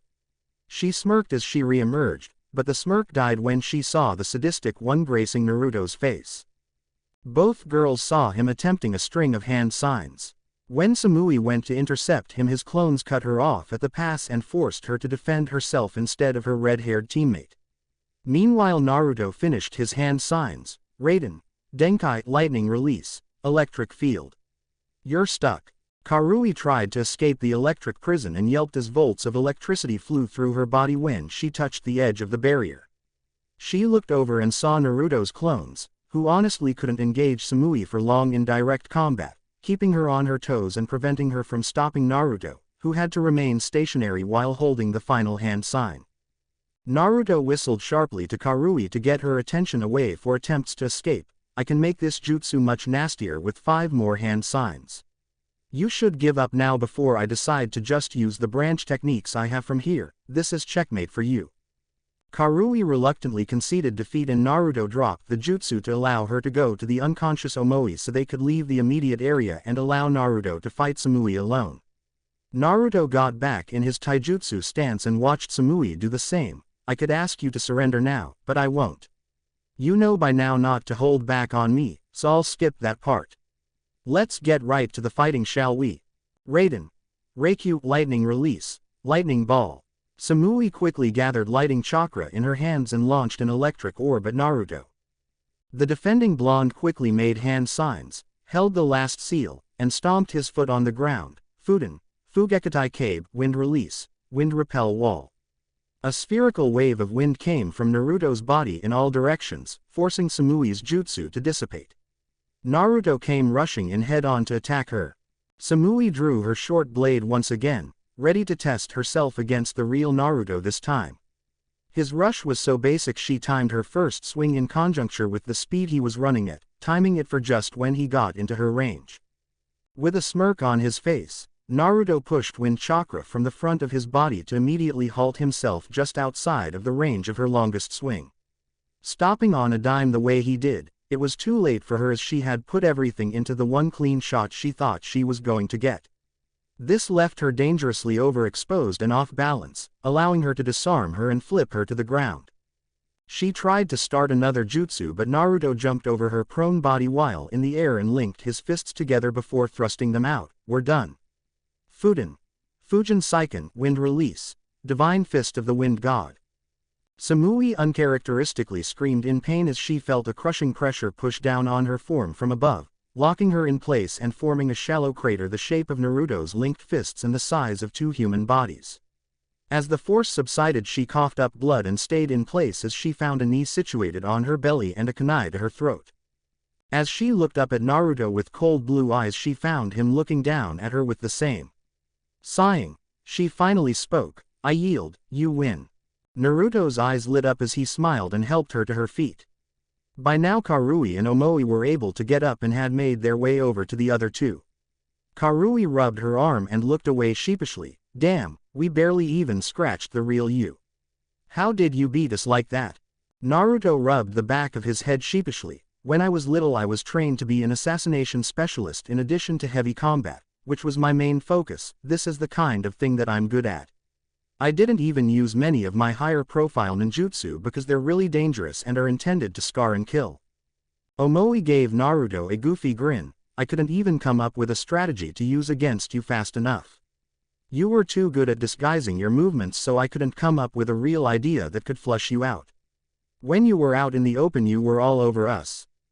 Samui walked close to Naruto, putting him somewhat on guard. Hey, no one likes it when people suddenly walk up on you. After a moment she gave him a small smile. We really need to work, don't we? You beat us so easily you didn't leave any doubt about the outcome, didn't you? Naruto sighed. If it was a real fight instead of a spar you would have all attacked me when the fight started instead of underestimating me, and that would have made the bout more interesting and closer. I'm not saying you would have won, but this still helped me out. From experience, S-rank ninja are somewhat arrogant, even to other S-rank ninja, and they probably would have done the same thing that you did. Whoa, Mr. 9, I have to say, that battle of yours sure made my day. Naruto involuntarily twitched as a familiar voice from yesterday rang out from the peaks surrounding their ring. Naruto turned to Samui with a slightly perturbed look. I knew he was watching this the entire time, I could feel him. Why is he here? Samui raised an eyebrow at the actions of the one who had just defeated her entire team. Omoi already told you. Kurabi-sensei lives here. It's not that hard to believe that he saw the fight. His home is right there. Samui pointed up at the house that was seemingly dangling from one of the peaks. Kurabi shunshin next to all of the younger ninja and clapped Naruto on the shoulder. I had to pinch myself like some kind of dream. I thought there was no way that you'd beat my team. Naruto's twitch became more pronounced. Please stop rhyming. Kurabi ignored him, grinning the entire time. No can do Mr. 9. The killer. B can't fight the rhyme. He turned to his team. Now that you all saw how this kid came to play, what did we all learn today? They all took this as a normal occurrence, while Naruto wanted to bash his head in with something blunt. Don't start a war. Don't start a war. Don't start a war. Omoi looked at his sensei. Don't judge a book by its cover. We all thought that because he was younger than us we were stronger. We didn't even care that he was a Jinchuriki like we found out yesterday, just that he was a kid. Naruto grumbled. I'm not strong because I'm a Jinchuriki, you know. It helps, but I'm strong because I damn near killed myself, almost literally, for years to get this good. I'm not even that good at using my Biju's chakra. That was all me just now. The Kyuubi always said he wouldn't tolerate a weak container. Naruto looked up at Kurabi. The Kyuubi also said to stay the hell away from you in a fight, because you would completely smash me the second I turned it into a Biju pissing contest. You have unrivaled control over yours. I can only handle 3 tails worth of Kyuubis without going insane. Sigh, why did I say that out loud? Kurabi's grin widened when Naruto admitted that, to admit that kid, your balls area made of brass. Acknowledging that I can kick your ass. Naruto frowned at him. You're older than me by like 20 years. You have at least 30 years of experience with yours. You may have unrivaled control over the Hachibi, but I make up for that in my own way. He clenched his fists at his side. I try to do as much fighting as I can without relying on anything from Kyuubi. I only bring any of my skills that it provides out into the open when I truly have no other choice. Most of the other Jinchuriki on record just use their demons to flat out annihilate anyone in their way without developing their own skills too much. Soon as Jinchuriki is like that, I beat him in his fully transformed state without even really tapping into Kyuubi's chakra, and I had other disadvantages too that I'm not going to get into. Karui looked at Naruto strangely. Beating a Jinchuriki is no joke, even for another Jinchuriki. This kid did it without even using his demon to match power. They all knew how soon as Jinchuriki was repelled during the invasion of Konoha, but information on how it happened was scarce, and now, looking at the kid that was claiming to be the one that stopped him single-handedly, she realized just how far out of their league they really were when they challenged him. How are you still a Chunin?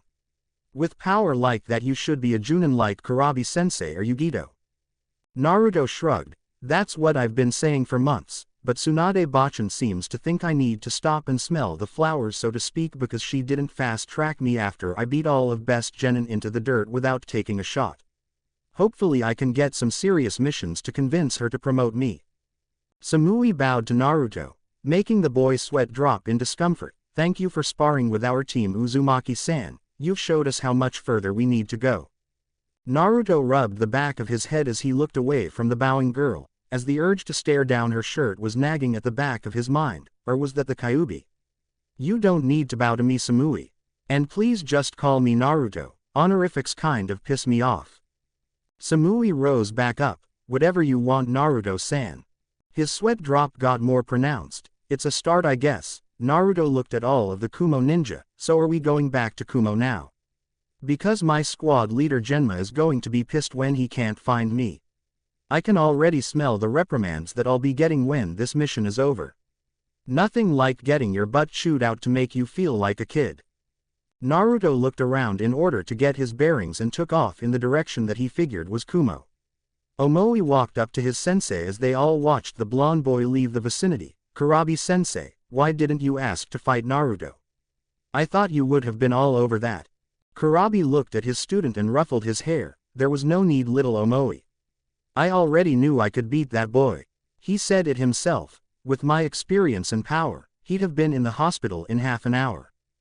Karui held her ribs. Man, that guy hits hard. Are you sure, sensei? The only person that I remember ever hitting me any harder than him was you, and this was a spar between foreign ninja. I'd say he would have pasted my organs if we were fighting for real. Samui and Omoi moved to help her walk out of the valley while the blonde girl chipped in with her own input. Naruto-san stated it himself, he couldn't beat Kurabi-sensei in a real fight. Sensei has way more experience and raw power at his disposal. It was big of him to actually admit it. Though I am still confused as to why you didn't fight him, Kurabi-sensei. You were never one to turn down a potential challenge. It's because even your sensei isn't crazy enough to go against Raikage-sama, brother or not. Yugito appeared from behind one of the peaks to meet up with her fellow Kumo nin. A fight between the Jinchuriki of different countries is not something that should be done outside of the battlefield. Even this small fight that you all had is somewhat pushing it. Jinchuriki are not only weapons, they are political tools, and with the Konoha delegate in town, a fight between either of us and Naruto could end badly for the relations of our villages regardless of the outcome. Kurabi acknowledged his fellow Jinchuriki, Yugito-chan, watching Mr. Nine's fight too. You do know that he could see you. Yugito blew off the large man, he could see you too. I was never hiding, I just wanted to see him fight. I'd been following since the others picked him up in town. A smirk came to her lips. He's very good. I do think he would have still had the energy to go a few rounds with one of us if he had stuck around or was allowed to fight. He fought a very conservative style. All things considered, he really didn't use that much chakra as far as Jinchuriki are concerned. Kurabi grinned. Looks like you've taken a shine to Mr. Nine. If that look on your face is any sign. Yugito narrowed her eyes at Kurabi. I just said he was strong. He's younger than me. I could never be into a kid like that. I don't know, kitten. 5 years isn't that much of an age difference, is it? Yugito blinked at the voice in her mind. Nibby, shut up. He's just a kid that could kill 3/5 of the people standing here, yes, but still just a kid. All Yugito got was a chuckle from the back of her mind. Whatever you say, kitten, acting like his fight didn't turn you on just a bit. Yugito blushed and walked away before anyone could see it. Samui, however, caught it before she could get away and narrowed her eyes. Quote, in Konoha, Sakura stood with her hands hovering over a fish and glowing green. The focus on her face was intense as she attempted to bring it back to life through use of Shozen Jutsu, mystical palm technique taught to her due to her training under Tsunade. Sakura had been confused at first after Team 7 had been for all intents and purposes disbanded following Naruto's promotion and downright distraught following Sasuke's defection to Orochimaru, so it gave her somewhat of a pickup when she was told that she was to be the first selected to train in the new medic nin program set up by Tsunade. This meant that she was trained and overseen directly by the legendary slug Sanin herself. A small smile came to her face as she recalled asking why she had been chosen, let alone the first chosen, to be in the program. She remembered the smirking face of her master telling her to credit it to Naruto. Hey Pinky. Sakura broke her concentration to look over at the Oto Kunoichi that was captured by Naruto during the retrieval mission. To Yuya she was told her name was, what do you want? Sakura stated in a cold tone. She knew that the girl was under direct protection of Tsunade due to the copious amounts of information she handed out after being caught during the retrieval mission. And also that Tsunade told her that any attempts to cause physical harm to the girl would end with Naruto breaking his foot off in her ass. She had finally come to terms with the fact that Naruto was 100% willing and sure as hell able to go through with such a thing on his, Sakura-chan. Not that he had even called her that since after the invasion. However, she also somewhat blamed her for getting Sasuke out of the country and into Orochimaru's hands. It was a useless grudge right then anyway. Even if Naruto wasn't around to beat her ass for harming to Yuya, she wasn't too sure she could pull it off herself anyway. Instead, she treated the girl with cold indifference, which suited to Yuya just fine anyway. If you didn't like her, she wasn't going to fall all over herself to change your mind. Yuya shrugged off her tone. Tsunade sent me to tell you to rest for now. It's time for you to knock off for the day. Sakura frowned and nodded. Why do you call me Pinky and yet call Tsunade Shisho by her name? Yuya smirked. I may be pretty vulgar and everything, but I know well enough to not piss off people that can kill me, and that Tsunade lady sure as hell can. The only reason I don't call Shithead by his real name is because he let me call him Shithead and get away with it. Sakura sweat dropped as she heard Tayuya's name for Naruto, although calling him a baka as if it were his given name for roughly 4 years and trying to wail on him didn't really seem better. Kami, why didn't he ever kill her with his bare hands again? Elsewhere in Konoha, Team Guy was still hard at work training their skills, even during the waning light of sundown. Tenten and Neji were seated off to the side as the brown-eyed Kunoichi was starting to lose her patience. Lee. Guy-sensei, can we please go home now? Maybe you two can train until you can't even see your nose in front of your face, but both me and Neji have things to do back home. Guy halted the ongoing spar between him and his clone-like pupil. My dear student Tenten, our flames of youth will light the darkness of the night. I am simply instructing Lee on how to defeat his eternal rival, a struggle that I myself can understand and respect. Neji rolled his pupil-less eyes. Yes, I understand he wants to beat me, but do I really have to be here to witness him training to do so? Lee, who was stuck in his stance waiting on Guy, blinked blankly and stood straight up. I am sorry Neji-kun, but despite my desire to overcome you in battle you are no longer my rival. Neji almost dropped his jaw in shock, but his Hyuga stoicism kept him from breaking into joyous dance and jinxing himself. Really? Who is your rival now then? Do I know him? Lee's eyes burned with literal fiery intensity. Naruto-kun. The way he simply defeated you all effortlessly, and dispatched an opponent that I myself was being overwhelmed by when he interfered. He even made defeating Sasuke-kun look easy even while he was under the cursed seal's influence. He is truly the measuring stick of which I will need to compare my flames if I ever want to achieve my goal of being a splendid taijutsu using ninja. Neji nodded outwardly while on the inside he had already started making plans to build a small shrine to the blonde destroyer of men. Naruto Uzumaki, you have already freed me from one burden, one that I was sure would follow me even beyond death unlike my seal. I now have no doubts about your ability to change the Hyuga clan in time. Tenten's sweat dropped and then began worrying for her blonde friend's future sanity. Lee, just don't bug him too much.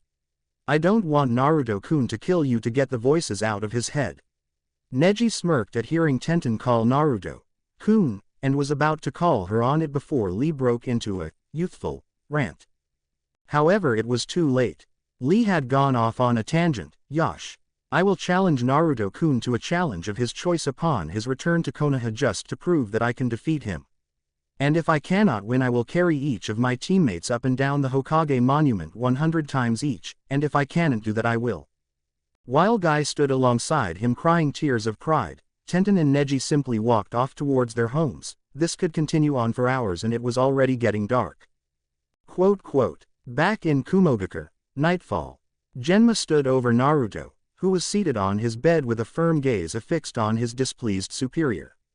Rolling his senbon in his mouth he sighed heavily. Kid, you seriously need to let us know when you're going to go somewhere and you don't think you'll beat us back to the hotel. We almost had a mini freak out about where you were until you came ambling back in. Naruto knew he deserved this. In his defense, he didn't know he was actually leaving the village altogether when he decided to take up Team Samui on their invitation to spar. But still, that was no excuse. Naruto sat through Genma's half-hearted tirade. Hunslati, he knew it really wasn't Naruto's fault, fully, but he still had to get it into the kid's head that things like this couldn't happen on missions. What if there were people actively trying to kill them? Naruto took the lecture with a grain of salt.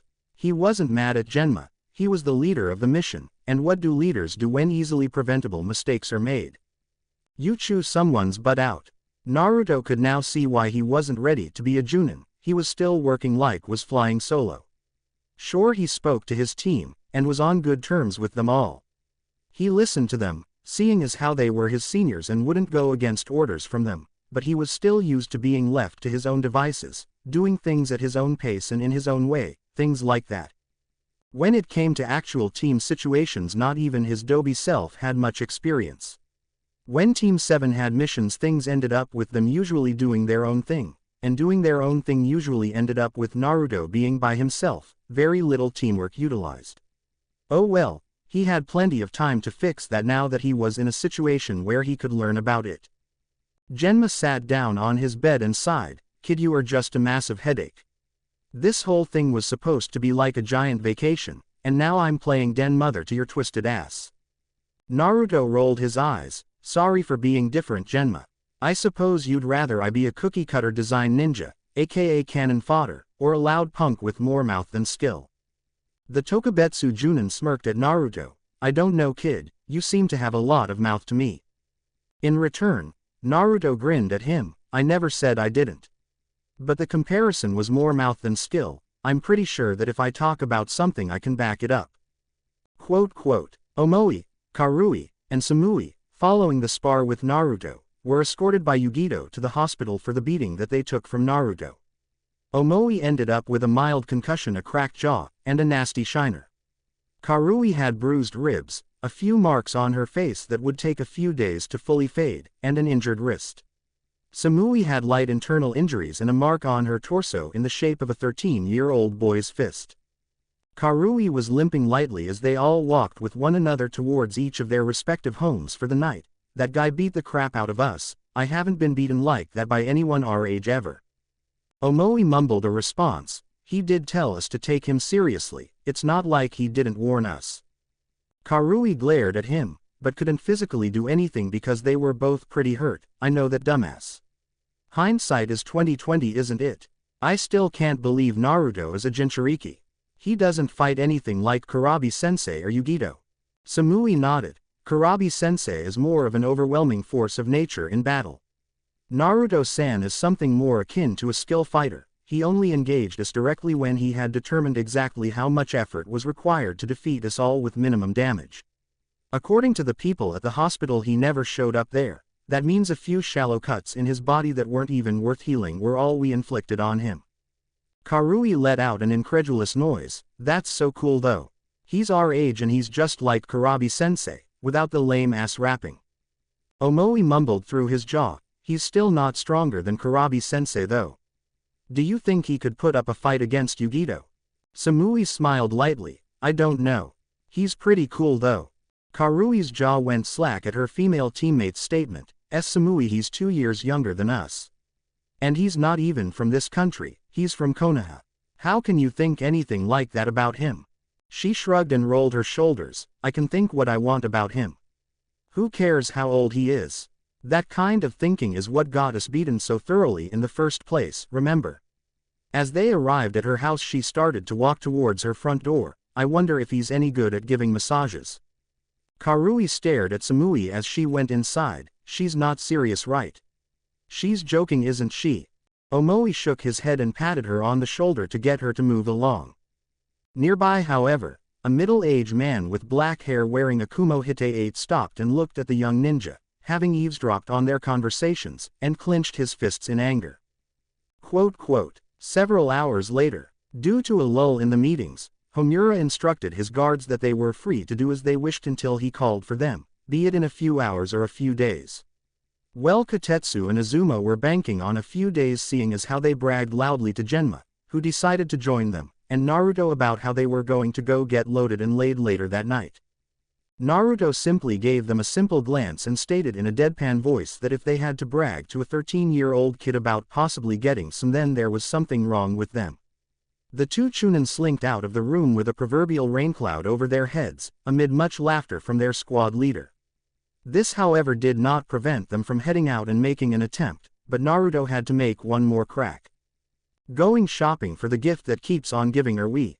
Well, just remember, soak your balls in rubbing alcohol at the end of the night. It kills stuff like that. And stay the hell away from me for a week. If I catch something out of simply being in your presence, I'll kill you both." Genma waited for the two to leave before raising a questioning eyebrow to Naruto. "Will that shit really work?" Naruto snorted in amusement. "Fuck no, but I guarantee that their drunk asses will try it later, and we'll know when they do, trust me." But I digress. Naruto had long since retired for the night, without imbibing in the alcoholic influences of nighttime living the way his teammates were out and about in an attempt to do. After fighting an entire team, no matter how little damage you take, the adrenaline from the fight will end up making you somewhat tired after the fight, and thus the young blonde had no qualms about heading straight to sleep after being left alone for the evening. Kenta Marekyo had to watch as Kumo backed down from war with Konoha during the Hyuga incident 8 years ago. While a lot of Kumo's higher-ups were upset that the plan failed, and most of the general population were pissed off at the higher-ups for almost forcing another war. However, this held different water when it came to Kenta, as it was his older brother that had been sent over to go through with the plan. Kenta had accompanied him and had been promised that it would be a cakewalk, as he didn't have to actually bring down a full-grown Hyuga. All he had to do was kidnap one of the little girls to bring back and, for lack of a better term, breed. Too bad for him, the little girl he took was the daughter of the clan head, and the clan head came looking for him, and he kicked his ass and killed him.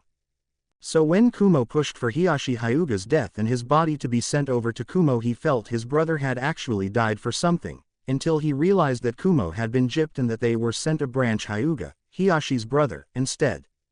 Kenta was enraged that Konoha had fleeced the village that way.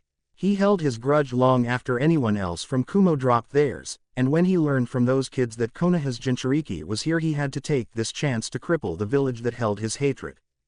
It was excruciatingly easy to find out which hotel housed the Konoha group. Everyone knew that they were there by now, so there was no real secrecy about their presence. Hell, even finding their hotel rooms were simple. The only one he couldn't get access to or info on was the VIP room, which was okay with him. He wanted the Jinchuriki. Picking the lock was child's play, and upon entering the room he grinned as he realized that there was only one person there. In the moonlight he saw a small blonde boy, but upon seeing the whisker marks on his face he brandished his kunai and stalked forward. Time to take a shot at Konoha. As he moved the kunai towards the boy's neck, the boy's hand shot out and held his hand in an iron-like grip. Yeah, don't do that. Naruto's eyes slowly focused on the man standing over him. Hello, assassin. Not what you were expecting, am I? The man couldn't draw his eyes away from the stone-cold blue eyes that seemed to bore into his brain. Trying to pull his kunai away from the deceivingly strong boy, he tried to stall. How did you know I was here? Naruto huffed through his nose and broke the man's wrist, forcing him to drop the kunai. You tripped my wire. He motioned his eyes to a wire wrapped around his finger, set up in front of the doorway and by the window. Now let's kill you and be done with it, shall we? The man hissed in pain and cocked his other fist back to slug the brat in the face before he ended up catching a bare foot to the face that sent him flying back into the door of the room. Naruto stood up in a crouch on his bed and smirked at the man. You're so fucked, I'm telling. Naruto said in a childish way before fleeing through the open window. The man growled and gave chase. If that little bastard actually made it to the Raikage's office, he was dead. It wouldn't matter that his brother was so highly ranked before his death, as the current Raikage was against the entire plan altogether back in the day. It was common knowledge around the ninja population that the man was almost fanatical when it came to his hatred of Konoha, so it could be easily stated that he tried to kill their Jinchuriki. As he ran across the rooftops, the Kenta panicked. He gave Naruto at least 10 good seconds to disappear before he gave chase. Whether he knew it or not, 10 seconds was 7 seconds too long to give Naruto when you wanted to directly capture him. Cursing at himself for his own stupidity to allow the boy time to get away, he attempted to head straight to the tower to cut the boy off at the pass. When he reached near the tower some odd 5 minutes later, he grinned to himself. The boy hadn't arrived, or else the alarm would have been sounded, and a chuckle almost came from his throat as he saw the boy land nearby on the same rooftop. Looks like you're not too fast, boy. Naruto grinned sheepishly at the man. I guess not, huh? Oh well, it's not important how fast I go anyway. Kenta gripped a kunai in his unbroken hand. Oh really? So I'm guessing with talk like that, you don't mind if I kill you? Naruto shook his head, grin still in place. Well, I don't know what you want with me, but I don't care if you kill me. He saw the man coil to attack, because I'm just a motherfucking decoy. Say cheese. Naruto pointed off to the side where another Naruto smiled and burst into smoke. Quote. Meanwhile, elsewhere, Naruto had found the mansion of the Yatsuki clan and was already inside, having been invited inside by a quickly after being surrounded by ninja, and was currently seated in his study. Well, he definitely had intent to end my life. Shook his head at the boy in front of him. And how do you know this? As a matter of fact, Uzumaki-san, why didn't you just kill him flat out? Naruto grinned cheekily. Well, my original plan actually was to just kill him and then tell you what happened, but I have a feeling that wouldn't have worked out too well for my Konoha contingent. Are your ninja on him yet? I nodded. I sent them out right when you told me about this assassin. Kumo has no involvement in this man's actions. I hope you don't hold this against us. Trust me, he will be punished for this. His hatred for Konoha has gone on for too long. This could have been seen as an act of war if he had succeeded. He'll be executed. Good riddance, the last remnants of an outdated era. Naruto waved it off. I get it. It's no big deal, Raikage-sama. If people in Konoha try to kill me, I guess I should expect it elsewhere too, huh? Hey, could I handle his punishment? I nodded and sweat dropped as an evil smirk came to Naruto's face. Man, this kid is weird, and not the weird that I'm used to. Now if he burst out into rhyme, that would be familiar. Quote. The next morning, as a loud pair of screams ripped through the hotel, Naruto awoke from his slumber with a smile on his face and looked over at Genma, who was looking out the window with a cup of coffee in his hand. Good morning, Genma. Have a good night last night. Genma looked over at Naruto and frowned somewhat. I'm nursing a bit of a hangover, kid. So what did you do when we left last night? Naruto sat up and rubbed his eyes. Oh, not much. Meditated for a bit. I went to bed, got attacked by an assassin, and went back to bed. Yeah, it was pretty boring. Genma looked over in surprise but simply ended up shaking his head. I swear to Kami, kid, the shit that you get into just by being around. I can't even reprimand you because you don't do anything. Naruto scratched his head as he walked to the bathroom. Tell me about it. Naruto poked his head out back through the door with a grin. Oh, and clear your schedule for today. I've got something for you guys to see. Chapter 16. One bad little boy. Kid, have I ever mentioned that you're my favorite container ever? The Kyuubi stated with a grin. Ever since it had found out what Naruto had planned for his would-be assassin's execution, he was all smiles. Naruto rolled his eyes once again as he made his way towards the Raikage Tower. I'm pretty sure that I'm your only container. And seriously, this is why you think I'm great. Not because I took you out of that musty cage, not because I gave you free rein to run roughshod over my mindscape village, and not because I let you see what I see, feel what I feel, and all the 9 yards. No, the reason you think I'm awesome is because of my preferred method of execution. A vulpine grin that Naruto could just feel inside of his head pulled across the demon lord's lips. Exactly. The Kyuubi chuckled upon hearing Naruto scoff, and you would think that you were my only container, wouldn't you? Naruto let a look of surprise cross over his face as he almost stopped walking. Wait, what? You're saying you've had a Jinchuriki before? Who was it? Were they better than me? And is the fact that only I'm killing the bastard that tried to kill me really a good reason to label me as the best? He asked the last question almost mockingly. Kyuubi sighed. The first one simply kept me locked up for the most part and never really did anything at all. Not even really tried to get any semblance of control. I was just pretty much ignored for the most part. The second one was much the same. She never really willingly tried to come into contact with me, and thus my prison, aka the mindscape in which I am kept, fell into a disheveled state. In other words, it deteriorated into the sewer that you first met me in. Naruto nodded to what appeared to the people in the streets to be himself as he thought on his prisoner's words. True, I can see how that would already put me leaps and bounds ahead of them. Kyuubi continued. Both of them also held the ability to restrain my power. My first Jinchuriki had very close ties to the Shodaime Hokage, and with his ability to restrain the Biju with his Mokuden, he ended up passing off some of the ability to rein me into that person's already impressive skills. Did you know that my first container sealed me into their own body? I'll tell you, those damn mind chains were a real pain in my ass too. The next one was much the same, like I said, only more with the mind chains, and then there was you. Of course I was never used that much. Why do you think that Gaara had so many tricks with his Biju and you don't? Because every Jinchuriki that Shukaku was sealed in actually used it. It had to develop tricks and add-ons to survive. I was never really used, therefore all I taught you was the Amari, because I never had to come up with anything else. I'm just glad that you had enough imagination to come up with your own stuff. And then there was me, Naruto repeated in his head. What about me? Naruto saw the Raikage Tower coming in sight as he continued listening on to the Kyuubi. You didn't chain me down to anything. As a matter of fact, even after you realized that I was the one that had nearly eradicated your home years ago, you still treated me levelly. You not only actually let me see the outside world, you took it upon yourself to renovate the dreary sewer I had been in up to that point. And you have little to no problem giving into your natural bloodlust that comes with the territory of possessing me, even if you do only venture to that damned forest of death to indulge me. Naruto rolled his eyes. Well, I can't exactly go around killing random people whenever I want now, can I? You'd better love me for what I'm about to do then, because this is going to suck for this guy.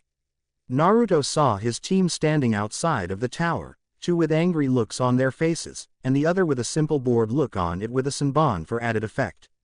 Naruto grinned as he walked up, so I assume the old man had some dealings to work out with Kumo's brass. How's everybody feeling today? Kotetsu glared down at the shorter Chunin. You're so lucky that beating the crap out of you would get me thrown in jail, kid. You're a right bastard, you know that. Naruto waved it off. Hey, I'll bet the alcohol burned the hangover right out of you, didn't it? Now you're fit for service today, and you're going to see something cool in a bit. Well, not so much cool as terrifying. Azuma looked at the boy who was being very cryptic as to why they were there. What are you talking about, Naruto? Naruto chuckled. I was attacked by an assassin last night. The Raikage is going to let me publicly execute him today. Genma looked at the stunned faces of his older team members. Naruto, I should have known you were so chipper about something today. No wonder you wanted us to come. What are you going to do to the guy?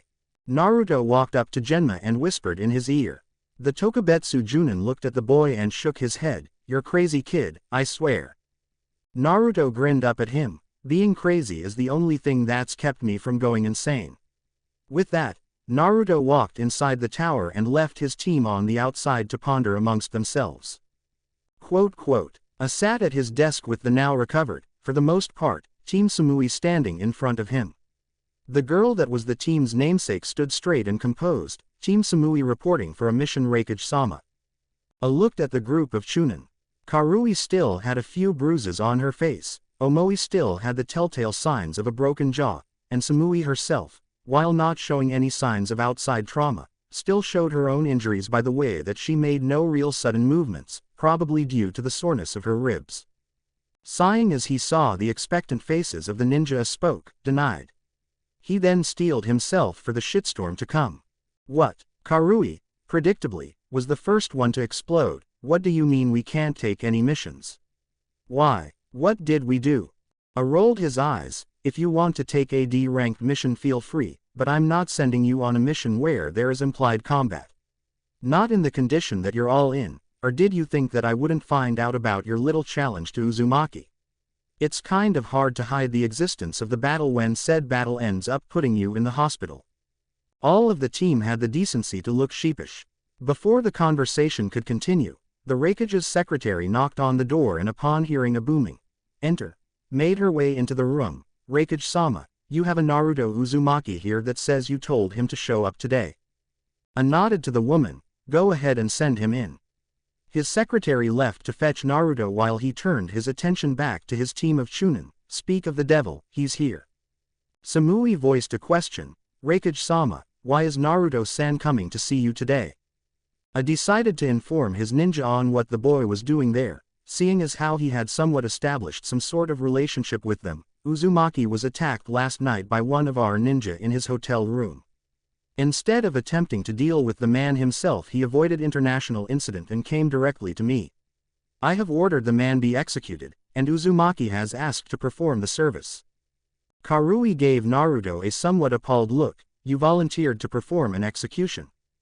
Naruto shrugged. It was either kill him last night and get into some village relation nightmare scandal, or kill him today.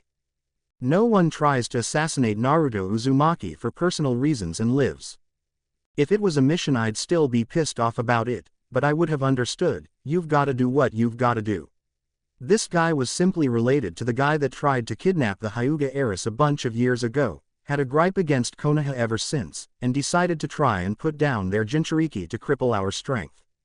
Personal revenge against me is fine, you just better make sure that you finish me off when you try it, or else you'll have hell to pay. Karui looked at the boy that had just broken into an entire explanation over her question. did you know that you were extremely mentally unbalanced? What kind of kid just up and opts to execute people like that? Naruto raised an eyebrow. In the last year alone I've met a kid whose entire life mission is to kill his older brother who killed his entire clan when he was no older than we are now. A kid that had suppressed aggression issues that he took out on his younger female cousin. A kid that randomly crushed people with sand and called the demon inside of him mother. And a kid that walks around outdoors in broad daylight in green spandex, a bowl-cut haircut, and routinely shouts at the top of his lungs about youth while hugging and crying a man that looks like his father only with bigger eyebrows. Naruto put a small smile on his face. Compared to most of the people I've met I'd say that I'm not that bad at all. If you'd met me 6 months ago, then you would say that I'm fucking strange, stranger than now so yeah, don't talk to me about weird or unbalanced, little miss, my sensei routinely breaks into rhyme for no reason whatsoever.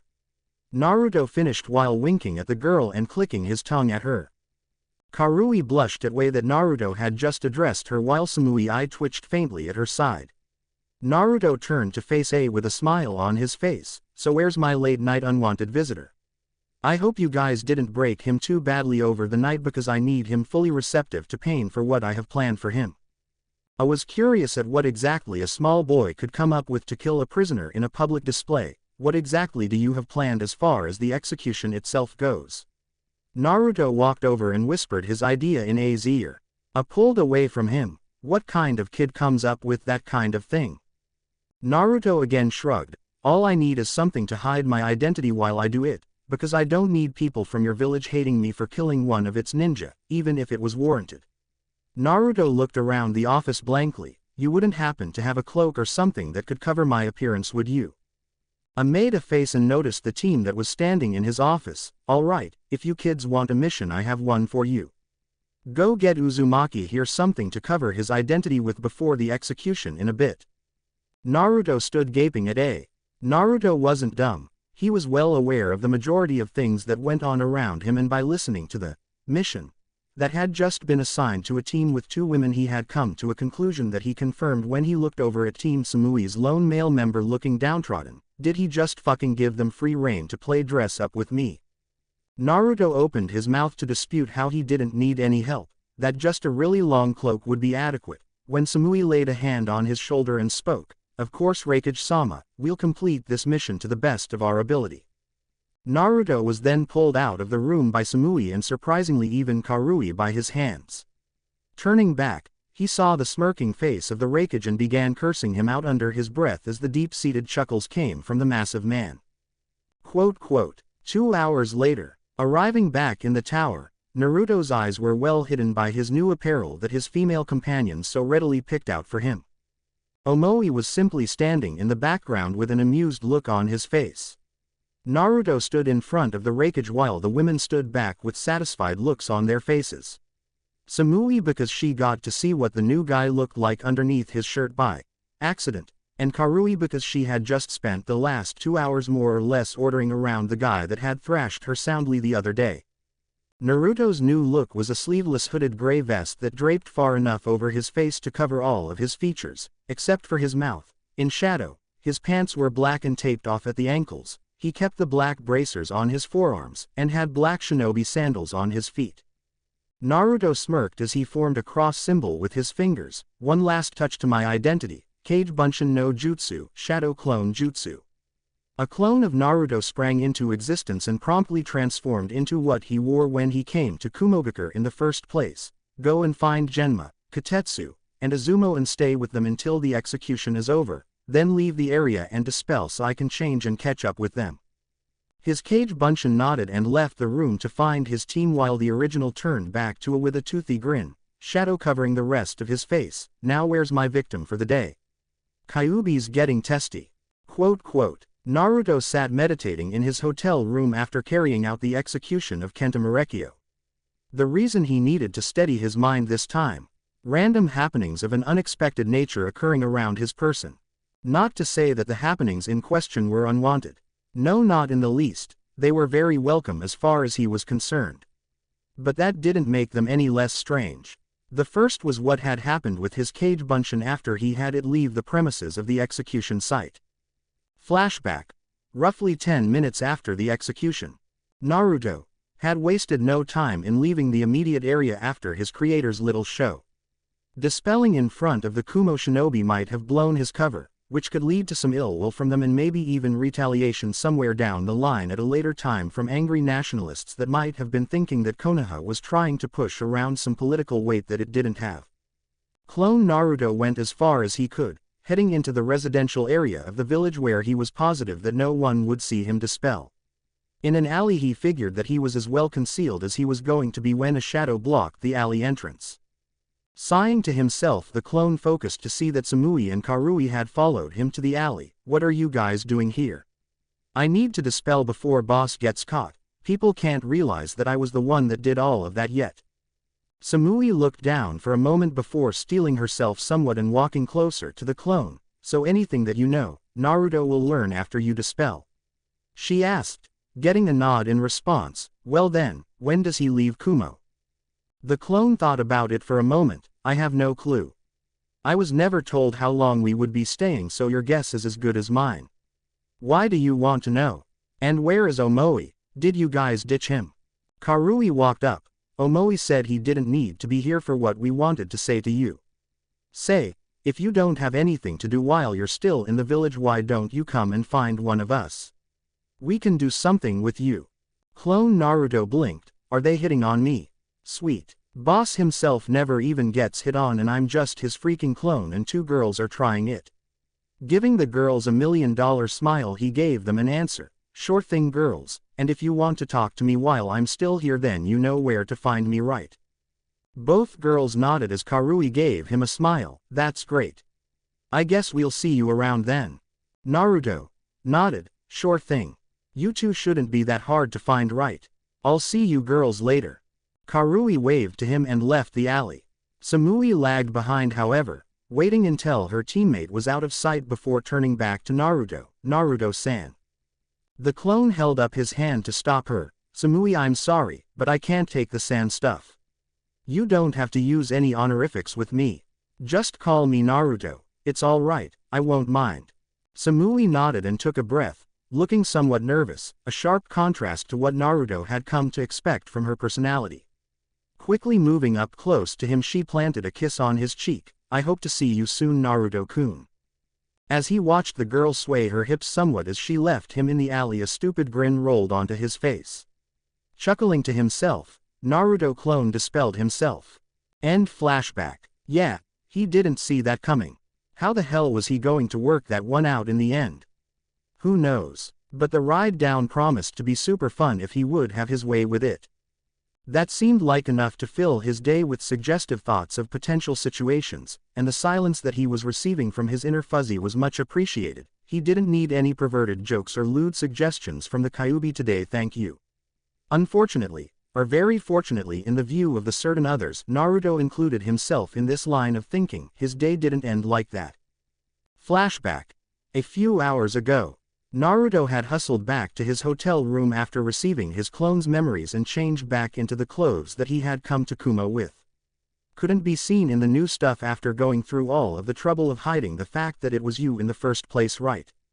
After washing the blood off of his body and changing, a knock came at his door.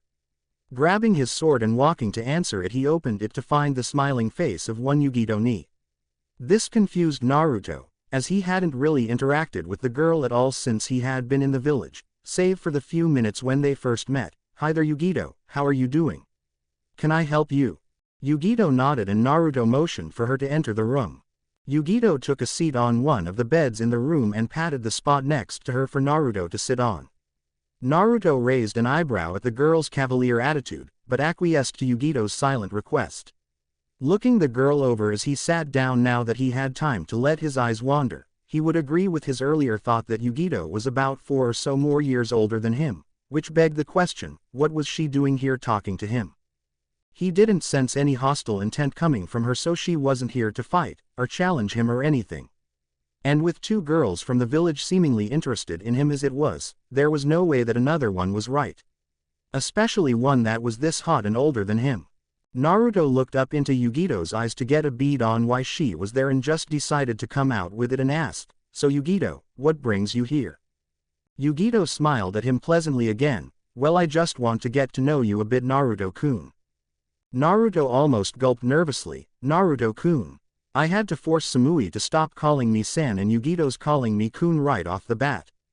Getting himself under control, he cleared his throat. Well, what do you want to know? I'll answer what I can, but I don't see why you would want to know anything about me. Yugito shook her head. You just don't recognize the fact that you're interesting to people, do you? You're a respectably strong ninja even among Chunin and Junin from the way your team treats you, and you're only 13 years old. You're a Jinchuriki like me and Kurabi, and you don't seem utterly insane like he is. Naruto gave her a questioning look. Speaking of which, you don't have any quirks on that kind of level, do you? Because here there's Kurabi, and then in Konoha I've got 2 people that I know that can match his crazy, and all of these people seem to want to talk to me for some reason. It's like I attract eccentric people. Yugito giggled. No, I don't have anything quirky like that, Naruto-kun, and Kurabi is okay in doses, you just have to get used to him. She looked at him softly. I kind of want to know what makes you tick. You're a very good ninja, but you seem like such a nice person. Your diplomat doesn't seem to like you though, from what Raikage-sama told me. Naruto nodded. Yeah, most of Konoha's old fogies don't really see me in a good light. It's okay. If they really have a problem with me, then they're all free to try and do something about it. I won't be their doormat or scapegoat though. I promised to protect Konoha itself, not necessarily the assholes in it, so in case anyone tries to pull any bullcrap on me, they can get the same thing that guy got today. Yugito looked at him curiously. That was you? Who am I kidding? It makes sense. Who else is that short and allowed to carry out executions? So he tried to kill you. She got a nod in response. Have people in Konoha tried? Naruto nodded. Yeah, but not for a long time. I guess the stupid civilians got sick of getting their asses kicked by a kid and smartened up. You're right, I am a nice guy, until you try to kill me, then I'm a complete bastard, as Kenta Marekio could attest to, if I hadn't cleaved him into 5 segments. Yugito nodded. True, so tell me then. What makes Naruto Uzumaki tick? End flashback. Naruto and Yugito just spent the afternoon talking to one another. Yugito was actually a sweet girl that could relate on some level with Naruto. At first she wasn't trusted much either, but when Kurabi earned the people's trust by proxy, his reputation trickled down to her somewhat, as she also had gone through much for her village. She told Naruto that eventually his village would love him the way they loved Kurabi if he could just prove his skill and loyalty to them the way he did. Naruto heard the heartfelt way she spoke to him and didn't have the heart to tell the girl the reason that they would probably never fully trust him and that he would eternally be walking on eggshells around them. He was now forever linked to the Kyuubi, the thing that had come within a hair of destroying the entire village of Konoha. The only way that he would be able to earn their full respect would be if he somehow defeated an enemy that was terrorizing the village and killing countless villagers single-handedly when no one else could stop them but him, or something. You know, a 1 in a million kind of scenario that only happens in manga and stuff. As they both noticed the sun starting to set, Yugito stood up and thanked Naruto for taking the time to speak to her. She also told him that if he wanted to find her for any reason at all, she would always be free for a cutie like him. He had to fight down a blush on that one, and had to stem blood flow to another place as he watched her leave the room and walk down the hall, because much like Samui, she certainly made a show of it for him. Naruto couldn't believe it. The only interaction with these girls that he had so far up to this point had been crashing the Raikage's office, kicking 2 of their asses with the other watching from a distance, and being arrested and hauled to the aforementioned Raikage's office. How the fuck do those interactions get hot women like that to like me? I didn't do anything. Was I really that badass? I was just being me. Naruto was thinking to himself. Dude, I can't even get a girl being a nice guy, albeit pretty dumb guy, back in Konoha for years, and here I just acted like a borderline psychopath and 3 girls just now showed interest in me. I guess that pretty boy Sasuke had it right after all. The more fucked up you seem, the more women seem to flock to you. Kid, if you really start thinking like that, the next time you come in here I'll chase you and eat you, Naruto heard from inside of his head. Kyuubi never really liked the Uchiha clan that much, even back before Naruto even met Sasuke, but it refused to elaborate on exactly why.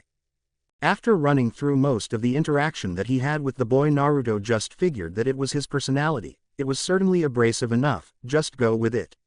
Whatever happens will happen. You're leaving soon anyway. You won't have to deal with it again for a while after this, so go and spend some time with them, maybe you'll like one. And you really need to ditch all of these males that you're hanging around anyway. Naruto's sweat dropped. You mean my team? Kyuubi grinned to itself. Yeah, kid, your team is a sausage fest. Go and find those girls tomorrow or I'll sing for the entire day out loud. Naruto's jaw dropped in horror. Oh come on. Why would you do that? I didn't even piss you off. You haven't done anything like that in years, why now? Well, your real memories were sealed up until a few months ago, so the inside joke would have been lost on you. And you have pissed me off like that since then, but I've been very lenient. A pale hue covered Naruto's face. You're kidding, right? You wouldn't do that to me, would you? We're friends. Well, not really friends, but you get the point, right? Hey kid, do you like wings? Wings. Love, take me down to the streets. Love, take me down to the streets. 'Cause when you don't get fed at home, you gotta give the dog his bone. Take our lovin' to the streets. Several hours later, Genma found Naruto lying on the hotel room floor, frothing at the mouth, mumbling lowly, "That's not wings." Quote, quote. 1 week later, despite not being trusted enough by Homura to actually protect him during this trip, Naruto found that there was plenty for him to do in a foreign village. On the first day, he simply found Yugito and trained with her for the day. The girl was at first surprised that the boy was able to keep up with her, but remembered that he was no slouch and that the Kyuubi could pick up his slack if need be. Yugito even took it upon herself to teach him a lightning jutsu or two when he stated that the ones that he knew were very specialized. Naruto would have tried teaching her some wind maneuvers in return, but Yugito's elements were lightning and fire, and that made it hard for her to learn those techniques. She appreciated the effort though and said she'd keep trying to learn them. The second day, he was quickly found by Kurabi and was forced to follow the man around Kumo all day, running errands with the man. Errands consisted mostly of standing by while the man stood on top of the Raikage Tower while he tried rapping to the masses. He even introduced Naruto but thankfully left out the Mr. 9 stuff. After that, Naruto saw firsthand how beloved Kurabi actually was. There were kids coming up to him, some asking for his autograph, some asking him to do a rap. Naruto cringed when he actually went through with the request. Hell, there were kids trying to rap to him. It made him wonder if things could ever be like that for him. He smiled when he realized that it was getting there, slowly, but it was. For better or worse, he already had his own chibi brigade that followed him around whenever he was in town, so that was step one, it seems. The next part was when Kurabi went to his team's houses to tell them that he had a mission away from Kumo for a while, so training was put off.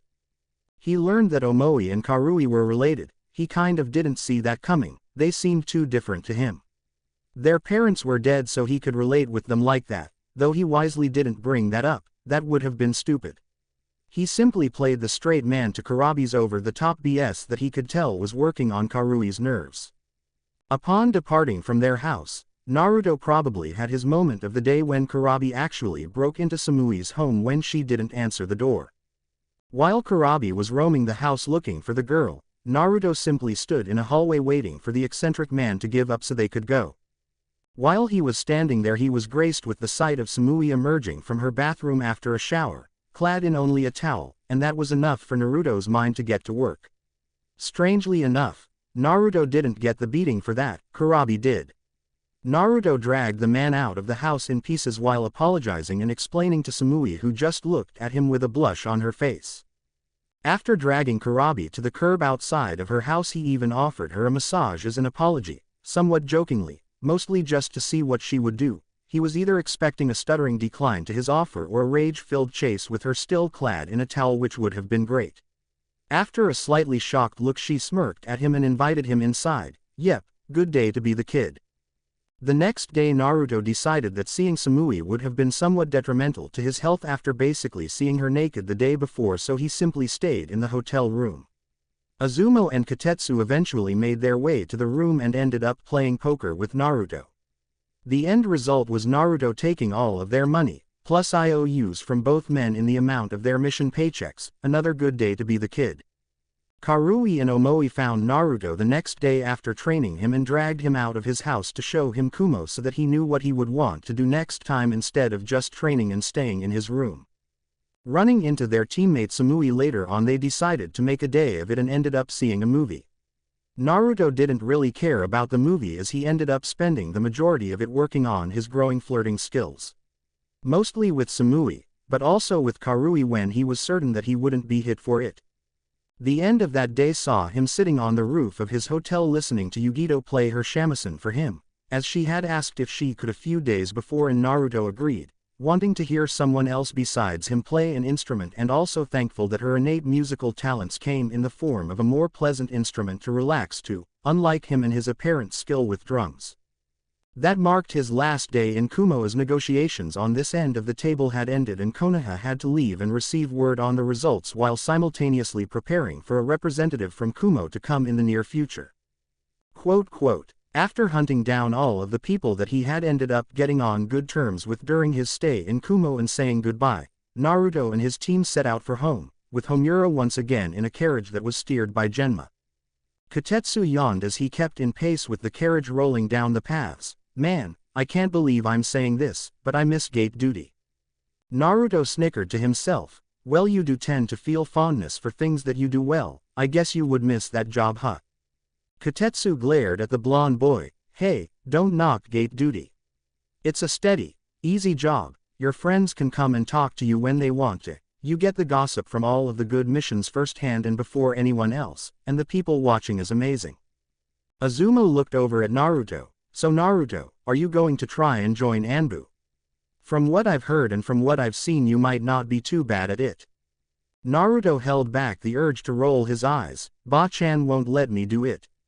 Oh well, it's not like I need to jump back into the direct murdering of people yet. As long as I keep getting strong enough for those Akatsuki losers, then I'll be fine. Whatever happens, happens, just like the fox says. Turning to answer his partner's question, he smiles. I'm in no rush. I'm only 13, unless you want another Itachi-esque prodigy to rise up so you can say you worked with me when I get famous. Azuma and Kotetsu snorted with laughter and even Genma cracked a smile from his place on the carriage. Whatever you say, kid. Naruto grinned to himself. Yeah, things will get hectic enough all on their own. I'm in no real rush. Chapter 17. Home is where the what? The amassed team of Genma Shiranui, Naruto Uzumaki, Kotetsu Hagane, and Azuma Kamizuki stood in front of the Hokage's desk, having just given their report on the mission to Kumo. Tsunade had to rub her forehead at the report. Naruto, how do you get arrested in Kumo after being there for 4 hours tops? Naruto shrugged. Hokage-sama, Murphy's Law just loves me like that, I guess. Come on now. Are you really surprised by this point that this stuff happens to me even when I don't instigate it? You should know this by now. Tsunade sighed and waved it off. All right, other than the extracurricular activities of someone here. She said while looking at Naruto, good work. You're all dismissed and have a few days of leave. The group nodded and turned to leave. Naruto, you stay. Tsunade said before he could exit the office. Naruto turned back around to face the blonde woman. Can I talk to you for a moment? Naruto walked back over to her desk and leaned on it. What do you need, Ba-chan? The toothy grin on his face let her know that he knew this was personal more than anything else. I need to get some sleep and then head into my favorite place to get some destructive new jutsu down. Tsunade shook her head in amusement. All right, brat, I asked you before, but I'm going to try it again.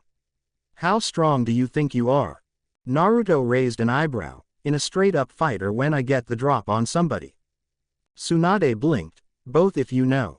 Naruto though about it. Well, I'm good enough from the shadows to kill one of Orochimaru's bodyguards before he even knew I was there, and I can stay hidden in an enemy stronghold for months at a time if I had to. I don't really like that though, it's nerve-wracking. He started pacing around her office. What would you rank Orochimaru's right-hand man Kabuto and Kimimaro Kagaya if you had to? Tsunade understood where he was going with that. It was hard to rank yourself, so he was comparing himself to others. Both of them would be considered Junin level. Naruto nodded. I don't really count Kabuto though. He didn't try fighting me for real until I had him beaten, so I only have experience against one Junin level ninja since my promotion. You just promoted me like 2 months ago. Are you really looking to do it again so soon? Tsunade picked up Genma's written report from the desk. All of your teammates have stated that you might make a good candidate in the future for Anbu. I already figured that you would be a Junin in a year or two if you keep growing. Now enough about that. What did you actually do in Kumo? Your report says that you spent some time with a few of the people there, but you didn't elaborate at all. Naruto sat down in a chair and smiled at Tsunade. She was very good to him after he had brought her back to Konoha. It was something akin to a sibling-esque relationship. She was his boss, but she legitimately cared about him. Naruto was very grateful to her for this. He probably would do anything in his power that Tsunade asked of him, even if he didn't directly answer to her. I beat up an entire team of Kumo Chunin that challenged me to a spar after my arrest. By the way, there were 2 girls on that team and they seemed to like me. I met Kumo's 2 Jinchuriki. One of them is utterly insane, like on the level of Lee and Guy, insane, but the other one is a few years older than me and she's hot. She's a sweetheart too. Tsunade's eyes gleamed. Finally, I might have some ammunition on the brat. Drink yourself into a stupor without me, will you? I'll show you. So what else, brat? Naruto ignored the look as he kept listing things off. Let's see. I made Katetsu and Izumo give themselves alcohol burns on their testicles. I won all of their money. By the way, place their paychecks for the mission in my name, and some guy tried to kill me. Oh, and I also. What? Tsunade almost roared at him. Someone tried to kill you. Who? Did Kumo order? Naruto had to place his hands on her shoulders to calm her down. Whoa, whoa. Calm down, Ba-chan, it's okay. He tried to kill me, but he got captured by the Raikage's forces and I got to execute him the next day. Tsunade raised an eyebrow. That was in the report, wasn't it? So what did you do?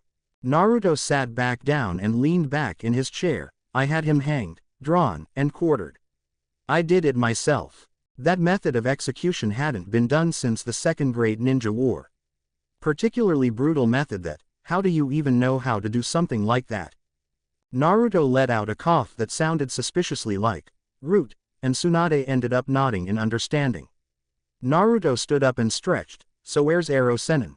Is he here so I can start my training, or am I on my own for the time being?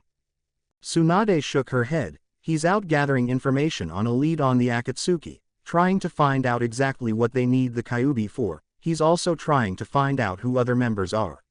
He'll be back in a few months. I'll clear your schedule for that point in time and let you know in advance.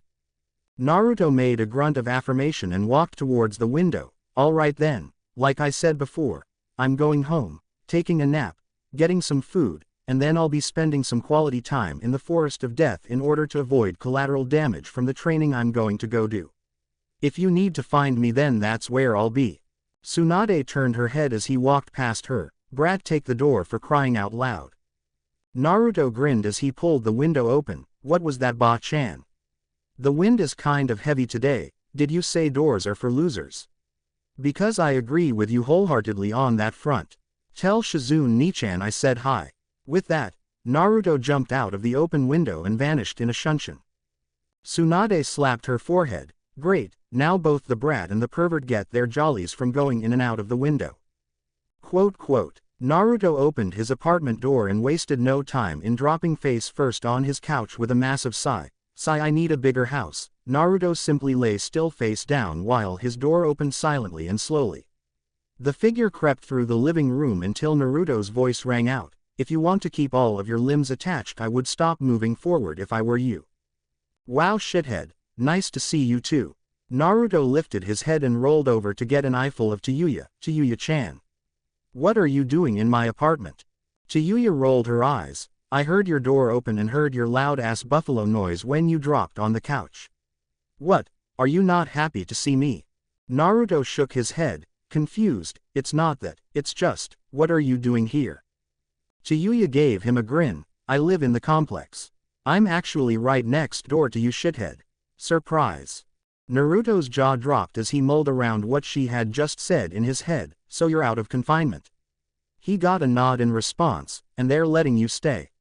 Another nod, and you actually chose to live in this complex of all places. Tayuya sighed. Listen up, I'm an Oto Kunoichi shithead. There isn't a person in this place that isn't paranoid about me. You're the only person that would treat me decently, therefore I want to stay close to you until things look up for me. Naruto sat up straight on the couch. If you want, I can help you booby trap your place if you're worried about that. Chiyuya let out a laugh, maybe later shithead. So where have you been? Naruto moved over and let her sit down as he stood up and walked to the kitchen. I was in Kumo. It was just a guard detail. Nothing really strenuous. I kept active and I learned something pretty cool that I need to go test out full scale later. I was going to go train. Chiyuya frowned. Who the fuck trains right after they get back from a mission? Give it a day at least. Kami, do you ever rest? Naruto grinned at her as he began boiling water for his ramen. Not really. I've got things to prepare for. I can rest when I'm dead. Chiyuya walked over and poked Naruto in the chest. Listen up, I've been spending time with 2 full-fledged medic ninja and one that's in training, and that kind of ended up beating some basic fucking knowledge into my head. Don't push yourself. I know you're some kind of demonically rage-a-hole-fueled juggernaut of energy, but everyone needs downtime. Naruto rolled his eyes. Chiyuya-chan, I just got through with resting before I took the last mission. It's not like I'm burning out, how could I? I'm 13. Naruto stopped stirring the ramen he was making and placed the spoon in her hand. Stir. I need to go get something. Chiyuya grumbled, but carried out Naruto's request. Stupid shithead making me stir his stupid fucking ramen. Language. Naruto walked back into the kitchen with a smirk, ignoring Chiyuya's muttering of, fuck you, now what would you do if you had your flute back? You wouldn't try to kill me again, would you? Chiyuya gave him a deadpan look, arms still stirring his ramen. I can't beat you even with the flute. Orochimaru made us specialize when we were training. Genjutsu is what I'm best at and you can walk right through it. Besides, I like Konoha a hell of a lot more than Otogaker. Here I don't have to worry about some goon trying to take advantage of me when I let my guard down. Naruto nodded. Good answer. Here, he threw something at her from behind his back. Chiyuya caught it and went wide-eyed. My flute. But I lost it during the fight. A snickering laugh came from Naruto as he took the spoon back from Chiyuya and kept stirring while he turned his stove off. Who do you think took it from you in the first place? What, did you think I just dropped it in the forest and left it there? I've been keeping it. Chiyuya just kept looking between her flute and Naruto, who just kept on grinning. Now you can register as a ninja for the village and can get a rank higher than Genin and avoid the grunt work of D-rank missions. He noticed she hadn't moved yet. Are you happy? She nodded. Good. You can go on home and start cataloging your jutsu for tomorrow. Chiyuya nodded and walked out of Naruto's apartment almost zombie-like, eliciting laughter from the boy as she shut the door behind her. Grabbing a bowl for his ramen, he smiled to himself, glad to help Chiyuya-chan. The next day, Naruto's personal obstacle course of death that had used to hone his reflexes and increase his speed since he had gotten his memories back wasn't really an obstacle course at all.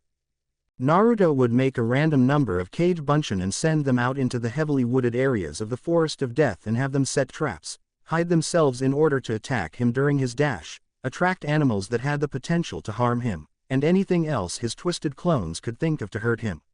He would make the clones meditate for 3 hours, then he would begin his deadly game. Naruto would traverse the rugged terrain back and forth 5 times each. Each time was a length of 5 kilometers from a starting point in the forest to the gate leading to the outside and was fraught with peril. His clones were utterly ruthless in their attack, and despite their one-hit limit that they could all take, they were more of hit-and-run type attackers, engaging Naruto himself when he was not expecting attack and fighting to kill. En route they would do the same, only with real people, so it was never as many as it was when Naruto used Kage Bunshin. It was also done in a long corridor that Danzo manipulated to his liking for whatever situation you were training for. This training was twofold. Not only did it allow Naruto to train himself on speed, evasion, and trap detection, it also worked on Naruto's ability to set traps and ambushes.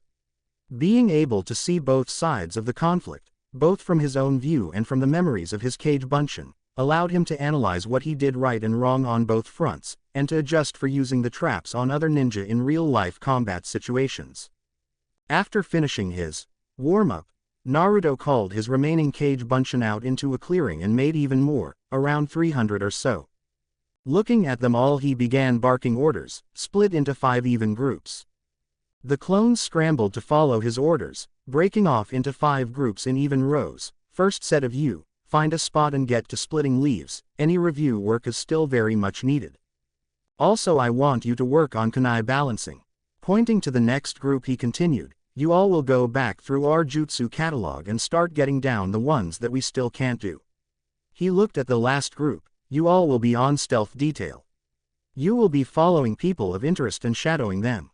Do not get caught. This is on my reputation here. I expect some cool memories upon your dispelling at sunset. Now go." Naruto cracked his neck and made his way deep inside the forest for some live fire combat training. "Oh spiders, you and I still have a gripe." Team 8's training for the day was driven to say the least. Ever since Kiba and Shino's humiliating one-sided losses at the hands of Naruto, both had been training hard to catch up to the boy that had blown right past them. Kiba worked on his speed and combination tactics with Akamaru and was also trying to teach the puppy how to better defend himself in case they ended up being separated or one of them went down in battle. After hearing how Naruto dealt with the majority of the Sound Four with little to no effort in the least and how he himself instead had to be saved at the last second by Neji and Kankuro, Kiba resolved to somehow get to the blonde's level. Shino was inspired by a combination of his crushing defeat by Naruto and the knowledge of the Sasuke retrieval mission that had failed. It was almost a prerequisite by this point for all Junin sensei to venture to the site of Naruto's battle with Kimimaro with their genin cells in order to either inspire them to work harder, or to let them know just how powerful Naruto was. The sight of the countless bone spires sticking out of the ground, and the knowledge that Naruto was able to outlast such an enemy on his own planted a seed into Shino's head that if he didn't want to be left behind even more than he already had been, then he needed to improve and fast. Kurenai watched as her two students stood at opposite ends of the training ground with her lone female charge standing between them. In a blur, Kiba and Akamaru charged the blue-haired girl and launched the Gatsuga directly at her. On her other side, Shino unleashed a torrent of insects at her. Opening her eyes with her Byakugan active, she began spinning and directing her hands in precise and exact locations all around her. A field of chakra as precise as lasers surrounded her body, bouncing Kiba off and actually shredding Shino's Kikai insects on contact. Kurenai had to smile as her most timid student had come up with her own technique on par with the Hyuga clan's Hakusho Kaden. The Shugohak Rokujian Sho, protection of the 8 trigrams 64 palms, was more tailored towards Hinata's flexibility than the rigid form that the Kaden required from its users.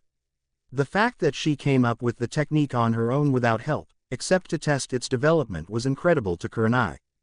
Kiba stood up from where he was launched off, holding his head that had a gash on it, but with a smile on his face as his Ninken came bounding up to him. "Wow Hinata, that was rough, and you're saying that it's not finished yet?" Hinata smiled as she turned off her Byakugan and dropped her stance. "No, it's close though. I'm not sure what it would do against an attack from all sides the level of your Gatsuga, but when focused in just a few areas it should be fine." Kurenai smiled. At least Naruto's utter thrashing of everyone's genin in front of the entire village did good things for the majority of them. Hinata's stuttering had all but vanished. She had learned that things with Neji were getting better, even her father was beginning to improve. Hinata, that was very impressive. When that jutsu is complete it should be B rank if not A rank. A blush came to the girl's face but she gave a firm nod.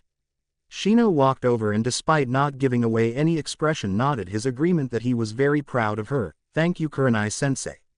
The words of one particular blonde boy rang out clear in her mind as she felt like she was finally making strides for herself. "I wonder what you would think, Naruto-kun." Team Guy leapt through the tree limbs of the Forest of Death. They had been assigned a rare C-rank mission inside the village gates. Recently there had been reports of an increased amount of loud noises coming from the Forest of Death over the last few months, which was quite impressive considering the size of the place, and when Anko Mitarashi had been brought in for questioning it was evident that it wasn't her disrupting the peace, so this mission had been commissioned to discover what was going on. Now Team Guy had no idea, seeing as how Tsunade, the only other person besides Anko that knew who liked to frequent that place, wasn't forthcoming with the info that everyone's favorite blonde kid had a habit of raising Cain within the gates of the dangerous forest. Thus the team lead by the green-clad taijutsu ace had next to no idea what they were getting into. Guy led the group, followed by Neji, who was flanked on both sides by Lee and Tenten. Lee had never even heard of a C-rank mission inside of the village, thus why he was excited, more excited than usual. "Yash. What do you think could be causing such a ruckus in the forest?" I have heard of all kinds of amazing animals within the forest, but did not get to see any during our first foray within with the exception of my youthful squirrel friend. I wonder how he is doing. Tenten tried to calm the hyper guy clone down. Lee, please be quiet. We didn't come across any of the weird things in here last time because we were careful. Don't go screaming your head off in here or who knows what you'll bring down on us. Lee opened his mouth to retort in a youthful fashion, but Guy turned his head to give Lee a firm look. Lee, Tenten is right. You may have made your way through the woods before, but you should count yourself lucky that you didn't come across any of the creatures in this place. I don't care if we are inside of the village, treat this like a hostile environment because it is. Even Junin are somewhat wary of entering this place. Lee gulped and nodded after being reprimanded by Guy. Neji squinted and spoke up. Guy-sensei, I am seeing countless human lifeforms in an upcoming clearing. Guy nodded and looked back at his genin once more. Prepare yourselves, when we enter the area who knows what will be here. Getting a nod from his students, Guy turned back ahead. The group's mojo was disrupted however when Neji face fell onto one of the branches, forcing his team to halt. Tenten jumped back and helped the boy stand up. Neji-kun, what's wrong? Are you okay? Neji nodded as he stood up and started jumping forward, ahead of the rest of the team, ignoring Guy's cries to come back. Pushing his way into the clearing he found a mass of Naruto clones, diligently at work spamming jutsu all over the place, some dispelling from lack of chakra, but otherwise it was something that the young Hyuga genius had never seen before. His team came up right behind him and were stuck staring at the scene before them much like Neji was. Tenten looked at the clones wide-eyed. What is going on? Naruto-kun, he's everywhere. Lee's eyes were ablaze with youth. Yosh, such a youthful training program. I must spar with Naruto-kun. Lee took off into the mass of hard-at-work clones, stopping in front of the first one, scaring the hell out of it and forcing it to electrocute itself with one of the jutsu Naruto had learned in Kumo and blow up in a puff of smoke. This forced all of the other Naruto replications to take notice of just who it was that intruded on their session. Lee ran up to another one and dropped into his stance. Naruto-kun, my eternal rival, I request a spar with you to stoke both of our flames of youth. The clones all looked at each other until one spoke up. We're all clones. Boss just told us to work on his jutsus until we dispelled from lack of chakra. He's out further in the forest getting even with those stupid spiders.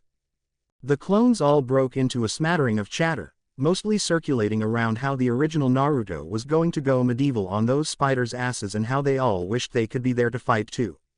Guy listened into what was being said. So you're saying that Naruto-kun is deeper in the forest? Getting a collective. Yep, from the clones he continued, and he's actively trying to provoke the more dangerous wildlife just for training. They all nodded as one clone spoke up. Yeah, I mean you're saying that like it's a bad thing. Sure, there's a shitload of spiders in this forest, but they have to realize that they can't win after he slaughters like a few dozen of them, right? Guy paled. Concerning his genin, Clone-kun, no one knows exactly how many of certain creatures this forest has. Especially the spiders. There are reports from Anbu of nests under the ground with countless amounts of them, and they're highly aggressive in nature. The clones scoffed. Well, we could have told you that. Those 8-legged fucks mess with us every time we come in here to train. We have to divert clones just to keep a lookout and as extermination squads in case the bastards get too close. Guy palmed his forehead. Clone-kun, you're not getting it. These spiders mature at an absurd rate, and they reproduce far too quickly. If your original is out there killing them for sport, then he is in grave danger. Which way did he go? The clones all pointed northeast, to the bad spot where we know the spiders hang out. Like I said, we have a gripe with those bastards. Knock over 2 barrels of my sake, will they? Guy turned to his team. We have to go get Naruto-kun out of there. Prepare for a battle. Be fast and precise against the enemy. Those spiders are fast, strong, and ruthless. Kill them and move on. Neji and Tenten nodded while Lee was fired up. Yosh. Let's go save Naruto-kun. Elsewhere in Konoha, Sakura smiled as the fish on her table flopped back into the water. Her skill with the Shaozen Jutsu was growing every day. Soon Tsunade said she would be able to begin working on creatures with bones closer to humans. The last few months since her training began had been great for Sakura. Despite being harder than anything she had done before, she could now see a reason why Rock Lee and others trained so hard. The feeling of succeeding after working on something for so long was well worth the effort put in. Good work, Sakura. Sakura turned to see Tsunade had been overseeing her work with a smile. You're getting better and better at the basic techniques. After you master most of the medical techniques, I can begin teaching you my strength amplifying technique. Now let's work on your taijutsu. You need to be able to keep yourself in one piece and defeat your opponents quickly as a medic ninja. For now we'll begin working on your elusiveness and I'll teach you form later. Sakura nodded with a determined look on her face. She wouldn't be the weakest link ever again if she had any say in her own skill. Team Asuma had just returned to the village after a B-ranked mission. Ino was groaning loudly while rolling her neck. I'm so glad we're done with that mission. I need a hot shower and some rest. Asuma smirked as he took a drag of his cigarette. Good work with those bandits, team. Shikamaru. Good work with the plan. It went off without a hitch. Choji. You're coming along nicely with your family techniques. Ino looked at her sensei expectantly, who looked at her for a moment before speaking up. Ino, that was a good use of Shidenshin no Jutsu to scout out the camp. I was sure that you wouldn't use that jutsu again for quite some time after what happened the last time. All of you, take the rest of the day off and meet me at our training field tomorrow. With that, the bearded Junin walked towards the Hokage Tower to give his report to Tsunade about the mission. Choji looked between his teammates. Hey, do you guys want to get some barbecue before we go home? Shikamaru chuckled and patted his friend on the shoulder. Sure thing, Choji, let's go, Ino. The group found their way and ended up in a booth shortly. After placing their orders, the team started to converse, with Shikamaru launching out the first question. Ino, you never told us why you stopped using Shidenshin no Jutsu after the fight with Naruto in the first place. Did he have some kind of defense like Sakura had that actually hurt you? Ino hugged herself slightly. Yeah, but it wasn't really a straightforward kind of thing. Naruto's mind is strange. It looked just like Konoha. Every inch of it was to scale. No one had a mind that extensive. Choji squealed happily as the beef was placed in front of him. He wasted no time in throwing the meat on the grill while Shikamaru kept asking Ino his questions. So just being in Konoha in the guy's mind freaked you out? That's kind of weak, Ino. The platinum blonde growled at him as she placed her own meat onto the grill. That's not all that happened. I was wandering around for a bit when I felt the presence of something chasing me. I remembered what happened with Sakura and took off running. It corralled me to Naruto's apartment and left me there. I never saw it, but I could feel its presence the entire time. Shikamaru raised an eyebrow. His apartment. You're not telling me everything, Ino. Ino shook her fist at him. I'm trying to tell a story here, you blockhead. She glared at him when a troublesome slipped from the pineapple-haired boy. His TV was on in the apartment, and I thought that was central control. The thing in everyone's mind that allows you to gain control after you use the jutsu, but it was his memories, or what seemed like memories. It had to be some kind of trick. It was already queued up to one in particular. It had Naruto running through an entire ballroom full of people like a hot knife through butter. It was the single most terrible thing I had ever seen, and when I started watching it I felt like I was actually there.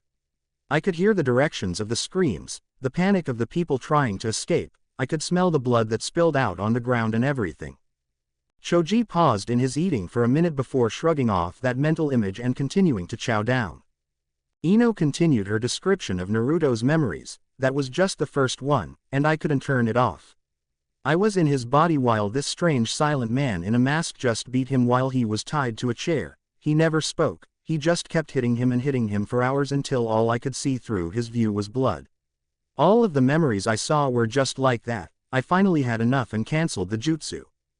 Shikamaru just stared at the girl. Wow, that's kind of hardcore.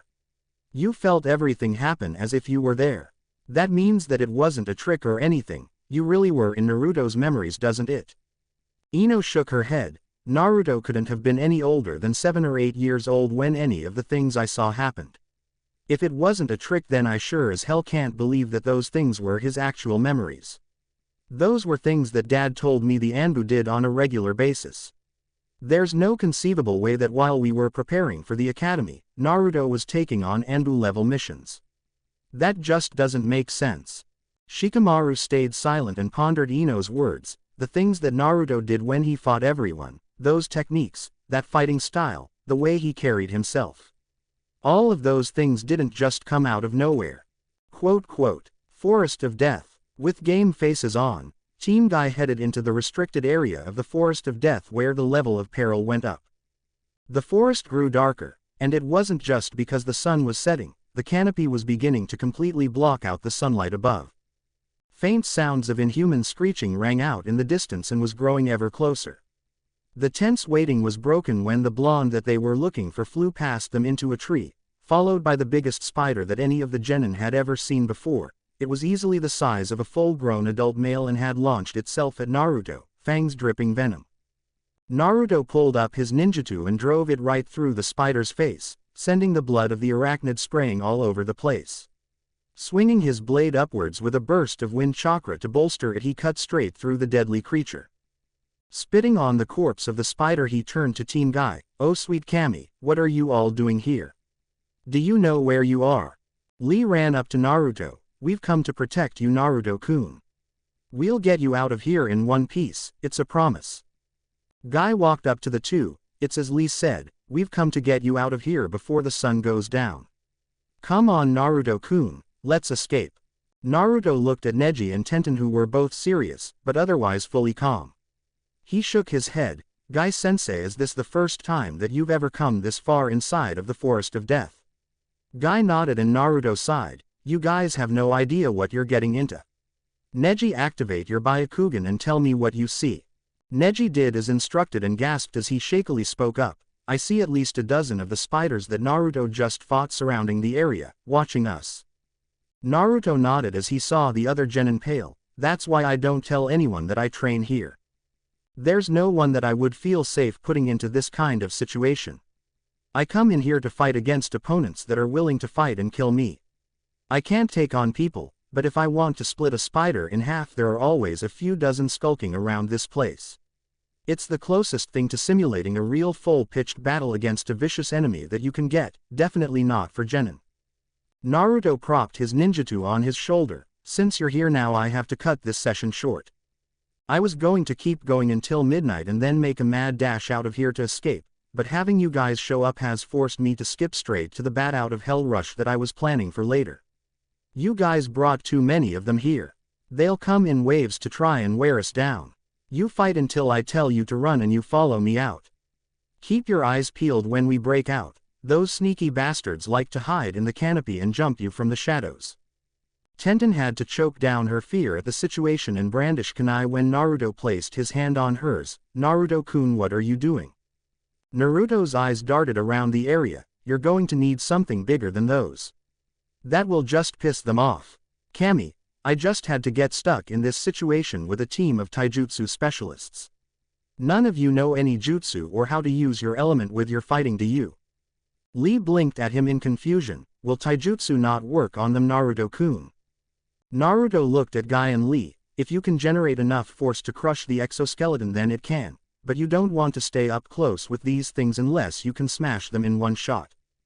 Guy shot Naruto a shiny smile. "Naruto-kun, it's time to show you what good old-fashioned hard work and youth can do. Lee and I will have no trouble dealing with these spiders with our taijutsu.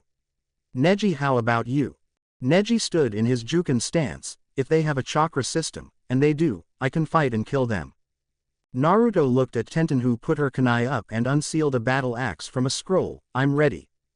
Naruto stared at her blankly. "Tenten, you can use an axe. That's awesome." The first spider saw a moment of weakness and jumped from the trees at the group.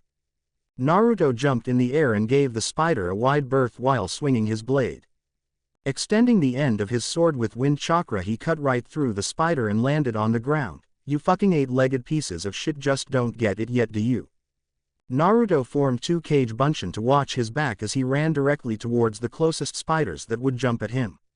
He cut out one of the spider's legs from under it using a one-handed swing while simultaneously driving a Rasengan into the torso of another, carving into it with the force of a drill, sending guts all over the place. "I'm not trapped in here with you. You're trapped in here with me." Naruto's clones ran to back him up as three more spiders emerged from the surrounding area to attack. The giant arachnids were now extremely wary of Naruto's sword, seeing as how it had been his weapon of choice for the entire day's events. Getting sick of how the spiders were avoiding him, he ripped a sword from one of his cage bunshin's hands and threw it at one while enhancing it with wind chakra, impaling it against a tree and killing it. "Hey, that was mine," was the indignant cry from the victim clone. The original just shrugged before the three Narutos scattered due to being double-teamed by the two other spiders. The original and the clone that still had his blade engaged the spiders, with the clone being far more conservative with its way of fighting, as one bad shot could dispel it.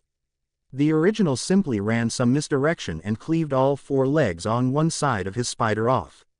Before running off to assist some of Team Guy, he planted an explosive note on the nearly helpless spider, forcing it to explode in a shower of guts.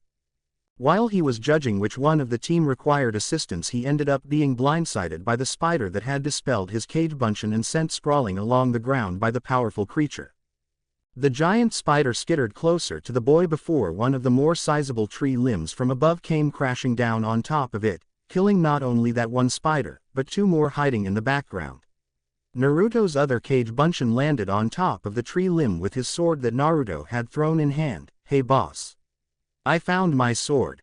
Naruto nodded. "Good work. I'm going to help the others. You wait for an opening to escape. Dispel when you see an opportunity to leave." The clone nodded and went off to stay out of the fight while the original Naruto headed into Team Guy's melee to assist. Neji was not having much of a problem keeping the spiders off of him. He would use Kaden whenever he started getting swarmed, but he was finding it hard to finish them off. The spiders seemed to have so many tenketsu in their legs that it would take too many shots just to incapacitate one, and when he attempted to just hit it straight on somewhere vital, they would use their incredible agility to simply dodge and avoid a fatal strike. Fujin Seiken, Wind Release, Divine Fist of the Wind God. To Neji's shock, two spiders were sent flying. One off into the distance, deep into the forest, the other hit a tree with crushing force, turning it into a stain before the tree itself cracked and fell over. Naruto ran over to him, sword drawn, giving the boy a slight nod. Neji eyed the one remaining spider of this pack. "Naruto, I can finish this one off. Go help Tenten or Lee." Naruto heard his tone of voice and figured arguing or pulling rank on him would have just earned him some of the Hyuga boy's ire. When Naruto left, Neji ran at the spider that backed up to get some spring into its legs for a pounce. Neji saw this coming, and when it launched itself at him, he slid underneath the spider's belly, hitting it in the spots that were harder to get, but were guaranteed to finish the monster spider off. The spider tripped over its own legs and onto its back, kicking for a moment before crinkling its legs inward and dying. Neji smirked to himself before going off to find one of his superiors. Tenten was having an easier time with her fighting. The spiders were knowledgeable about human weaponry and about the differences between male and female humans.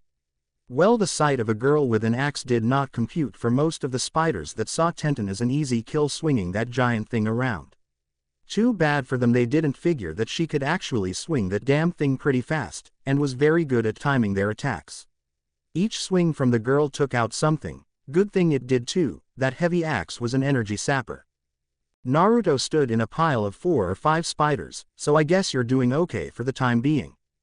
Tenten gave him a tired smile and a thumbs up while leaning on the handle of her weapon. "I was scared at first, but these spiders are kind of weak. But there are so many of them." Naruto nodded while watching out for her, giving her some time to rest for a moment. They aren't supposed to cause any ninja better than an academy fresh gen in any trouble one-on-one, but they're persistent, ruthless, and they just keep coming. Hell, I make a game out of counting them as I kill them. Tenten raised a delicate eyebrow at that. "What's the highest you've ever gotten?" Naruto thought about it as he watched Neji finish off a spider. "Well, I got started earlier than usual in the day this time, and I could swear that I was bearing down on some kind of record when you guys showed up. I lost count though, I think it was getting up past 200 of them."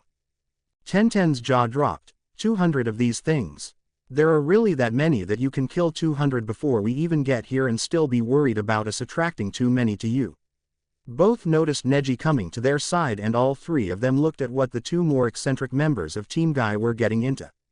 Yash, Guy-sensei, who knew that this mission would turn into such a splendid battle.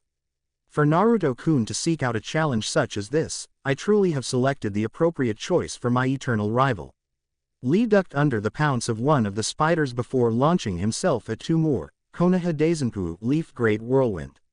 Lee unleashed a torrent of high-speed kicks at the oversized arachnids, smashing them into a nearby massive tree.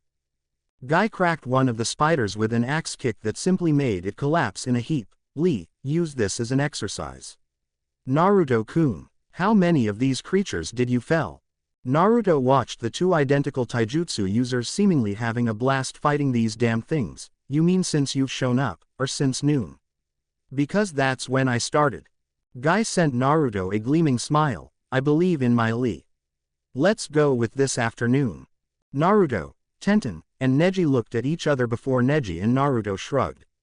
Tenten sighed and answered him. Guy-sensei, Naruto-kun says that he's killed around 200 of them since he came in here. Guy stood seemingly shaking in place. Naruto thought that the number of spiders he killed had pissed Guy off. He didn't know Guy was all for arachnid rights. How was he supposed to know? Guy turned to Naruto with flaming, tearful eyes. However impossible that seems, such a youthful, combat-filled day. Lee, in order to defeat your rival you have to defeat more than 200 of our 8-legged enemies. Lee's eyes blazed over in a similar fashion. Yes, Guy-sensei. And if I cannot best my rival Naruto's number of spiders slain, then I will do 500 push-ups on my thumbs. With one last battle cry, Lee ran into an area where spiders were waiting for an ambush. Naruto palmed his head as he watched Lee begin ripping into the spiders with fists and feet. You guys are going to bring the whole damn population of the things on us. Look, we need to get out of here. The more you kill, the more show up. If it was this easy, then don't you think it would be recommended for ninja to train in here? It's actually frowned upon, because you can't take them on forever. You'll run out of energy and chakra before they run out of bodies to throw at you. Kill all you want as we get the hell out of here. Naruto ran in and grabbed Lee by his collar before dragging him off, with everyone else following close behind. As they started to go back through the thick of the woods, a spider tried to come from behind a tree to sneak attack them. Guy saw it coming and flipped at the massive thing with punches and kicks. Dynamic action. Turning the spider into goo as they didn't break their stride. Naruto-kun, what is the best course of action to escape? Naruto moved back. Guy-sensei, watch the front, I'll keep them off of our backs. Neji, Tenten, and Lee, stay between us. Neji, keep your Byakugan on. Tenten, prepare some kunai with explosive notes. Take to the trees, it narrows down the angles that they can attack from. Team Guy listened to their Chunin tagalong and got themselves into position as they leapt into the branches of the forest. Naruto's knowledge of the terrain by now was second only to Anko. He knew where the majority of things of interest in the forest were, and the current thing of interest was the closest exit that wouldn't take them straight into the nest of the spiders. We need to get further south. If we head straight north or east from here, we'll have to go straight through the nest to escape. That would be suicide even for me. Guy nodded and led the group further south. During their run, Naruto held his head in pain and fell down on a branch. Lee jumped back to help the boy to his feet. Naruto-kun, what is wrong? Are you hurt?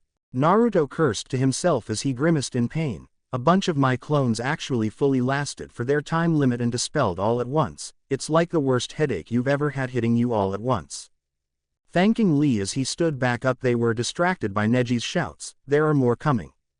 Naruto turned around to see 5 of the spiders jumping from branch to branch, getting ever closer. Naruto threw Lee off of his branch at his team. Stay back. There's something I need to test out anyway. They all watched as Naruto let the spiders in close before making a set of hand signs and crossing his arms in an X motion while crouching. Fuden. Senpu Kakusui, wind release. Whirlwind pyramid. Standing up and stiffening all of his appendages straight out, a vicious crosswind surrounded the area around Naruto's body, catching the spiders within and sending them flying into the air, some of them cut into pieces, others missing legs, all of the survivors hissing in anger and pain. The jutsu faded after a few seconds and he turned back to Team Guy, getting everyone moving again to stay ahead of the spiders attempting to prey on them. The genin were pretty stunned by the use of Naruto's new jutsu, but were too occupied with staying in one piece at the moment to ask anything.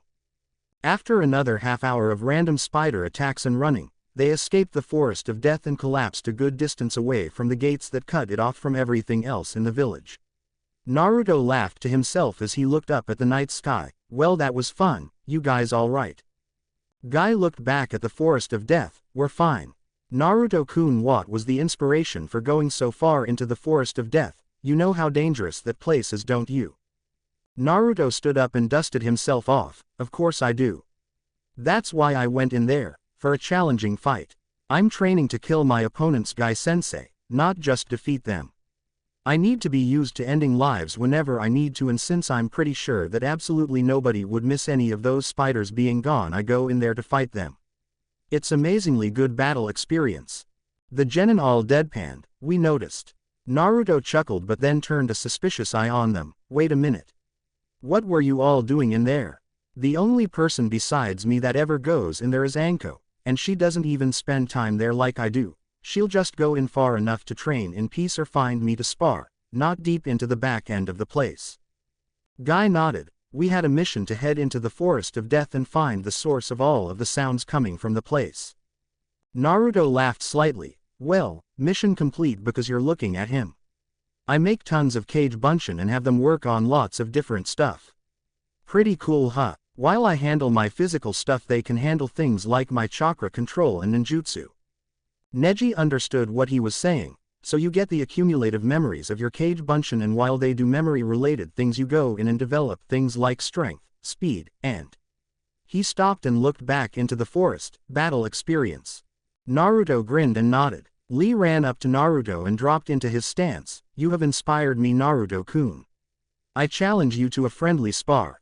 Naruto's sweat dropped. Lee, it's almost midnight. I've been spending the last 12 hours fighting a life or death battle against spiders from hell. You're all exhausted from looking for me and fighting spiders by my side. And lastly, how many spiders did you kill? Lee looked confused until his eyes widened and he hit the ground to begin his push-ups. You have bested me this time, Naruto-kun. Next time I will win our challenge and show how splendid a ninja I am. I will complete these push-ups or else I will run laps around Konoha on my hands until the sun comes up. And if I cannot do that, I will. Naruto walked off with Tenten and Neji in tow as Guy stood over Lee shouting about his youthfulness. Naruto gave Neji a chuckling smile. And that's how you handle that? I don't see what you and Kakashi were all bent out of shape about when it comes to those two. As far as having Lee as my eternal rival, it's easier than not having him as my eternal rival. I can just beat him once and not deal with him until he's through with all of his self-given punishments. He won't mess with me again until he's done with them all, and by then I can disappear. Neji's eyes widened. He had never thought to realize that the times that he defeated Lee in their spars, Lee would leave him alone until 3 days to a week later. When he ignored Lee, he would get a challenge every hour on the hour until he accepted. Naruto and Tenten laughed at the look of contemplation on his face. On the flip side of that, you two have to see him tomorrow and deal with him talking about how he's going to beat me next time all day long. He has to track me down if he wants to do that to me. Yep, being Lee's rival actually spares me more of the creepy sunset genjutsus than not being Lee's rival. Tenten realized that Naruto was right. He'd only seen it twice. Once when they first met before the Chunin exams, and once before they all went to get his sword. Any other time when he was around them, he would usually accept Lee's challenge, win or lose, and then bid everyone a swift goodbye. Compared to the people that are around when Lee and Guy have their little moments in town and not even trying to tally up all of the times that it had happened around Neji and Tenten since the team had been formed, she realized that Naruto had to have the pretty much lowest victimization rate of being subjected to the sunset of youth. Naruto grinned at the faces that both of them were making. I can see that you both have something to say, so go ahead and say it. Before Naruto could notice, the tenketsu in his legs had been sealed off and Tenten and Neji had used his momentary incapacitation to start dragging him back to Lee and Guy. Tenten threw him at Guy's feet, disrupting Lee's push-ups. Guy-sensei. Naruto was just telling me and Neji that he thought he needed more youth after all of the youth that he exuded during his last mission and during his training today. Neji nodded in agreement. Naruto looked at the girl with a strange look. Really? That was the best you've got? That was the stupidest thing I've ever heard anyone say about anything, ever. There's no way they're going to fall for that. He noticed that his words didn't deter the evil grins on the faces of the normal members of Team Guy who pointed behind him. Tenten waved to him. "I'll see you when my team meets up tomorrow, Naruto-kun." Before he could say anything, Guy and Lee had placed their hands on Naruto's shoulders and had hoisted him to his feet with tears pouring from their eyes. "Do not worry, Naruto-kun. Lee and I always have time for a comrade in youth." Lee nodded vigorously. "If need be, Guy-sensei and I will stay up all night with you, making sure that your fires of youth are fully replenished." Naruto resigned to his fate and turned back to the still smiling Neji and Tenten with a dark look. "I hope you enjoy this. Because you both know that you're getting fucked for this, right?" He never got their response as Lee and Guy had dragged him off to their usual training ground. "Naruto-kun, in order to build your flames back up I want 1,000 punches with each arm and 1,000 kicks with each leg. After that we'll go for an invigorating run around Konoha, on our hands. 10 times. Naruto's cries of protest could be heard throughout the night. A few particularly familiar screams of genjutsu-induced horror may have woken the majority of the village's citizens, but in the case of one bun-haired girl and one young branch Hyuga, it was just what they needed to lull themselves to sleep. Jutsu List. Fuden. Senpu Kakusui, Wind Release, Whirlwind Pyramid. B-rank ninjutsu. Close range. This jutsu allows the user to expel a wild whipping wind around their body for protection purposes. The strength of the wind is dependent on the direction of the user's focus, while the technique offers protection on all sides. Wherever the strongest point of the jutsu is placed, the exact opposite end of the technique would be the weakest area. In its strongest area the wind has the power to cut into whatever is being repelled. The length of the jutsu is dependent on the amount of time used to charge it up. Chapter 18. Too legit to quit. It's about time something like this came up. I'm kind of nervous though, Naruto's thought to himself as he sat in the trees just surrounding a somewhat secure clearing. After 2 months of doing C-rank missions with a team he was given a solo B-rank mission of his own. Remembering what Tsunade had told him about one of his teams a few months back, that they had thought he might be somewhat good as an Anbu, he figured this was something of a tryout mission or something. Chunin don't get solo missions, so he figured this was the only thing this could be. His mission had been to head to a town in Tsuki no Kuni, Land of Moon. Tsunade wasn't very forthcoming with the information on exactly what he was doing here at all, but he figured this wasn't some kind of trap or anything. Why would she kill him off? So all he really had to go on was that he had to meet a contact once he arrived. This was the first time he had worked without a team in years, and while he wasn't expecting anything anywhere near the borderline suicide things that he had done the last time he had solo missions, it was always nice to be ready just in case. Instead of taking his usual clothing he decided to don his execution gear that he had worn during his escapades in Kumogakure. He doubted that it would really matter what he wore for this job, because as long as he had his Hite 8 he was told that the contact would find him, but hey, why not? After a few days off following the diplomatic mission to Kumo he had been blasted with back-to-back missions ranging from escorts to bandit extermination. They had been mostly snooze fests, mainly because he had an entire team to help him out. Nothing had occurred the likes of the disaster to Nami no Kuni, thanked Kami, but he missed the action. The only instruction that the boy had received for his mission was to head to an inland town on Tsuki no Kuni and find the bar that had been listed when he first left before burning his mission scroll. After entering the small town it wasn't too difficult to find, as this town was not too large like the coastal towns that the tourist country were more known for. Upon entering the bar, Naruto had to stop and check back outside to see if he had made a mistake. It wasn't. That was the only bar in the town. The reason he had to check after first entering was because the first thing that greeted the boy was a loud, boisterous laugh that he was quite familiar with. The sight of spiky white hair filled his vision upon first walking in to add on to the laugh. Whoa, slow down ladies, there's enough of the great Jiraiya to go around. Jiraiya, as per the course, was surrounded by a bevy of women hanging off of his money air his every word. Naruto couldn't believe that Jiraiya was his contact for whatever he was about to do, so he simply sauntered past without stirring the man's interest and made his way to the bartender. Pulling off his hood he showed off his Hite 8 in the low light of the bar and sighed as the man looked at him. "We don't serve minors, kid, you know that." Naruto gave him a dry look. "I know your country has a hidden village, so you should know better." Naruto flicked the metal on his headband, showing to the man that he was a ninja. "1 bottle of sake please, whatever brand you think a kid should be drinking." The man nodded and turned to grab Naruto's order. "A kid shouldn't be drinking at all. So what's a Konoha ninja doing in Tsuki no Kuni?" Naruto gave him a wry grin. "I'm on vacation." Turning back around and pouring Naruto his first cup with a smirk, he spoke. "Kid, you're in the wrong place for a vacation. There are no resorts or attractions around here." Naruto chuckled as he began sipping his drink. "Let's just say I find the charm of the countryside appeals to me more than the beaches do." The man let out an amused laugh. "You're a strange kid. What kind of kid doesn't like the beach?" Pointing to himself, Naruto refilled his cup after finishing off his first one. "This one right here."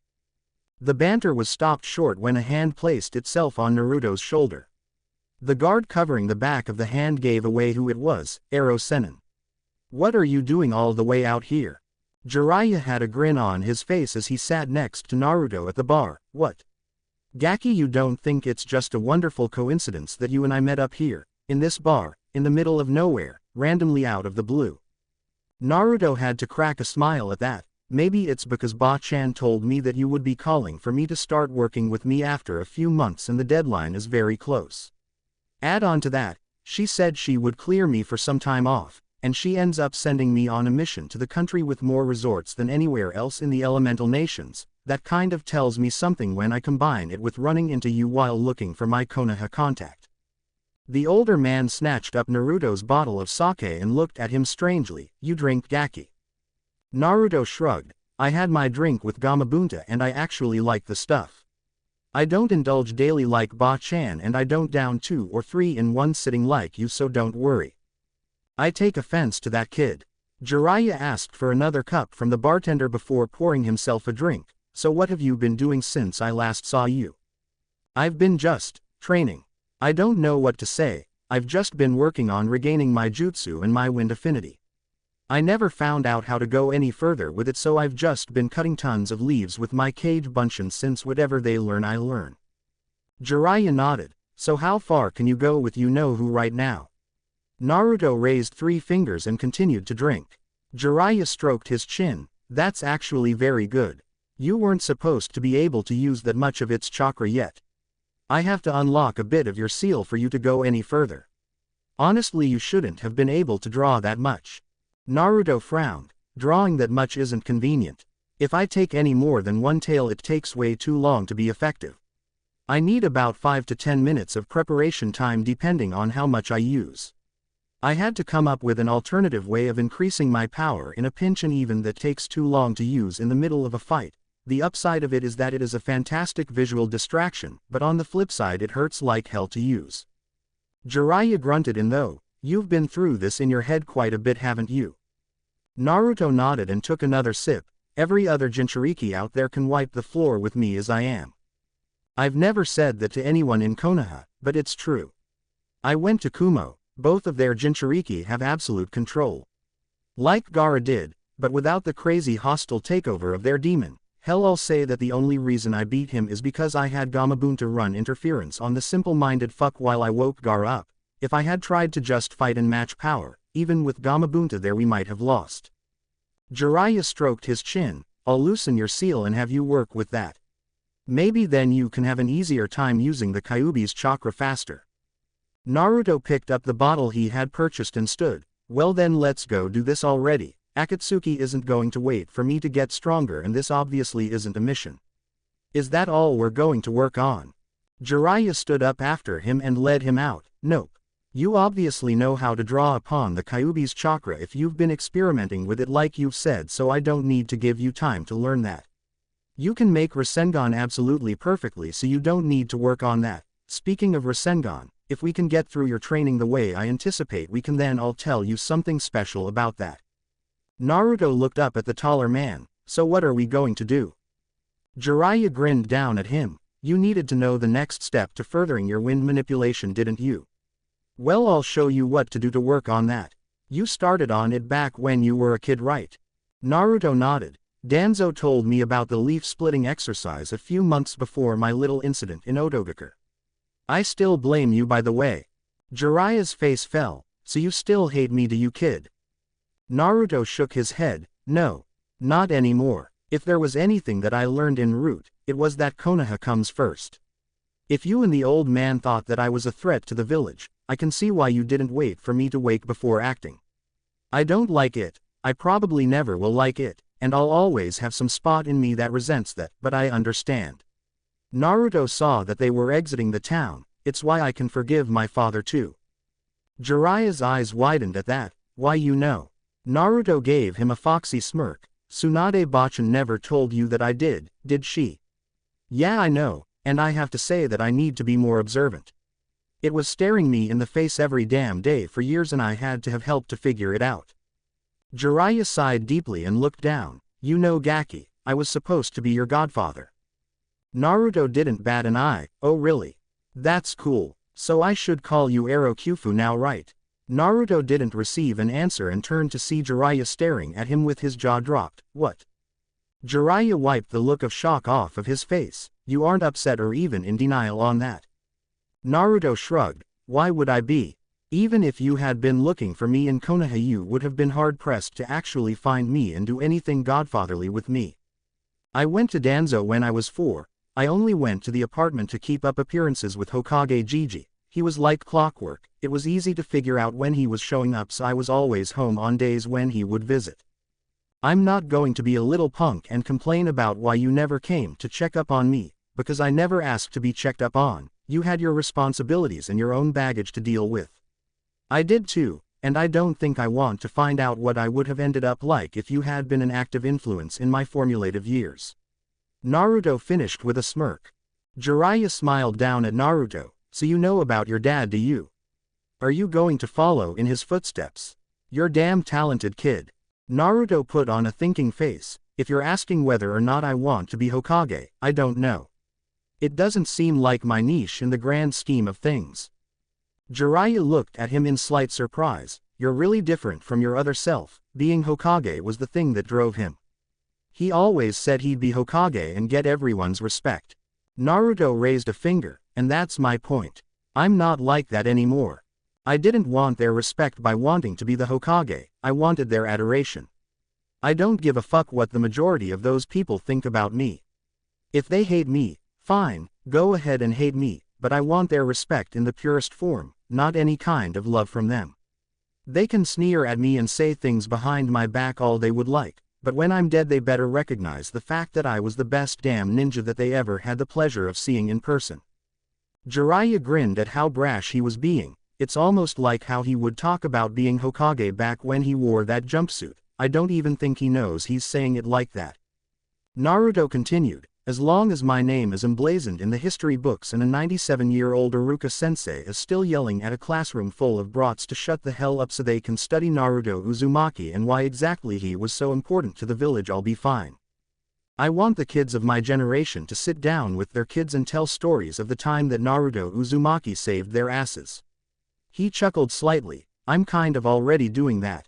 I've already manipulated the landscape on a massive scale. The crater in the Forest of Bone near the Valley of the End was made during my fight with Kimimaro Kagaya. It's not as big as the Valley of the End, but it's the best anyone's done in almost 100 years. Jiraiya picked up on something during his monologue. How did that crater even get there in the first place? The Kagaya clan doesn't have any attacks that could make craters like that. Naruto pointed to his stomach. It's a part of the thing that I came up with to make up for not being able to use that much of Kyuubi's chakra. It's strong, but damn does it hurt. It cracked every bone in my body to use. Chuckle Kyuubi bitched me out about it after the fight. Jiraiya had a new point of interest now. You speak to the Kyuubi. Naruto nodded. Yep. When I was little it was a hard ass. As a matter of fact it's still kind of a hard ass, but I can't imagine not having it in me. It's like I was never alone, even when I was. Naruto snickered. By the way, you're on the Kyuubi's top 20 list of people that it wants to eat one of these days. Jiraiya blinked in confusion. It has a list of people that it wants to eat. And I'm on it. Naruto grinned. Yep, you're number 14 because of when you sealed me, that really pissed it off. Gigi is number 4 because of giving the order. It said I used to be on it, but I ended up getting myself off of it after I unsealed myself. Jiraiya had to ask, I know I'm going to regret asking, but who is number 1? It's Minato, right? Naruto shook his head. Nope, he's actually number 20 and bordering on leaving the list altogether. Number 1 is Madara Uchiha.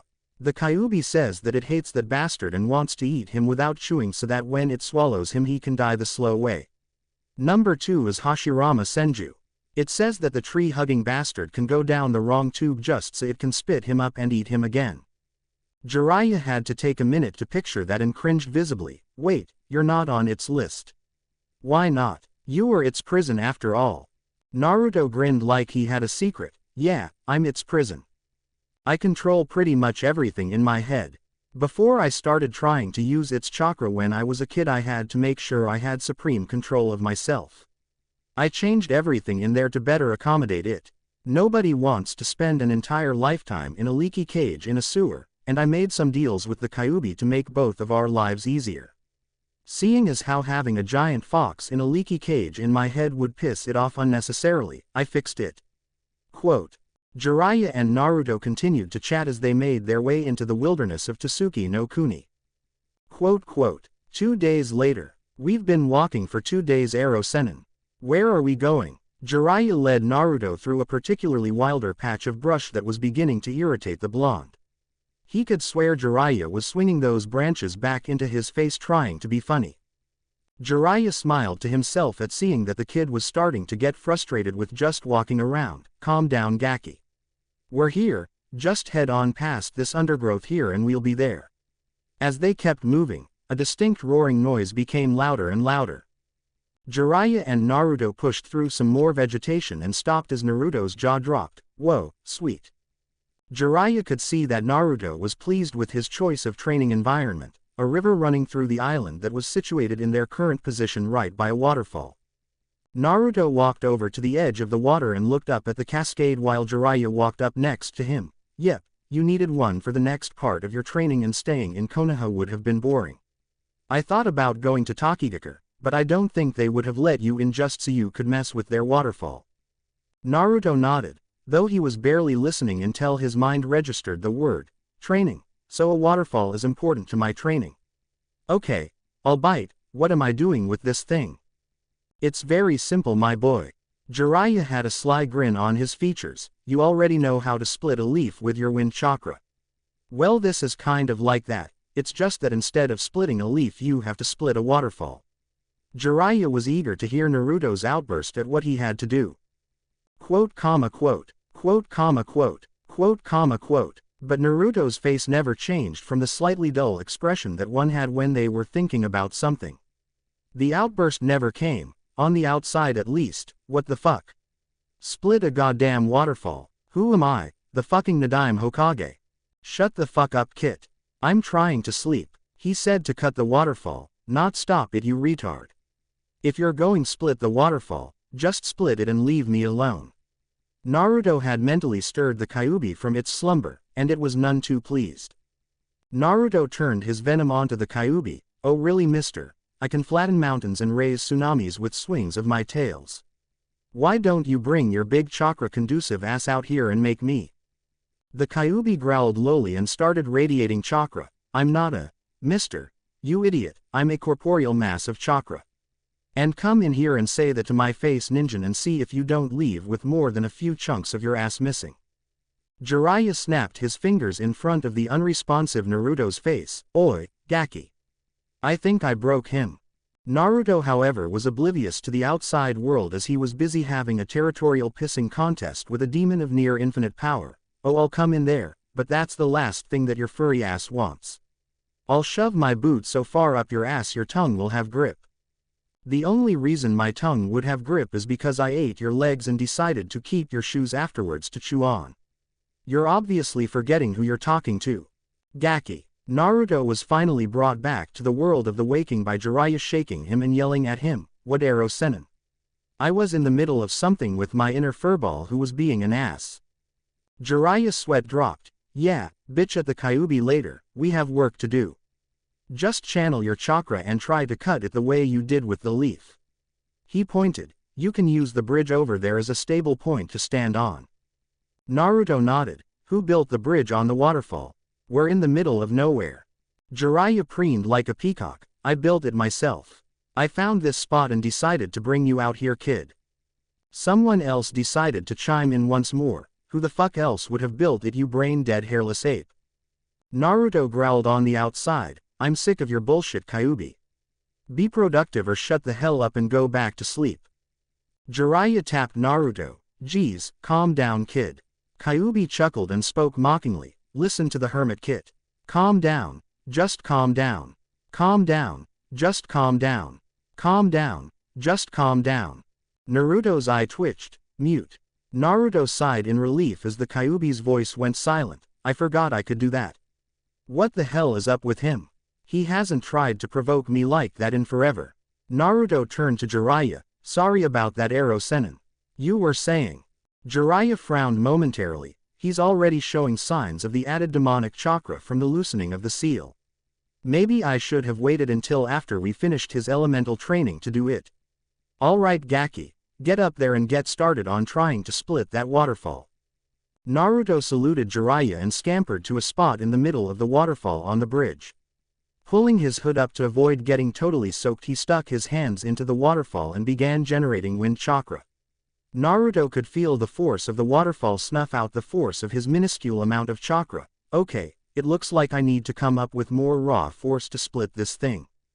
Goody. Naruto shook his hands dry as Jiraiya came up next to him on the bridge holding an umbrella. This is more or less a trip to get you started on the training. The entire process could take upwards of a few years to master. Naruto looked at Jiraiya before forming a cross seal, Kage Bunshin no Jutsu, Shadow Clone Jutsu. Naruto filled the bridge with copies of himself that immediately went to work trying to cut the waterfall. I just wanted to try it for myself before I had my Kage Bunshin do it. I have something I need to do for myself right about now. Naruto jumped off of the bridge to the surface of the water and walked to shore before sitting down and getting into a meditative position. Jiraiya appeared at his side. What are you going to do, Gaki? Naruto looked up at Jiraiya. I'm going to go into my mindscape so that me and the fox can hash out our little situation. Jiraiya looked apprehensive. That might not be such a good idea if it's mad at you, kid. Naruto shook his head. Why not? I mean, we've been at each other's throats before, but it blows over. We fuck with each other. I stopped being malicious about it years ago. Naruto shut his eyes and put his hands back in the ram sign. Jiraiya grabbed his hands and broke his concentration again. Don't. Remember when I told you that I was going to loosen the Kyuubi's seal to give you better access to its power? Well, I did it the other night while you were asleep when I said I was going to check your seal. Haven't you felt yourself getting more aggressive and angered easier? Naruto nodded. I figured that puberty was finally starting to make me nuts with all of the shots of testosterone. You're telling me it's because the Kyuubi's chakra is leaking out more steadily now? Jiraiya pulled Naruto's shirt up and revealed that the seal was showing even though Naruto wasn't doing anything. Your body is adjusting to the influx of demonic chakra, though now it's more important than ever for you to control your emotions. It's now far easier for you to lose control when you become angered. You tried picking a fight with the Kyuubi a few minutes ago. I would have slapped you right then if I wasn't sure that it would have made you madder. Naruto blushed out of embarrassment of being called out like that. It had been months since anyone had called him out for being overly emotional. Having been en route, he took it somewhat personal that he was being told that he needed to control himself until he realized that he had been freer with his outbursts than even 4 months ago. Jiraiya noticed this. I'm not saying that being expressive makes you a bad ninja, I mean just look at me. He said with a stupid grin that got Naruto to crack a smile, but you've got to know how to manipulate your emotions rather than just go with them or cover them up. If you're mad, learn how to channel that elsewhere. I've seen that you're none too shabby at the trash talk. That's good. Things like that can help you. Naruto nodded. So you don't want me to go into my mindscape, at least not right now anyway. Jiraiya patted the boy on the shoulder. No, don't go in there for a while at least. Probably until your seal disappears from view when you're just sitting idle like now. I'll tell you when it's okay to try. He pulled Naruto to his feet. Now while your clones are doing their thing, why don't you show me what you can do? Naruto smirked and started bouncing around in loose stance. You do know that I'm going to take out quite a bit of aggression on you, don't you? Jiraiya grinned and crossed his arms across his chest. you do realize that I'm the strongest ninja in Konoha, don't you, Gaki? Naruto rolled his eyes. There's that S-ranked superiority complex again. I can't wait until one of you guys gets schooled by some low-level nobody that couldn't shine your Hite 8 on your worst day. Jiraiya barked out a laugh. It's not like I'm taking you lightly, Naruto. I've seen what you can do. Now that was then, this is now. Feel free to cut loose and hit me with your best shot. Naruto looked somewhat apprehensive. Are you sure? I mean, some of my stuff is really heavy. I mean really heavy, and I'm not talking about the stuff you've seen either. I could get you with a lucky shot and you could be a goner. Jiraiya waved him off. If you manage to push me that far to the extent that actually you wound me like that, then that just means I'm getting rusty and needed the ass kicking anyway. Now come on, kid, you're still 10 years too soon to beat me. Naruto's smirk returned full force as he blurred from Jiraiya's sight. Jiraiya wheeled to the side to block a jumping kick from the blonde. Jiraiya's face held quite a bit of amusement. Faster now, aren't we? I've been training with Rock Lee and Maeda Guy for a while now. They said that I was slow. That kind of pissed me off, but damn, the way that they train, I'm not surprised. Naruto pulled his leg from Jiraiya's arm and lashed out at his body with a straight punch that Jiraiya parried down. Naruto kept his attack low with sweeps, low kicks, and attempts at body shots, but Jiraiya was way faster than him without the Kyuubi's chakra. Naruto expected as much, but it was still a kick in the teeth to stomach. Speaking of kicks in the teeth, Jiraiya eventually got tired of dodging and planted the soles of his geta into Naruto's face, sending him flying back. Don't get lazy with your attack pattern, kid. You're not faster than me, so you can't overwhelm me like you do everyone else. Fight smarter. Naruto picked himself up and made 3 Kage Bunshin before rushing Jiraiya again. That brought a grin back to the legend's face as he found himself in a hodgepodge of a premeditated taijutsu assault from the clones and the boy himself. Jiraiya had to admit that the clones were very coordinated. They definitely knew their role in the attack. Since one hit would dispel them, Naruto had them play more of a pestering role, trying for low success rate strikes from Jiraiya's blind spots. Things like flashy jumping spin kicks and the like. He also had them shouting and yelling. While this was a good way to distract most opponents with the false threat of the clones, it also gave away the real Naruto, who was right in front of Jiraiya the entire time, staying out of range of the man's attacks and trying to keep a lower profile by staying silent until he thought that one of his Kage Bunshin feints had enough of Jiraiya's attention to attempt a short rush. If he had tried this on anyone his rank or below, hell, if he had tried this on a few Junin that specialized in flashier arts and weren't good enough at taijutsu to keep the kid off of them, he would have beaten them into a bloody pulp fighting the way he was. Unfortunately for Naruto's plan, Jiraiya was fast enough and aware enough to dodge everything and pinpoint the real body. Averting his eyes as a feint of his own to draw the real Naruto in, he grabbed the original's arm while ducking kicks from 2 of the clones. He knew this was the original because he pulled him in and drilled him right in the stomach with a powerful shot to send him flying back again. The clones tried attacking all at once, but Jiraiya stood between them all calmly and flew through his hand signs too fast for them to stop. Hari Jizo, Needle Jizo. The clones were dispelled when Jiraiya's hair grew to surround his body and hardened and sharpened to puncture the poor things. Jiraiya let his hair regress and stood straight up, clapping his hands. That was nice, Gaki, you made me use a jutsu. Naruto narrowed his eyes in determination. Well, since you showed me yours. Naruto made hand signs and placed his hands on the ground. Thank you, Yugi-chan. Raiden. Kakusen no Jutsu, Lightning Release, Livewire Jutsu. Naruto sent out a speedy burst of arcing electricity from where his hands touched the ground in front of him at Jiraiya. Jiraiya made a noise and jumped high into the air over the crackling electricity before making his own hand signs. Kaden, Enden, Fire Release, Flame Bullet. Jiraiya shot a bullet of flaming oil at Naruto, who was still on the ground. Naruto simply darted away from Jiraiya's aim and decided to try and catch him hanging in the air. Naruto grinned as he made hand signs and linked his fists together. Got you, hanging arrow Senin, Fujin Saiken, Wind Release, Divine Fist of the Wind God. Naruto shot the attack in the direction of Jiraiya's fall to time it to make contact. Jiraiya saw this coming and shot another flaming bullet at the shimmering wind attack, causing a mid-air explosion that allowed him to land safely. Naruto snapped his fingers in disappointment while Jiraiya dug out his ear. Damn Gaki, you cleared out the wax with that last explosion. Naruto shook his head in amusement and flipped Jiraiya off. Whatever, I'm getting closer.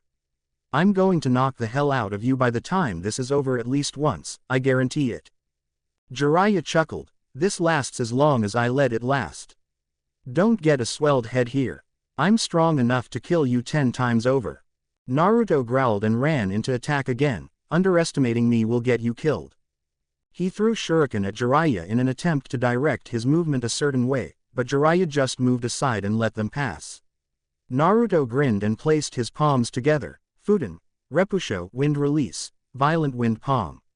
Naruto created an updraft stream of wind that Jiraiya hunkered down to let pass and wait for Naruto's charge, but it flew right past him and carried to the shuriken that Naruto threw, forcing them to sweep high into the air back over Jiraiya's head. A few more hand signs from Naruto signaled another jutsu. Raiden, Kaminari Shuriken, lightning release, lightning shuriken. The shuriken over Jiraiya's head began raining down bolts of lightning that he was forced to dodge. Upon getting out of the storm of electricity, he hastily ducked a cutting jump kick from Naruto that would have made good on the kid's promise to nail him with a good shot at least once today. Jiraiya grabbed hold of Naruto's leg and flung him off hard. He flipped to his feet to see Jiraiya make the boar and tiger hand signs before slamming his hands to the ground. Doden, Yomi Numa, earth release, swamp of the underworld. Naruto made a yipe noise and jumped high into the air, but didn't clear enough ground to escape the swamp. Gotcha Gaki. I'm not good at this yet, but it should do for this. Naruto smirked. You think so? Fuden.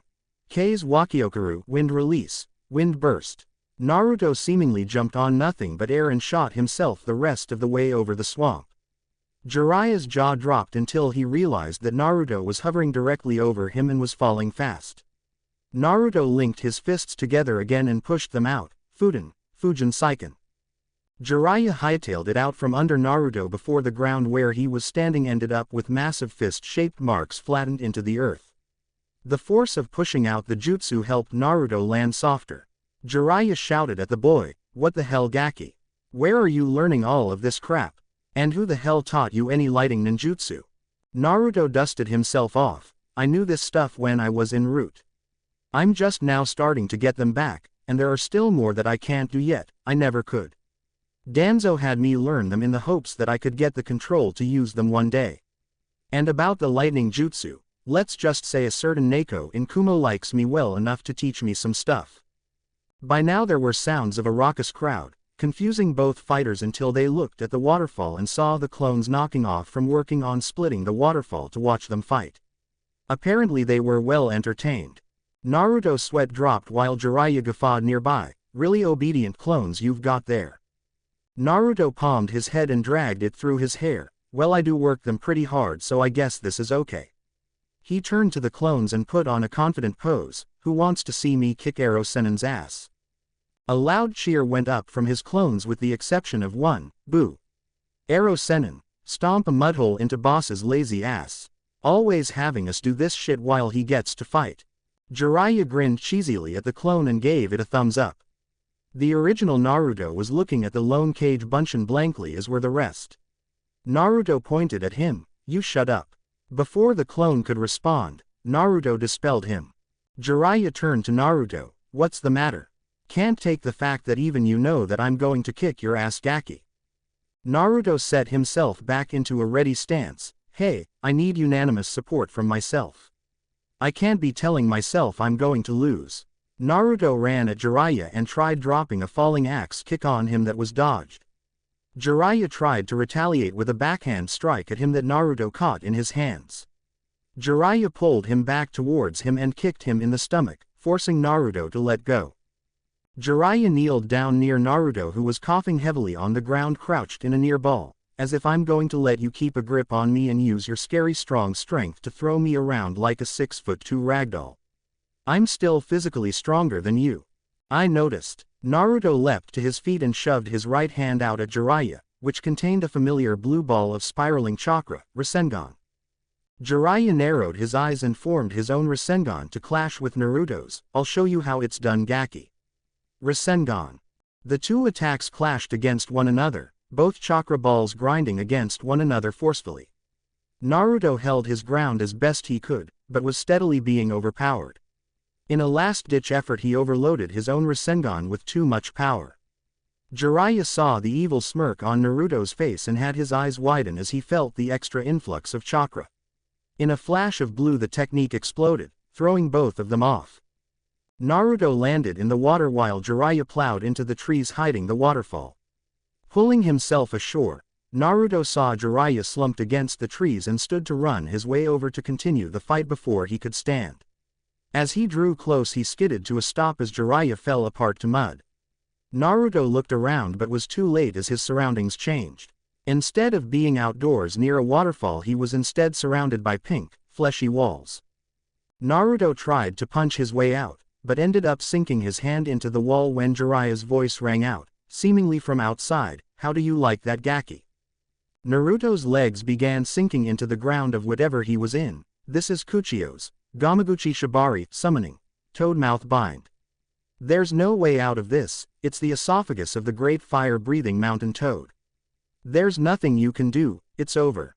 I could get the walls to digest you if you want to act like you're not beaten. Naruto sighed, "Yeah, I quit, you win." In a puff of smoke, Naruto was totally freed as his clones voiced their disapproval. He turned to them and sighed, "All right guys, I lose. Now get back to work so that next time I won't." The clones let off a collective affirmative and returned to their task. Naruto walked over to the tree where Jiraiya's muddy replication melted as the man himself came from the trees. Jiraiya ruffled the boy's hair. "Good fight Gaki, you didn't do too badly." Naruto grumbled, "I didn't lay a finger on you, even my double-edged move didn't do anything." Jiraiya pointed at himself, S-ranked ninja standing here. "I told you what was going to happen. You're good, but not that good. You have way more jutsus than I thought you would. A few of your moves were something incredible for a kid your age. I don't think I'll ever get over just what you can do." Naruto sighed and walked back to the waterfall. "I guess I'll join my clones on working on the waterfall." Jiraiya laughed loudly, "Oh, now you're all dejected. What happened to venting some aggression on me? I guess you've learned that when it comes to dealing with hotshot know-it-all punks with blonde spiky mops there's no one better than the great Toad Sage Jiraiya." He finished while standing in his pose. Naruto got a tick mark on his head and formed his seal for Kage Bunshin, surrounding Jiraiya in copies of himself. "Oh, yeah, like a bunch of brats are going to beat me up. Ooh, I'm so scared. Henge, harem no jutsu." In a puff of smoke, Jiraiya had countless nude blonde women hanging off of him. This was too much for his brain to handle as he launched back into the woods with blood flying from his nose. Naruto dispelled the clones and headed back to the waterfall. I should have thought of that during the actual fight. 2 weeks later, Naruto had been steadily training with his clones to perfect his nature manipulation, but even with the clones his progress was slow. They were finally making headway, with a cut beginning to form in the waterfall, but there was an agonizingly long way to go if he wanted to master his element. He had still yet to go speak to the Kyuubi after their little episode because his seal was still visible on his stomach, even when he was relaxing. He followed Jiraiya's advice and stayed put of his mind for the time being. While he had his clones handle working on the waterfall he told Jiraiya about his interest in Fuinjutsu and trying to take it up, if nothing else so that he knew what was going on with his own seal. Jiraiya agreed that it was a good skill to have and put him to work, taking him off of splitting the waterfall personally and leaving that to his Kage Bunshin. He had Naruto start straight from the basics, which was getting his handwriting perfect so that he would make perfect strokes with his brushwork when sealing, as even a small slip could be catastrophic. Much like the work with his elemental training, it was bitter work and slow going. Made even slower by the fact that Kage Bunshin would do him no good here. Getting his calligraphy perfect was more along the lines of muscle memory, like learning stances and the like. As thus it was more physical than mental. He could use them later on when he got into the practical education of sealing, but until he wrote clearer than a 10-year-old grammar student he couldn't. Jiraiya had left him at their training spot to head towards a town to get more sealing supplies, as he was going to teach Naruto how to make his own ink to seal with. And the boy found himself alone one night by the waterfall. Naruto Uzumaki. Naruto turned towards the source of the voice to find a boy, roughly his age, standing in the branches of a tree. He had pale skin, short black hair and black eyes. He wore a collared shirt that cut off at his midsection along with black pants, black shinobi sandals, and black fingerless gloves. On his back was a tip-less tanto and a backpack that could be accessed quickly in case of necessity. Naruto was sitting by the water when the boy showed himself. He stayed up in the tree, as Jiraiya of the Sannin around. Naruto scoffed, "If he was here then you wouldn't even be this close. What do you want? Who are you? And why am I not killing you right now? I am here for Danzo-sama. He has been wanting to get into contact with you for quite some time now." The boy bowed slightly. "I have been given the name Sai for this assignment." Naruto looked at Sai with an appraising eye and decided to test out Sai's claim to be one of Danzo's men, so Danzo Gigi decides to send out a gay hood ornament to contact me. Tell him that he needs more girls en route. It's a sausage fest, I swear. Sai didn't blink at all, getting a nod from Naruto. "Okay, you're Danzo's. So what's the message? I probably already know, but go ahead." Sai spoke. "Danzo-sama says that you are no longer one of his tools. You were extremely useful during your time under him, but you're too risky to try and take back now. Besides that, he says that you wouldn't fur back in any way."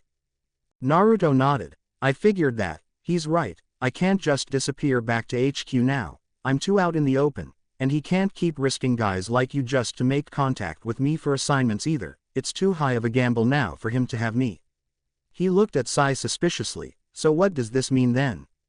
Am I a loose end for him and he sent you to try and kill me?" Sai shook his head. "I am incapable of bringing you down, Uzumaki. I was simply dispatched to bring you Danzo-sama's messages. You are by no means expendable. You carry his teachings inside of you deeper than any other. He just cannot risk trying to meet with you himself. It would seem too suspicious, and it is no longer necessary. Even without him you are true to the one thing that he put into you more than anything else, that Konoha comes first. Everything we do is for Konoha. To that end he says to you to grow stronger and protect our home. The foundations of the great tree will always be rooted inside of you, Uzumaki." Naruto nodded and turned to return to watching the water when he still sensed Sai's presence. "Yes. Do you still need me for something?" Sai was still in place from when he first started speaking. "Danzo-sama does have one last assignment for you, Uzumaki. It is one that he is certain is well within your parameters to complete." Naruto turned around and stayed seated, watching Sai carefully. "One last mission, huh? What the hell, why not? One more for old time's sake. I owe the old cripple that at least." He gestured for the pale boy to continue with the message, which he did without delay. "Danzo-sama wants you to do all that is in your power to become Hokage." Naruto's eyes widened. Root training be damned. Even though he was in front of one of the operatives, he was surprised as all hell to hear that. "Danzo Gigi wants me to become Hokage. What? I thought that was his kick. Why would he want me to do it?" Sai stared at Naruto emotionlessly. He has not truly given up. "Danzo-sama is getting old, Uzumaki. He says that the death of Hiruzen Sarutobi, the last Hokage, showed him his own mortality. He is well aware of the fact that he will probably die before another opportunity to take the position ever shows itself again. You are the closest thing to an apprentice that he has. He has shown you his ways of working. He has shown you what he could about the system of the village. With you in power he would feel secure in the fact that Konoha would have a cage that would truly be strong enough to handle the job, to do what is necessary." Naruto still couldn't believe it. "Why me? Couldn't he have actually trained someone for something like this?" Sai spoke again. "Who else would suffice? Even though you have Danzo-sama's backing, no one knows it. He could never instill his views into someone and send them into the political world without suspicion arising. You already are mistrusted by a good portion of the population and you are slowly turning that number around. You already have the backing of a few significant names in the village due to your actions and character alone. The entire country of Nami no Kuni sees you as a hero for one, and you are close to the current Hokage herself as well as the children of the Kazekage, and the current Raikage favors you. You inadvertently put yourself in the position for this." Naruto looked at his hands. "Me, the Hokage. It was a pipe dream of a foolish mindset, not something real. And he wants me to actually go for it." Sai turned to walk away. "I have given you Danzo-sama's words to you, but he asked me to leave you with this in case you were having trouble. Turning around to face Naruto, he looked at him firmly. Where there is light, there is shadow. To be a shinobi is to sacrifice oneself. Closing your eyes to the sunlight, distinguishing yourself in the shadows. That is the true form of a ninja. Naruto nodded in agreement, but snapped his eyes open when Sai continued, but that is not your destiny, Uzumaki. The truth is, you are the leaves bathing in the sun, and I am the roots that grow in the dark. Naruto looked up at Sai, who turned and began walking back to the woods. Before he made it to the edge of the trees, he turned around one last time. You have the full support of Danzo-sama en route. We will be in touch, Uzumaki, do not worry about that. We will not disappear. Sai gave Naruto a closed-eye smile that seemed totally out of character and left the area, leaving Naruto alone with himself. Naruto looked at his reflection in the moonlit water. Splashing the water to disrupt the image, he looked up to the moon and sighed. The last order from Danzo Jiji, become Hokage or die trying. Naruto chuckled to himself. Naruto Uzumaki, the Rokudaime Hokage of Konohagakure no Sato. Now that sounds like it would look good in a history book. Jutsu list. Raiden. Kaminari Shuriken, Lightning Release, Lightning Shuriken. B-ranked ninjutsu. Requirements. Shuriken. Mid to long range. The user augments the shuriken with Raiden chakra, then throws it above his enemy. This will rain down sever bolts of lightning towards the opponent, opening, passing over or hitting them. Raiden. Kakusen no Jutsu, Lightning Release, Livewire Jutsu. B-ranked ninjutsu. Close to mid-range. The user sends a visible line of electricity that travels along the ground from the user to an opponent, controlled by the user at a considerable speed. This gush of electricity can only travel to as far as 10 meters. Fuden. Kei's Wakiokaru, Wind Release, Wind Burst. B-ranked ninjutsu. Supplementary. This technique isn't so much as levitation, as it is granting the user the ability to seemingly jump while still in the air. Concentrating energy into the feet, the user must create small air bubbles which when bursting will push the feet up, causing bursts of movement. Of course, other strong winds can cause the user to go in different directions from what was intended. Chapter 19. To toil in the mud or play in the clouds. Jiraiya looked over Naruto's handiwork from the last few hours and med thoughtfully before balling up the paper he was looking at just moments before. Nope. It's total crap, Gaki. Do it again. Naruto grumbled at the Toad Summoner as he pulled out more paper and began copying down the practice strokes, kanji, and symbols that Jiraiya had given him to improve his calligraphy. The important physical things that Naruto needed to be a decent sealing artist were great speed with his strokes and flawless writing ability. It had been a month since Naruto had spoken to Sai, and he and Jiraiya were still out in the wilderness of Tsuki no Kuni by the waterfall. His clones were starting to make some headway with splitting the waterfall. It was amazing to Jiraiya how fast he was getting the exercise with the help of the clones. He figured that he would have it down by the time they needed to return to Konoha. During the day he would have Naruto make his clones to work on the waterfall splitting while he had Naruto study the theories of Fuinjutsu. After lunch he would make Naruto spar with him before setting him to work on his brush skills, which was Naruto's least favorite practice of the day, but it needed to be done. Fuinjutsu was seemingly tethered to every major event in Naruto's life thus far. When one thought about it, it literally made him who he was, for better or for worse. Therefore for him to know nothing about it would have been a travesty. He had been planning on delving into it even before he made his promise to Anko. However, learning it was a pain in the ass. It was hard to reteach yourself how to write after doing it a certain way for as long as you could remember, but that was basically what he was being forced to do.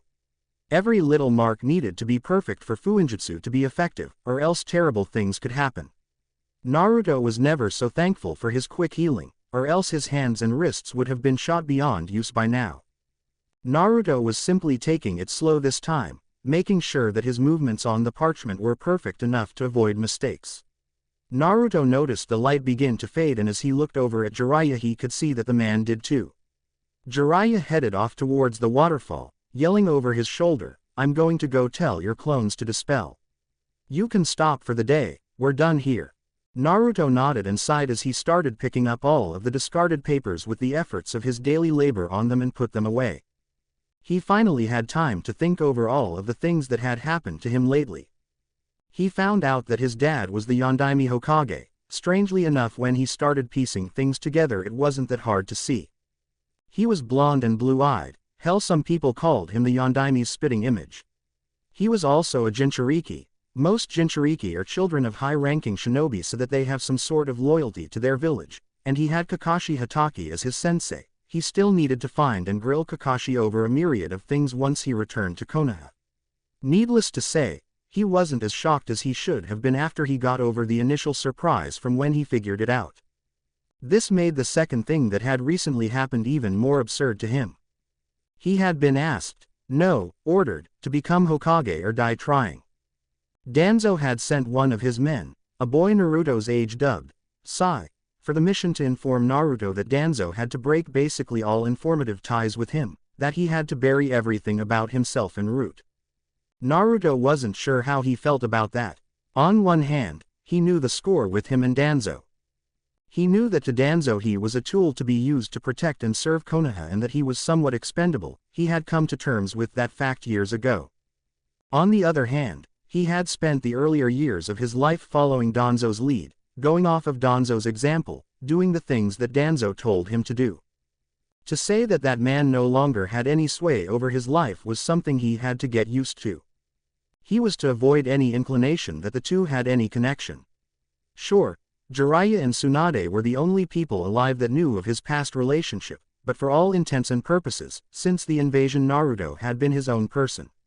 Naruto had played that up to the hilt, all the while he had been waiting for some word, either from an assassin or someone to give him his orders. He knew he wouldn't have been left out the way it seemed he had been. One hell of a final mission, Danzo Gigi. I wonder if you knew who I really was all along. That I was the son of Minato Namikaze. Naruto thought to himself as he continued to pack away his things. Was this why Danzo figured that Naruto had a better chance than him of ever being Hokage? Danzo wasn't really trusted in most circles despite having the Sandaime Hokage's old teammates on his side. When the truth about Naruto's heritage inevitably came out, it would flip public opinion of him on its head and open up a whole new can of worms that he hadn't even considered yet. It did somewhat make sense though when Naruto thought about it. Naruto cringed and held his head as he fell to the ground, memories of what had transpired amongst his cage bunchen swelling his brain. Jiraiya walked back over and saw Naruto on the ground. Gaki, are you okay? Naruto picked himself up off of the ground slowly while gingerly holding his head. Yeah, Ero Sennin, I'm fine. My clones just dispelled all at once when you told them to stop. It gives me a nasty little backlash when too many of them do it at the same time. Jiraiya grinned at him. I don't know how many times I'll say it, Gaki, that's one impressive little training trick. Naruto shrugged his shoulders. You take what you get. The Uchiha had their Sharingan, the Hyuga have their Byakugan. I just so happen to have a giant fox roaming my mind, and I work with it. Jiraiya scratched his hair. So why don't you use Kage Bunshin to help with your handwriting the way you use it with your nature manipulation training? Naruto stood up straight and cracked his back. Well, since handwriting is muscle memory, that would be physical instead of mental, wouldn't it? Jiraiya palmed his forehead. You know, sometimes I forget that you're a kid and kids aren't that smart. Naruto was about to verbally lay into the white-haired man until he raised a hand for him to stop. Muscle memory is mental, Gaki. You can use Kage Bunshin to get your handwriting to be better. Naruto just stared blankly at Jiraiya, who eventually got bored and walked away, leaving Naruto standing in place. Konohagakure, Hokage Tower. You wanted to see me, Hokage-sama? A masked man with white spiky hair asked as he demurely entered Tsunade's office behind Shizune.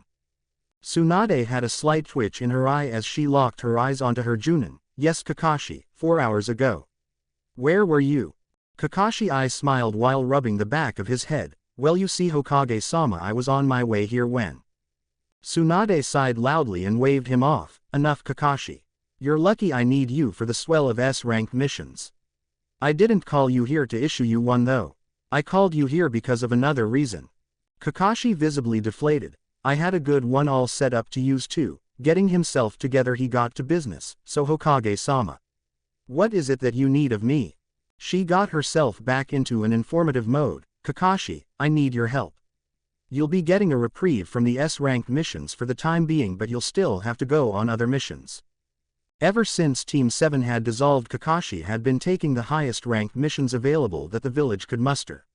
The fact that he was one of the strongest ninja in the entire village pretty much led to him doing so. Kakashi looked at Tsunade. "Tsunade-sama, what do you need me to do?" Shizune dropped 2 files on Tsunade's desk, who then motioned for Kakashi to look at them. Upon opening them, he found the first page of each to be a picture of Naruto, one that was the picture that went on his ninja ID, the other a picture that Tsunade had him take after he returned from Kumo. Tsunade let Kakashi look them over for a moment. "Notice any differences between the two?"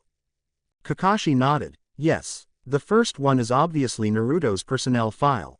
I read it last year when he was assigned to my team, and I was the one that added on to it."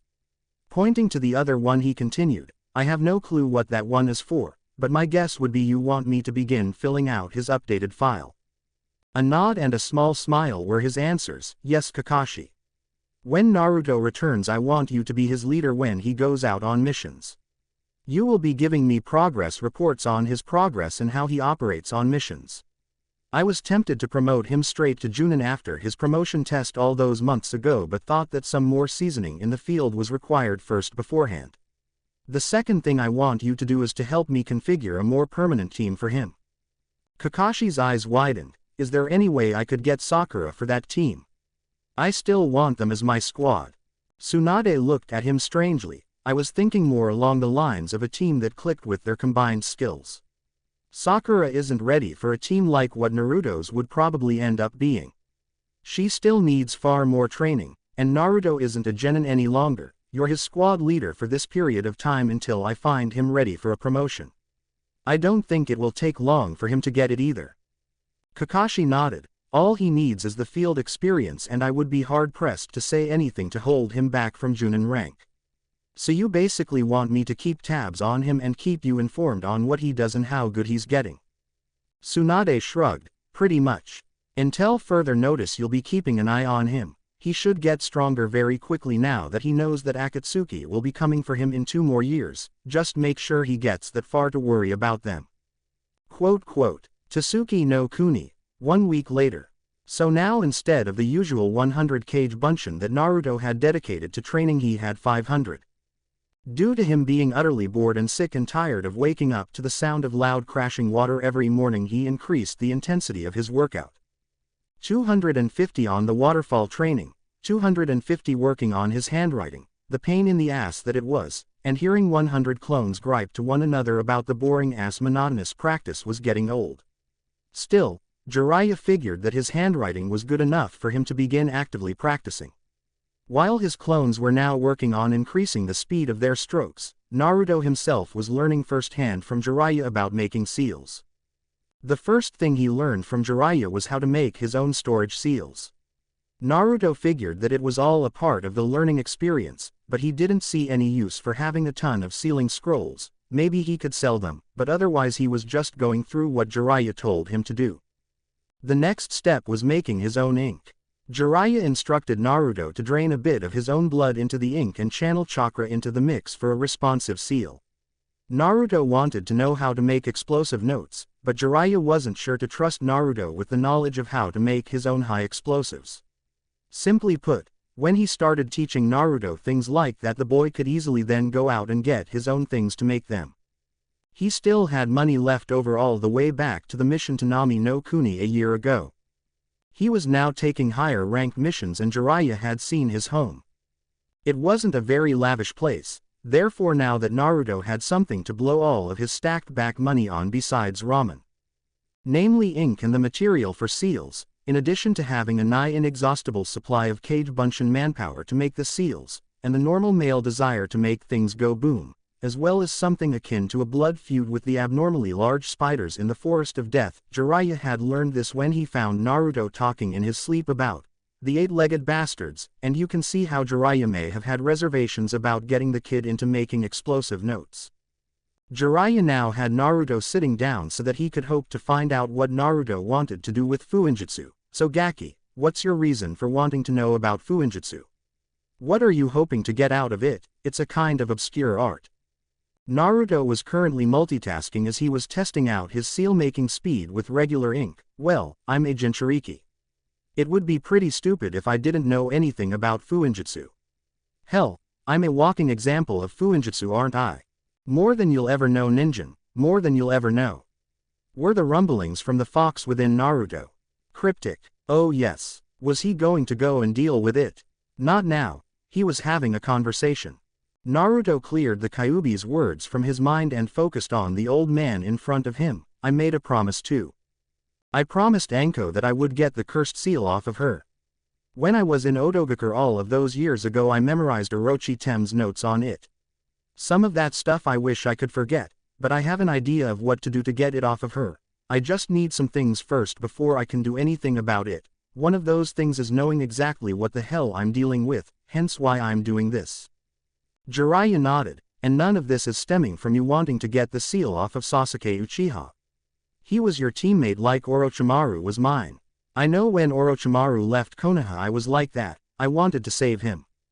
Naruto snorted and placed his materials aside. Ero Sennin, the only way that I even care about removing Uchiha Tem's seal is when I sever his head from his neck. There's no saving there. He had an entire village that was willing to save him. He had a girl that was willing to give herself to him at the cost of her own career and probably her life to save him. Fuck that. He went to a traitor for power that he could have easily gotten here. I'll save him, all right. I'll save him from becoming Orochimaru's next body by ending him the next time we meet. But I don't care about him. I care about Orochimaru getting the Sharingan and coming to eradicate our collective asses. Jiraiya let a smile come to his face. Thank goodness I don't have to beat that save him stuff out of you, Gaki. You're smarter than I was when it happened to me. Naruto shrugged. You can't save someone that doesn't want to be saved, Ero Sennin. Every Hokage knows that. I wonder how pissed off he would get if I beat Itachi before he could get to him himself. That idiot. All he had to do was stay near me until Itachi came after me again and he could have had his shot. Naruto laughed to himself at that thought. He might come after me then. Jiraiya chuckled alongside him. Yeah, seeing as how Itachi is one of the two slated to come after you, I guess you'll get a better shot at him than Sasuke will. He then noticed that Naruto had said something quite interesting. Hokage. What are you saying, Gaki? Naruto smirked and rubbed his nose. Well, I was thinking. I spent 4 years of my life dreaming about being a Hokage. It would be a shame to throw it away now that I have a realistic chance of getting there, wouldn't it? Jiraiya's eyes widened as a smile started forming on his face. Are you saying what I think you're saying? Naruto nodded. So Ero Sennin, you trained the Yondaime Hokage. How do you feel about training the Rokudaime? Jiraiya simply burst out in laughter. That kid is confusing as all hell, but at least he's never too boring. Quote, Naruto's mindscape. Naruto took the time of his slumber to finally reach out to the Kyuubi. It had been over 1 month since Naruto's seal had been tampered with by Jiraiya and he had yet to try and communicate with the creature. Earlier in the day when the fox spoke, it had been the first peep that Naruto had heard from it in forever. He had heeded Jiraiya's warning. He had waited the Kyuubi's temperament out. Now it was time to see just what Jiraiya had screwed up with the seal, and the only real way to check it with his novice skill at fuinjutsu was to go inside of his head and check it out firsthand. When he first entered, he was relieved to see that it still looked like Konoha. That was a good sign to him that not much had changed from his original setup. Wandering around, he was curious as to where the Kyuubi would be.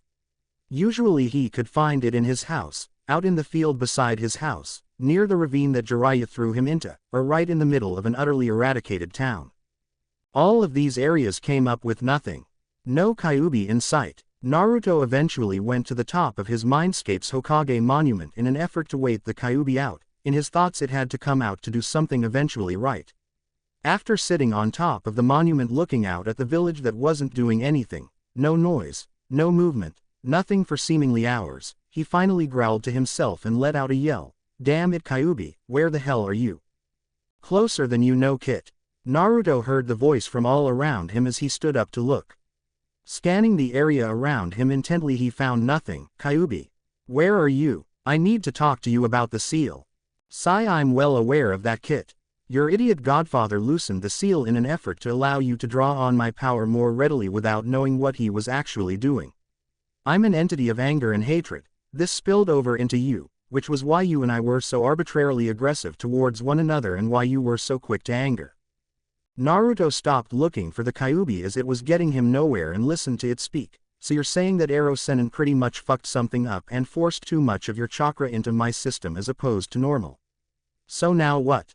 Kyuubi finally emerged from nothingness in front of Naruto, the size of a normal fox, only with 9 tails. Well, he was kind of successful in his endeavor. You can now access extra tails quicker than you could before, but now it's going to be harder to control.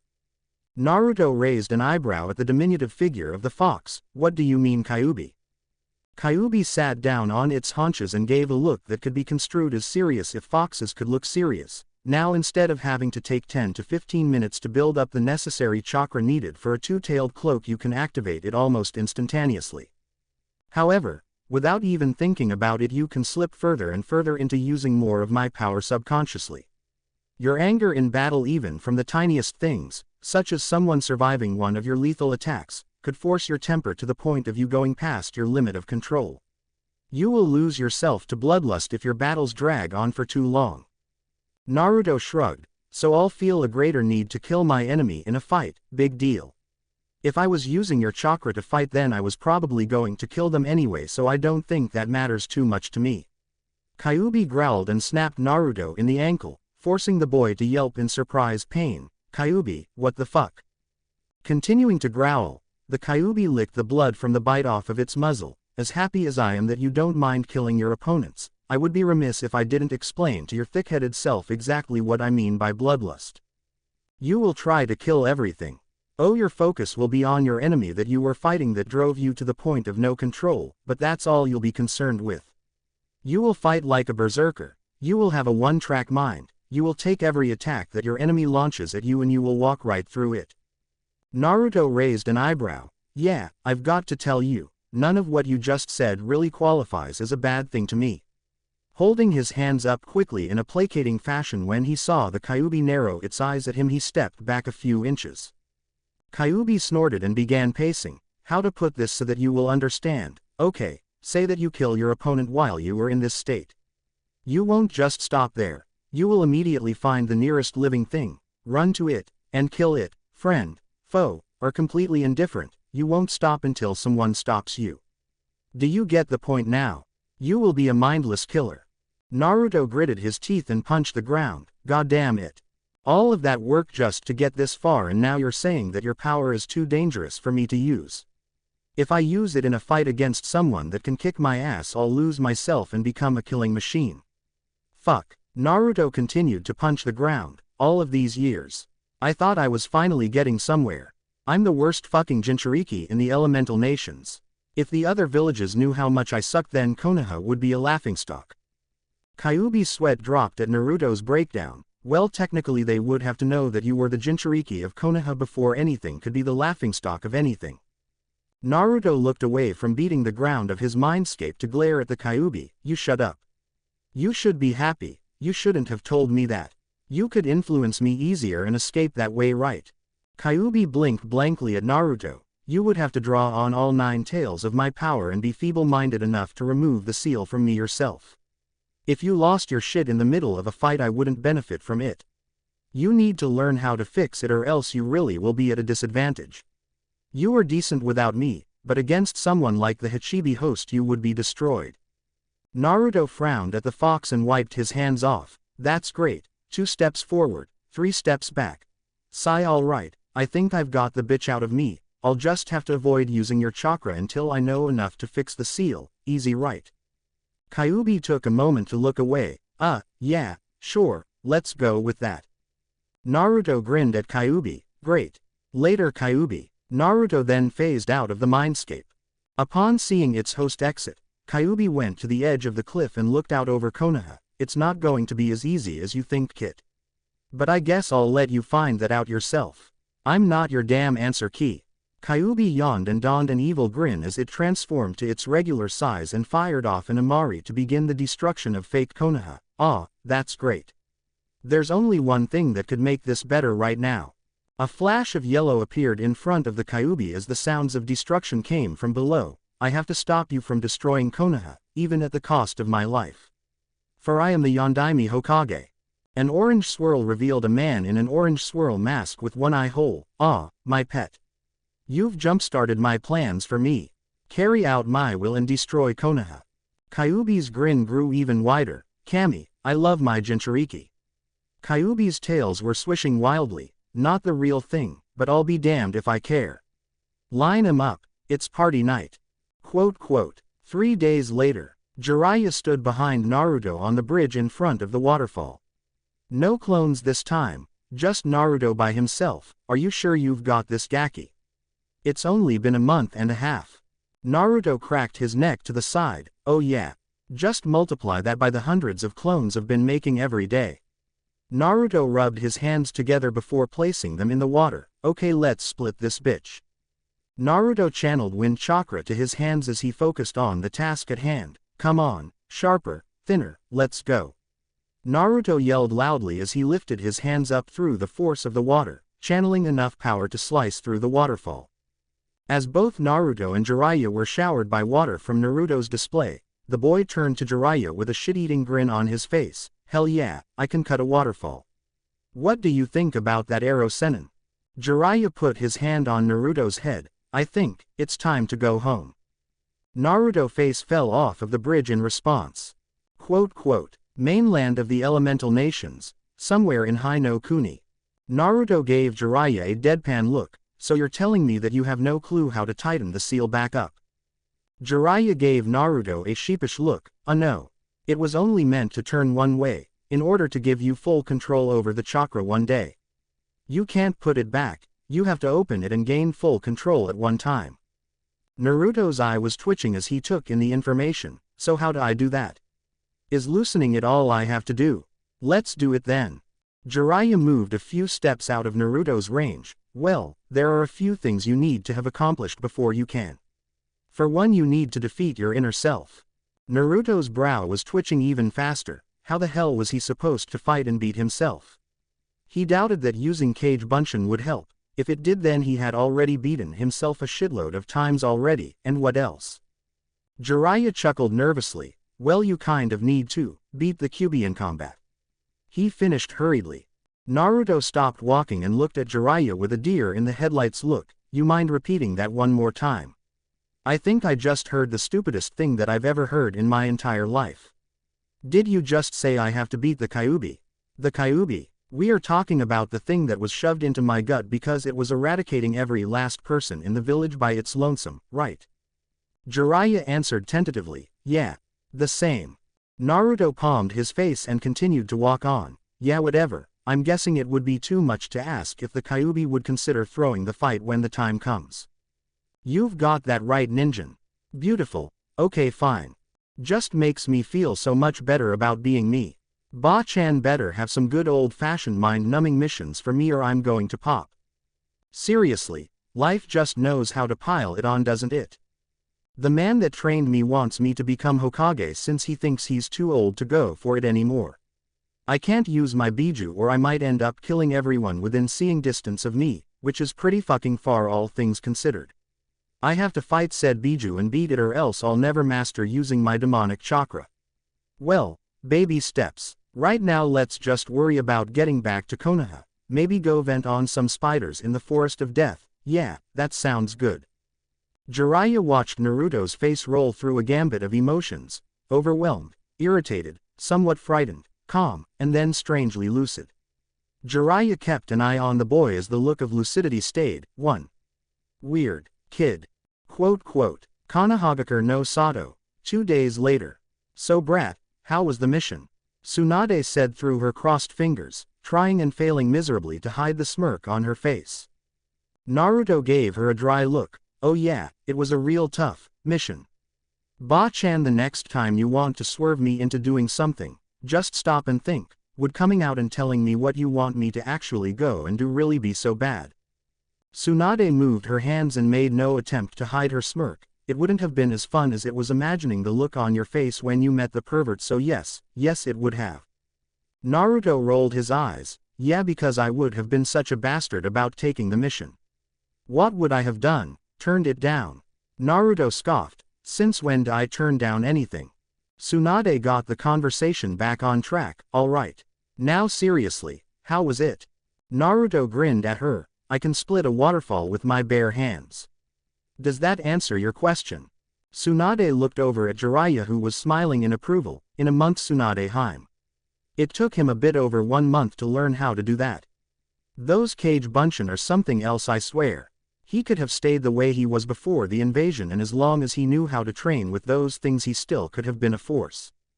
Both looked at Naruto, who was standing in front of Tsunade's desk with a combination of being at attention and at ease.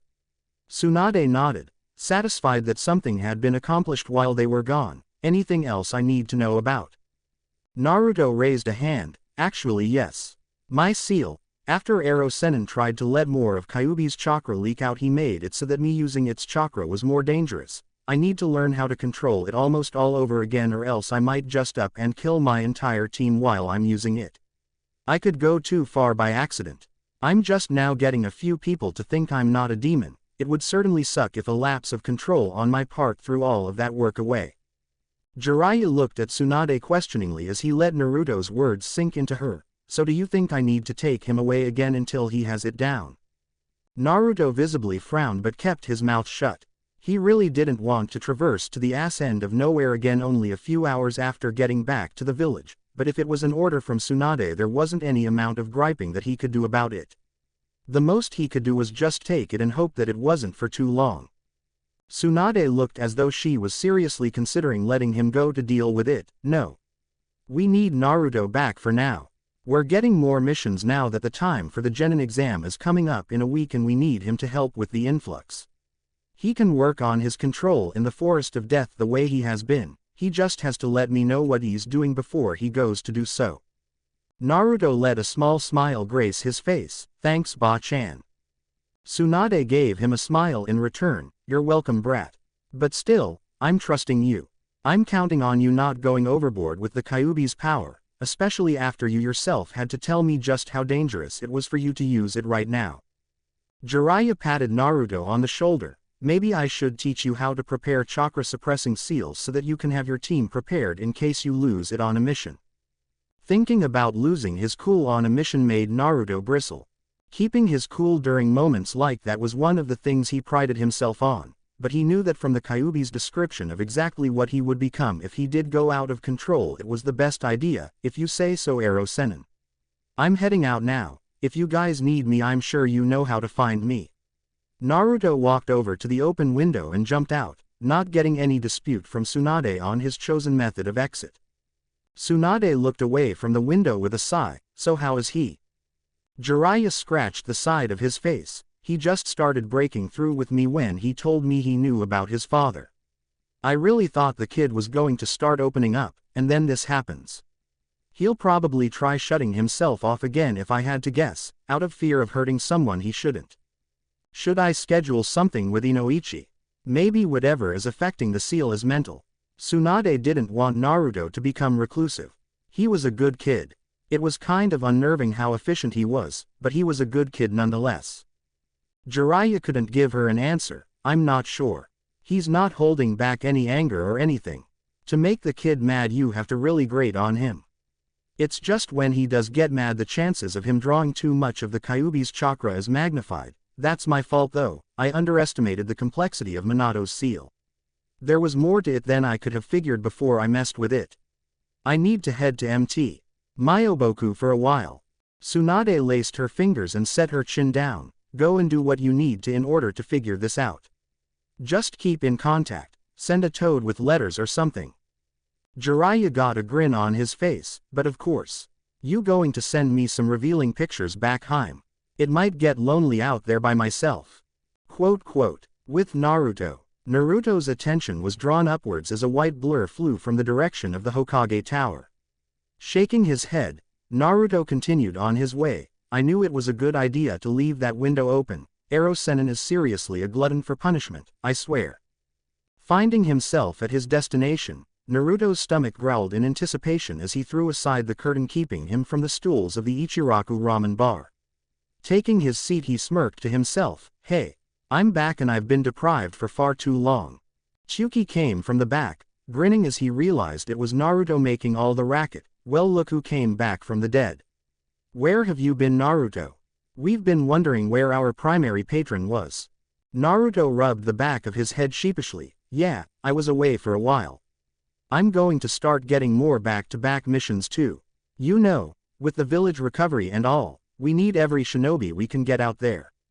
Chuki nodded and pulled out a pad. So what will you have, kid?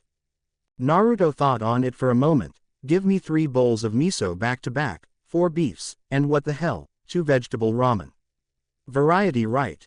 Chuki laughed to himself. Yeah, variety, right. It'll be right out, Naruto. Naruto tried to hide it, but the subtle tapping of the underside of the counter, along with the kicking motions his legs would sometimes make, let it be known that he was actually anticipating his meal. Before he ended up getting his food, he ended up getting a tap on the shoulder from a familiar face. Turning to face the person who had tried getting his attention, Naruto came face to face with the eye smile of Kakashi Hatake. How are you doing, Naruto? Long time no see. Naruto let a ghost of a smile come onto his features as he faced his genin cell leader. Hey Kakashi. What brings you here? Kakashi took a seat next to Naruto. Well, I heard you were back in town and I thought, why not go see my old genin? So how have you been? Naruto shrugged. I can't complain really. I'm definitely kept busy, that's for sure. I can only imagine what Ba-chan has you doing. Sharingan no Kakashi. She overloading you with A and S ranked missions or what? Kakashi laughed lightly as Chuki brought Naruto his first bowl. The boy dug in after a small utterance of, "Itadakimasu." Kakashi ordered a small bowl of chicken ramen. Yeah, pretty much, though she has given me something else to do these days. Naruto paused from his utter decimation of the hapless bowl of ramen to turn a curious eye to the masked Junin. Really? What's she got you doing now? I bet it's something irksome. Kakashi's eye smile never faded. You shouldn't talk about yourself like that, Naruto. You may be a handful at times, but calling yourself irksome is just self-deprecating. Naruto looked up at Kakashi with the last remnants of his bowl of noodles hanging from his mouth. Huh. He mumbled out through the bits of food. Kakashi pointed at the hot, fresh bowl that Chuki had set in front of Naruto to return his attention to his food for the most part. Tsunade-sama has informed me that in your forthcoming missions I will be your commanding Junin. Naruto started choking on his food out of surprise. After much effort with him beating himself in the stomach and Kakashi patting his back, he finally got the food down the right pipe. You're going to be leading me in whatever team I get on my missions. Yep, Kakashi chirped happily. Standing up, the man placed his money on the counter. Well, this has been nice talking to you for a bit, Naruto. Hopefully we can do it more when we're working together. It'll be just like old times. Hard to believe it's only been a little over a year. Naruto snickered to himself. Yeah, just like old times, except instead of picking up dog crap we'll be babysitting merchants and wiping nobles' asses. Something came to Naruto's attention. Hey Kakashi, aren't you going to eat? As he turned, he saw that Kakashi had left the stand. Looking at Kakashi's empty bowl, a smile came to his face as he returned to his meal. I've got to learn how he does that. Quote, go home, go to sleep, find someone to bother all day tomorrow. Yep, that's a good plan. Naruto thought to himself as he again made his way through the streets of Konoha.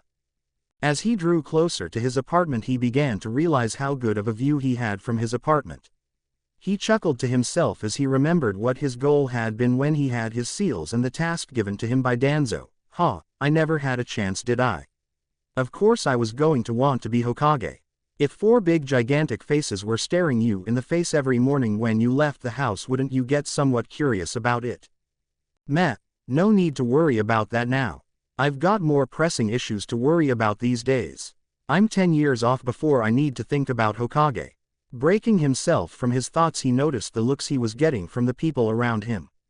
As usual, the older people were glaring and wishing death on him with their eyes, but he didn't care. They didn't have the power or the balls to try anything against him these days. More importantly, he saw that people closer to his own age weren't malicious in their looks at all. The combined rumors of what he had done during the invasion, with the defeat of Gaara, and the routing of a few squads of Oto ninja, coupled with his feats since then, had trickled down to those of his own age group, as evident by the comments he could hear from a few of them. That's the kid that made the crater a few miles from the border. I'd sure hate to have to fight that guy. I heard he lives in the forest of death. No joke, he keeps the spiders that live there like his pets or something. Those whisker marks make him look kind of cute. The second to last comment made him sweat drop. Pets my ass. Who comes up with this crap? The last comment made him face fault, picking himself up off of the ground with a sheepish smile as he heard giggles from the girls that had said it. Walking it off, he heard a familiar yell, Naruto Nissan. Naruto turned and rolled his eyes. What, did someone send out a press release saying that I came back today? Despite that thought, Naruto had a smile on his face as Konohamaru, Moegi, and Udon came running over to him. Hey guys. What's up? Don't you have school today? Konohamaru grinned up at the scarred blonde. Boss, it's the weekend, we don't have class today. Naruto looked at the trio and let out a laugh. Yeah, well I guess time flies when you don't care what day it is. Remember guys, at some point you'll stop caring what day of the week it is, and when that happens then you can say that you've reached my level of apathy toward the things around you. The kid's sweat dropped, not knowing whether or not he was serious, and followed along as he turned to head home. Konohamaru ran up to his side. So boss, where have you been? I haven't seen you in forever. Naruto kept his gaze forward. I was learning how to cut a waterfall with my chakra. Konohamaru tripped over nothing upon hearing what Naruto had been doing while he was gone. Looking back at Udon and Moegi, they both shrugged as all three ran to catch up with Naruto, who had not stopped for them. Konohamaru elbowed Naruto lightly in the thigh and chuckled. That was a good one boss. What were you really doing while you were gone? Naruto looked at the kids with a smile. Believe what you want to. Now is there something you guys want? All three darted in front of him and spoke at once. Play ninja with us. Naruto's sweat dropped. Fine, but it's you all against me. Understood. Yes boss, was the simultaneous cry from the youngsters. Naruto shunshined just out of their sight. Start counting. As they obeyed his command, Naruto made a cage bunshin. Play ninja with them. Don't lose, but don't be too hard on them. Give them some hope that they could have won. The clone nodded with a smirk and went off in the direction they had just came from while the original. Naruto shook his head in amusement as he heard the sounds of the kids beginning their chase. Let's see. It's still daylight out. It's too early to sleep without being called a lazy ass. Naruto made his way towards the main gate to go and mess with Kotetsu and Izumo, who would probably appreciate the distraction from the monotony of their usual job. Landing on top of the booth that both were seated in, he started stomping on the roof to get their attention. What the hell? Kotetsu walked outside and looked on top of the booth to find Naruto smiling and waving at him. Oh hey kid, how are you doing? Naruto hopped down to let Izumo see him. I'm doing just fine, how's gate duty? Kotetsu shook his head with a smirk, as boring and monotonous as ever. Want to take my spot? Naruto waved him off. I'll pass on that. I just got back into town anyway. I couldn't stop to talk because Tsunade-bachan wanted a report first thing after me and Ero-sennin got back. Izumo looked around nervously. Naruto, are you crazy? Tsunade-sama will kill you if she catches wind of you talking about her like that. Naruto grinned smugly at Izumo. She tried to already and she couldn't get it done, so now she just lives with it. I call him like I see him. Tsunade-bachan is 50 years old, therefore she's a grandma. Jiraiya is a pervert and does nothing to hide it, hence the name, Ero-sennin. You guys are lucky I haven't named you anything yet. Naruto walked inside the booth and took a seat. Izumo gave Naruto an amused look before turning towards the path outside the gate. All right, time to go to work. The Kurenai-led Team 8 made their way towards the gate, Kurenai Yuhi, reporting back from a C-ranked escort mission. As she looked behind the booth and saw the uncommon sight of blonde spiky hair, she raised an eyebrow. Naruto. Naruto waved to her and the rest of her team. Hi guys. Hiba grinned and bumped knuckles with him. Hey, what are you doing in there? I thought you were out of the village. Naruto shrugged as he passed the sign in ledger to Kiba for him and his team to sign. I was, as you can see I'm back. And I'm in here because I'm bored, and it's too early for me to go to sleep. What did you guys just get through doing? Hiba passed the clipboard off to his other teammates. Just some escort for some guy. We didn't even get to fight anyone, it was completely boring. Shino finished signing himself in and passed it on. Kiba, you can't get a fight on every mission. Combat isn't ideal, times when you don't have to fight should be valued. Naruto nodded. That's deep, Shino. So how have you guys all been? I've only seen Kiba recently. He looked up at Kurenai, who was looking him over sternly. Oh come on, you can't still be pissed off at me for beating your team. It was a fight, I fought. Kurenai's lips quirked slightly. They were your comrades. You sent Kiba to the hospital. Naruto pointed at the boy in question. Look at him, he's just fine. I sent him to the hospital once before that. Only the first time I did it I got my ass kicked worse than he did. Kiba, are you mad about how I won? Kiba shook his head. No, I'm mad that you won, not how you did it. I'm getting my wins back one of these days, Uzumaki. Naruto grinned at him. Feel free to try whenever you like. If you can find me in the forest of death, then you can fight me. He looked at Shino. Are you mad that I beat you? Shino pushed his glasses further up on his face. No, it would be illogical for me to be upset with your victory when it occurred months ago.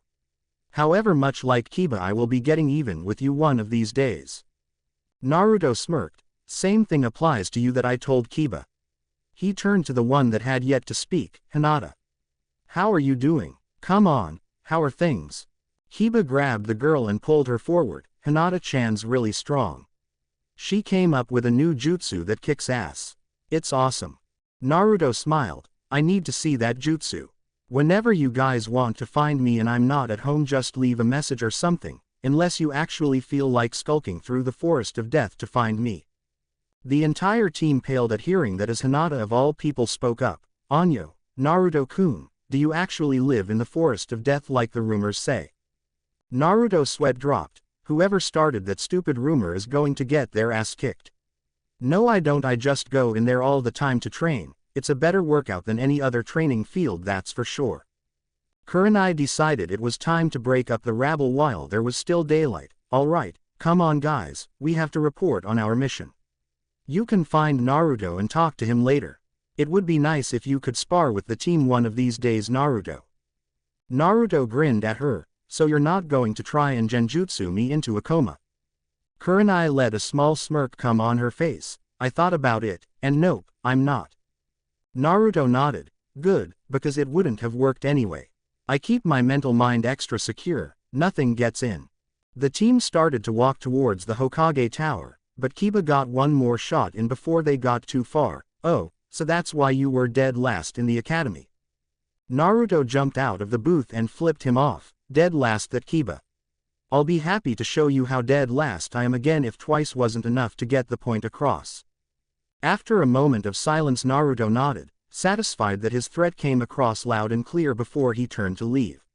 However, he was stopped in his tracks before he could even take a step. Fuck you, Naruto. Naruto whipped around to only see them as dots in the distance. He left grumbling to himself as Kotetsu and Azuma were seated in the booth snickering. Quote, welcome home, shithead. Chiyuya chirped from her place on Naruto's couch. Naruto had a dry look on his face as he walked inside his apartment. You know, when I asked you to watch my place, I didn't really think you would be over here when I got back. Chiyuya shrugged. You have a TV. Therefore, I consider your place better than mine. Hence the reason that I'm here. Where did you go anyway? Naruto looked through his refrigerator before giving up on finding something and heading over to the chairs. Tsuki no Kuni. Fun fact, I can now split a waterfall into two with my chakra alone. Killer. Naruto grunted and plopped down next to her on the couch, garnering a confused look from her. There are two other places to sit, you know. Naruto gave her a tired look. This is the best chair. This is also my house. You're lucky I didn't just flop face first on the couch like I usually do. You're sitting where my face would traditionally go, by the way. Chiyuya blushed at Naruto's implication and was about to call him on it until his next move. Naruto fell to the side and landed with his head in Chiyuya's lap, which ended up with the girl's cheeks becoming dangerously overcolored. Shithead, what are you doing? She squeaked out. Naruto smirked up at her. Well, I told you that you're sitting where I place my head on this couch, or would you like me to go full on traditional with how I lay on this chair and turn face down? Chiyuya stammered before narrowing her eyes, still blushing. You don't have the balls. Naruto's smirk became a mischievous grin. Oh really? You've obviously forgotten who you're talking to. Allow me to refresh your memory. Team 10, alongside Sakura, were sitting in a park. Choji and Shikamaru were laying on a hill watching clouds, while Ino and Sakura were sitting next to a lake. So forehead, how's training with Tsunade-sama? Sakura looked over at her rival and smiled. It's definitely the hardest thing I've ever done in my life, but I'm glad it's happening. I really owe Naruto one for setting the whole thing up. Sakura noticed Ino's discomfort at hearing Naruto's name. You're not still sore at him for winning during that test he had to take, are you? Ino shook her head. It's not that. I just don't think everything is right with Naruto. I know I told you already, the things I saw in his head weren't normal. It's scary how different he became in almost no time at all. Sakura rubbed the back of her neck. Well, honestly, it was kind of unnerving at first, but he's still Naruto, just a faster, stronger, more powerful Naruto. Shithead. I regret nothing. Get back here so I can rip you apart. You know you liked it to Yuya-chan. Why else did you let me stay like that for 15 seconds? I was counting.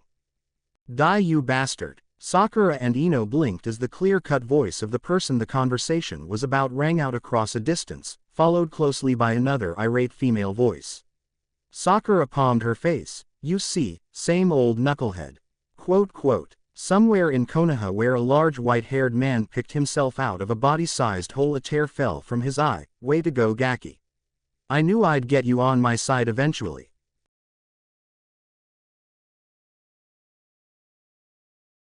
Thank you for watching. If you enjoyed the video, be sure to like, comment and subscribe, as well as checking out the author on fanfiction.net.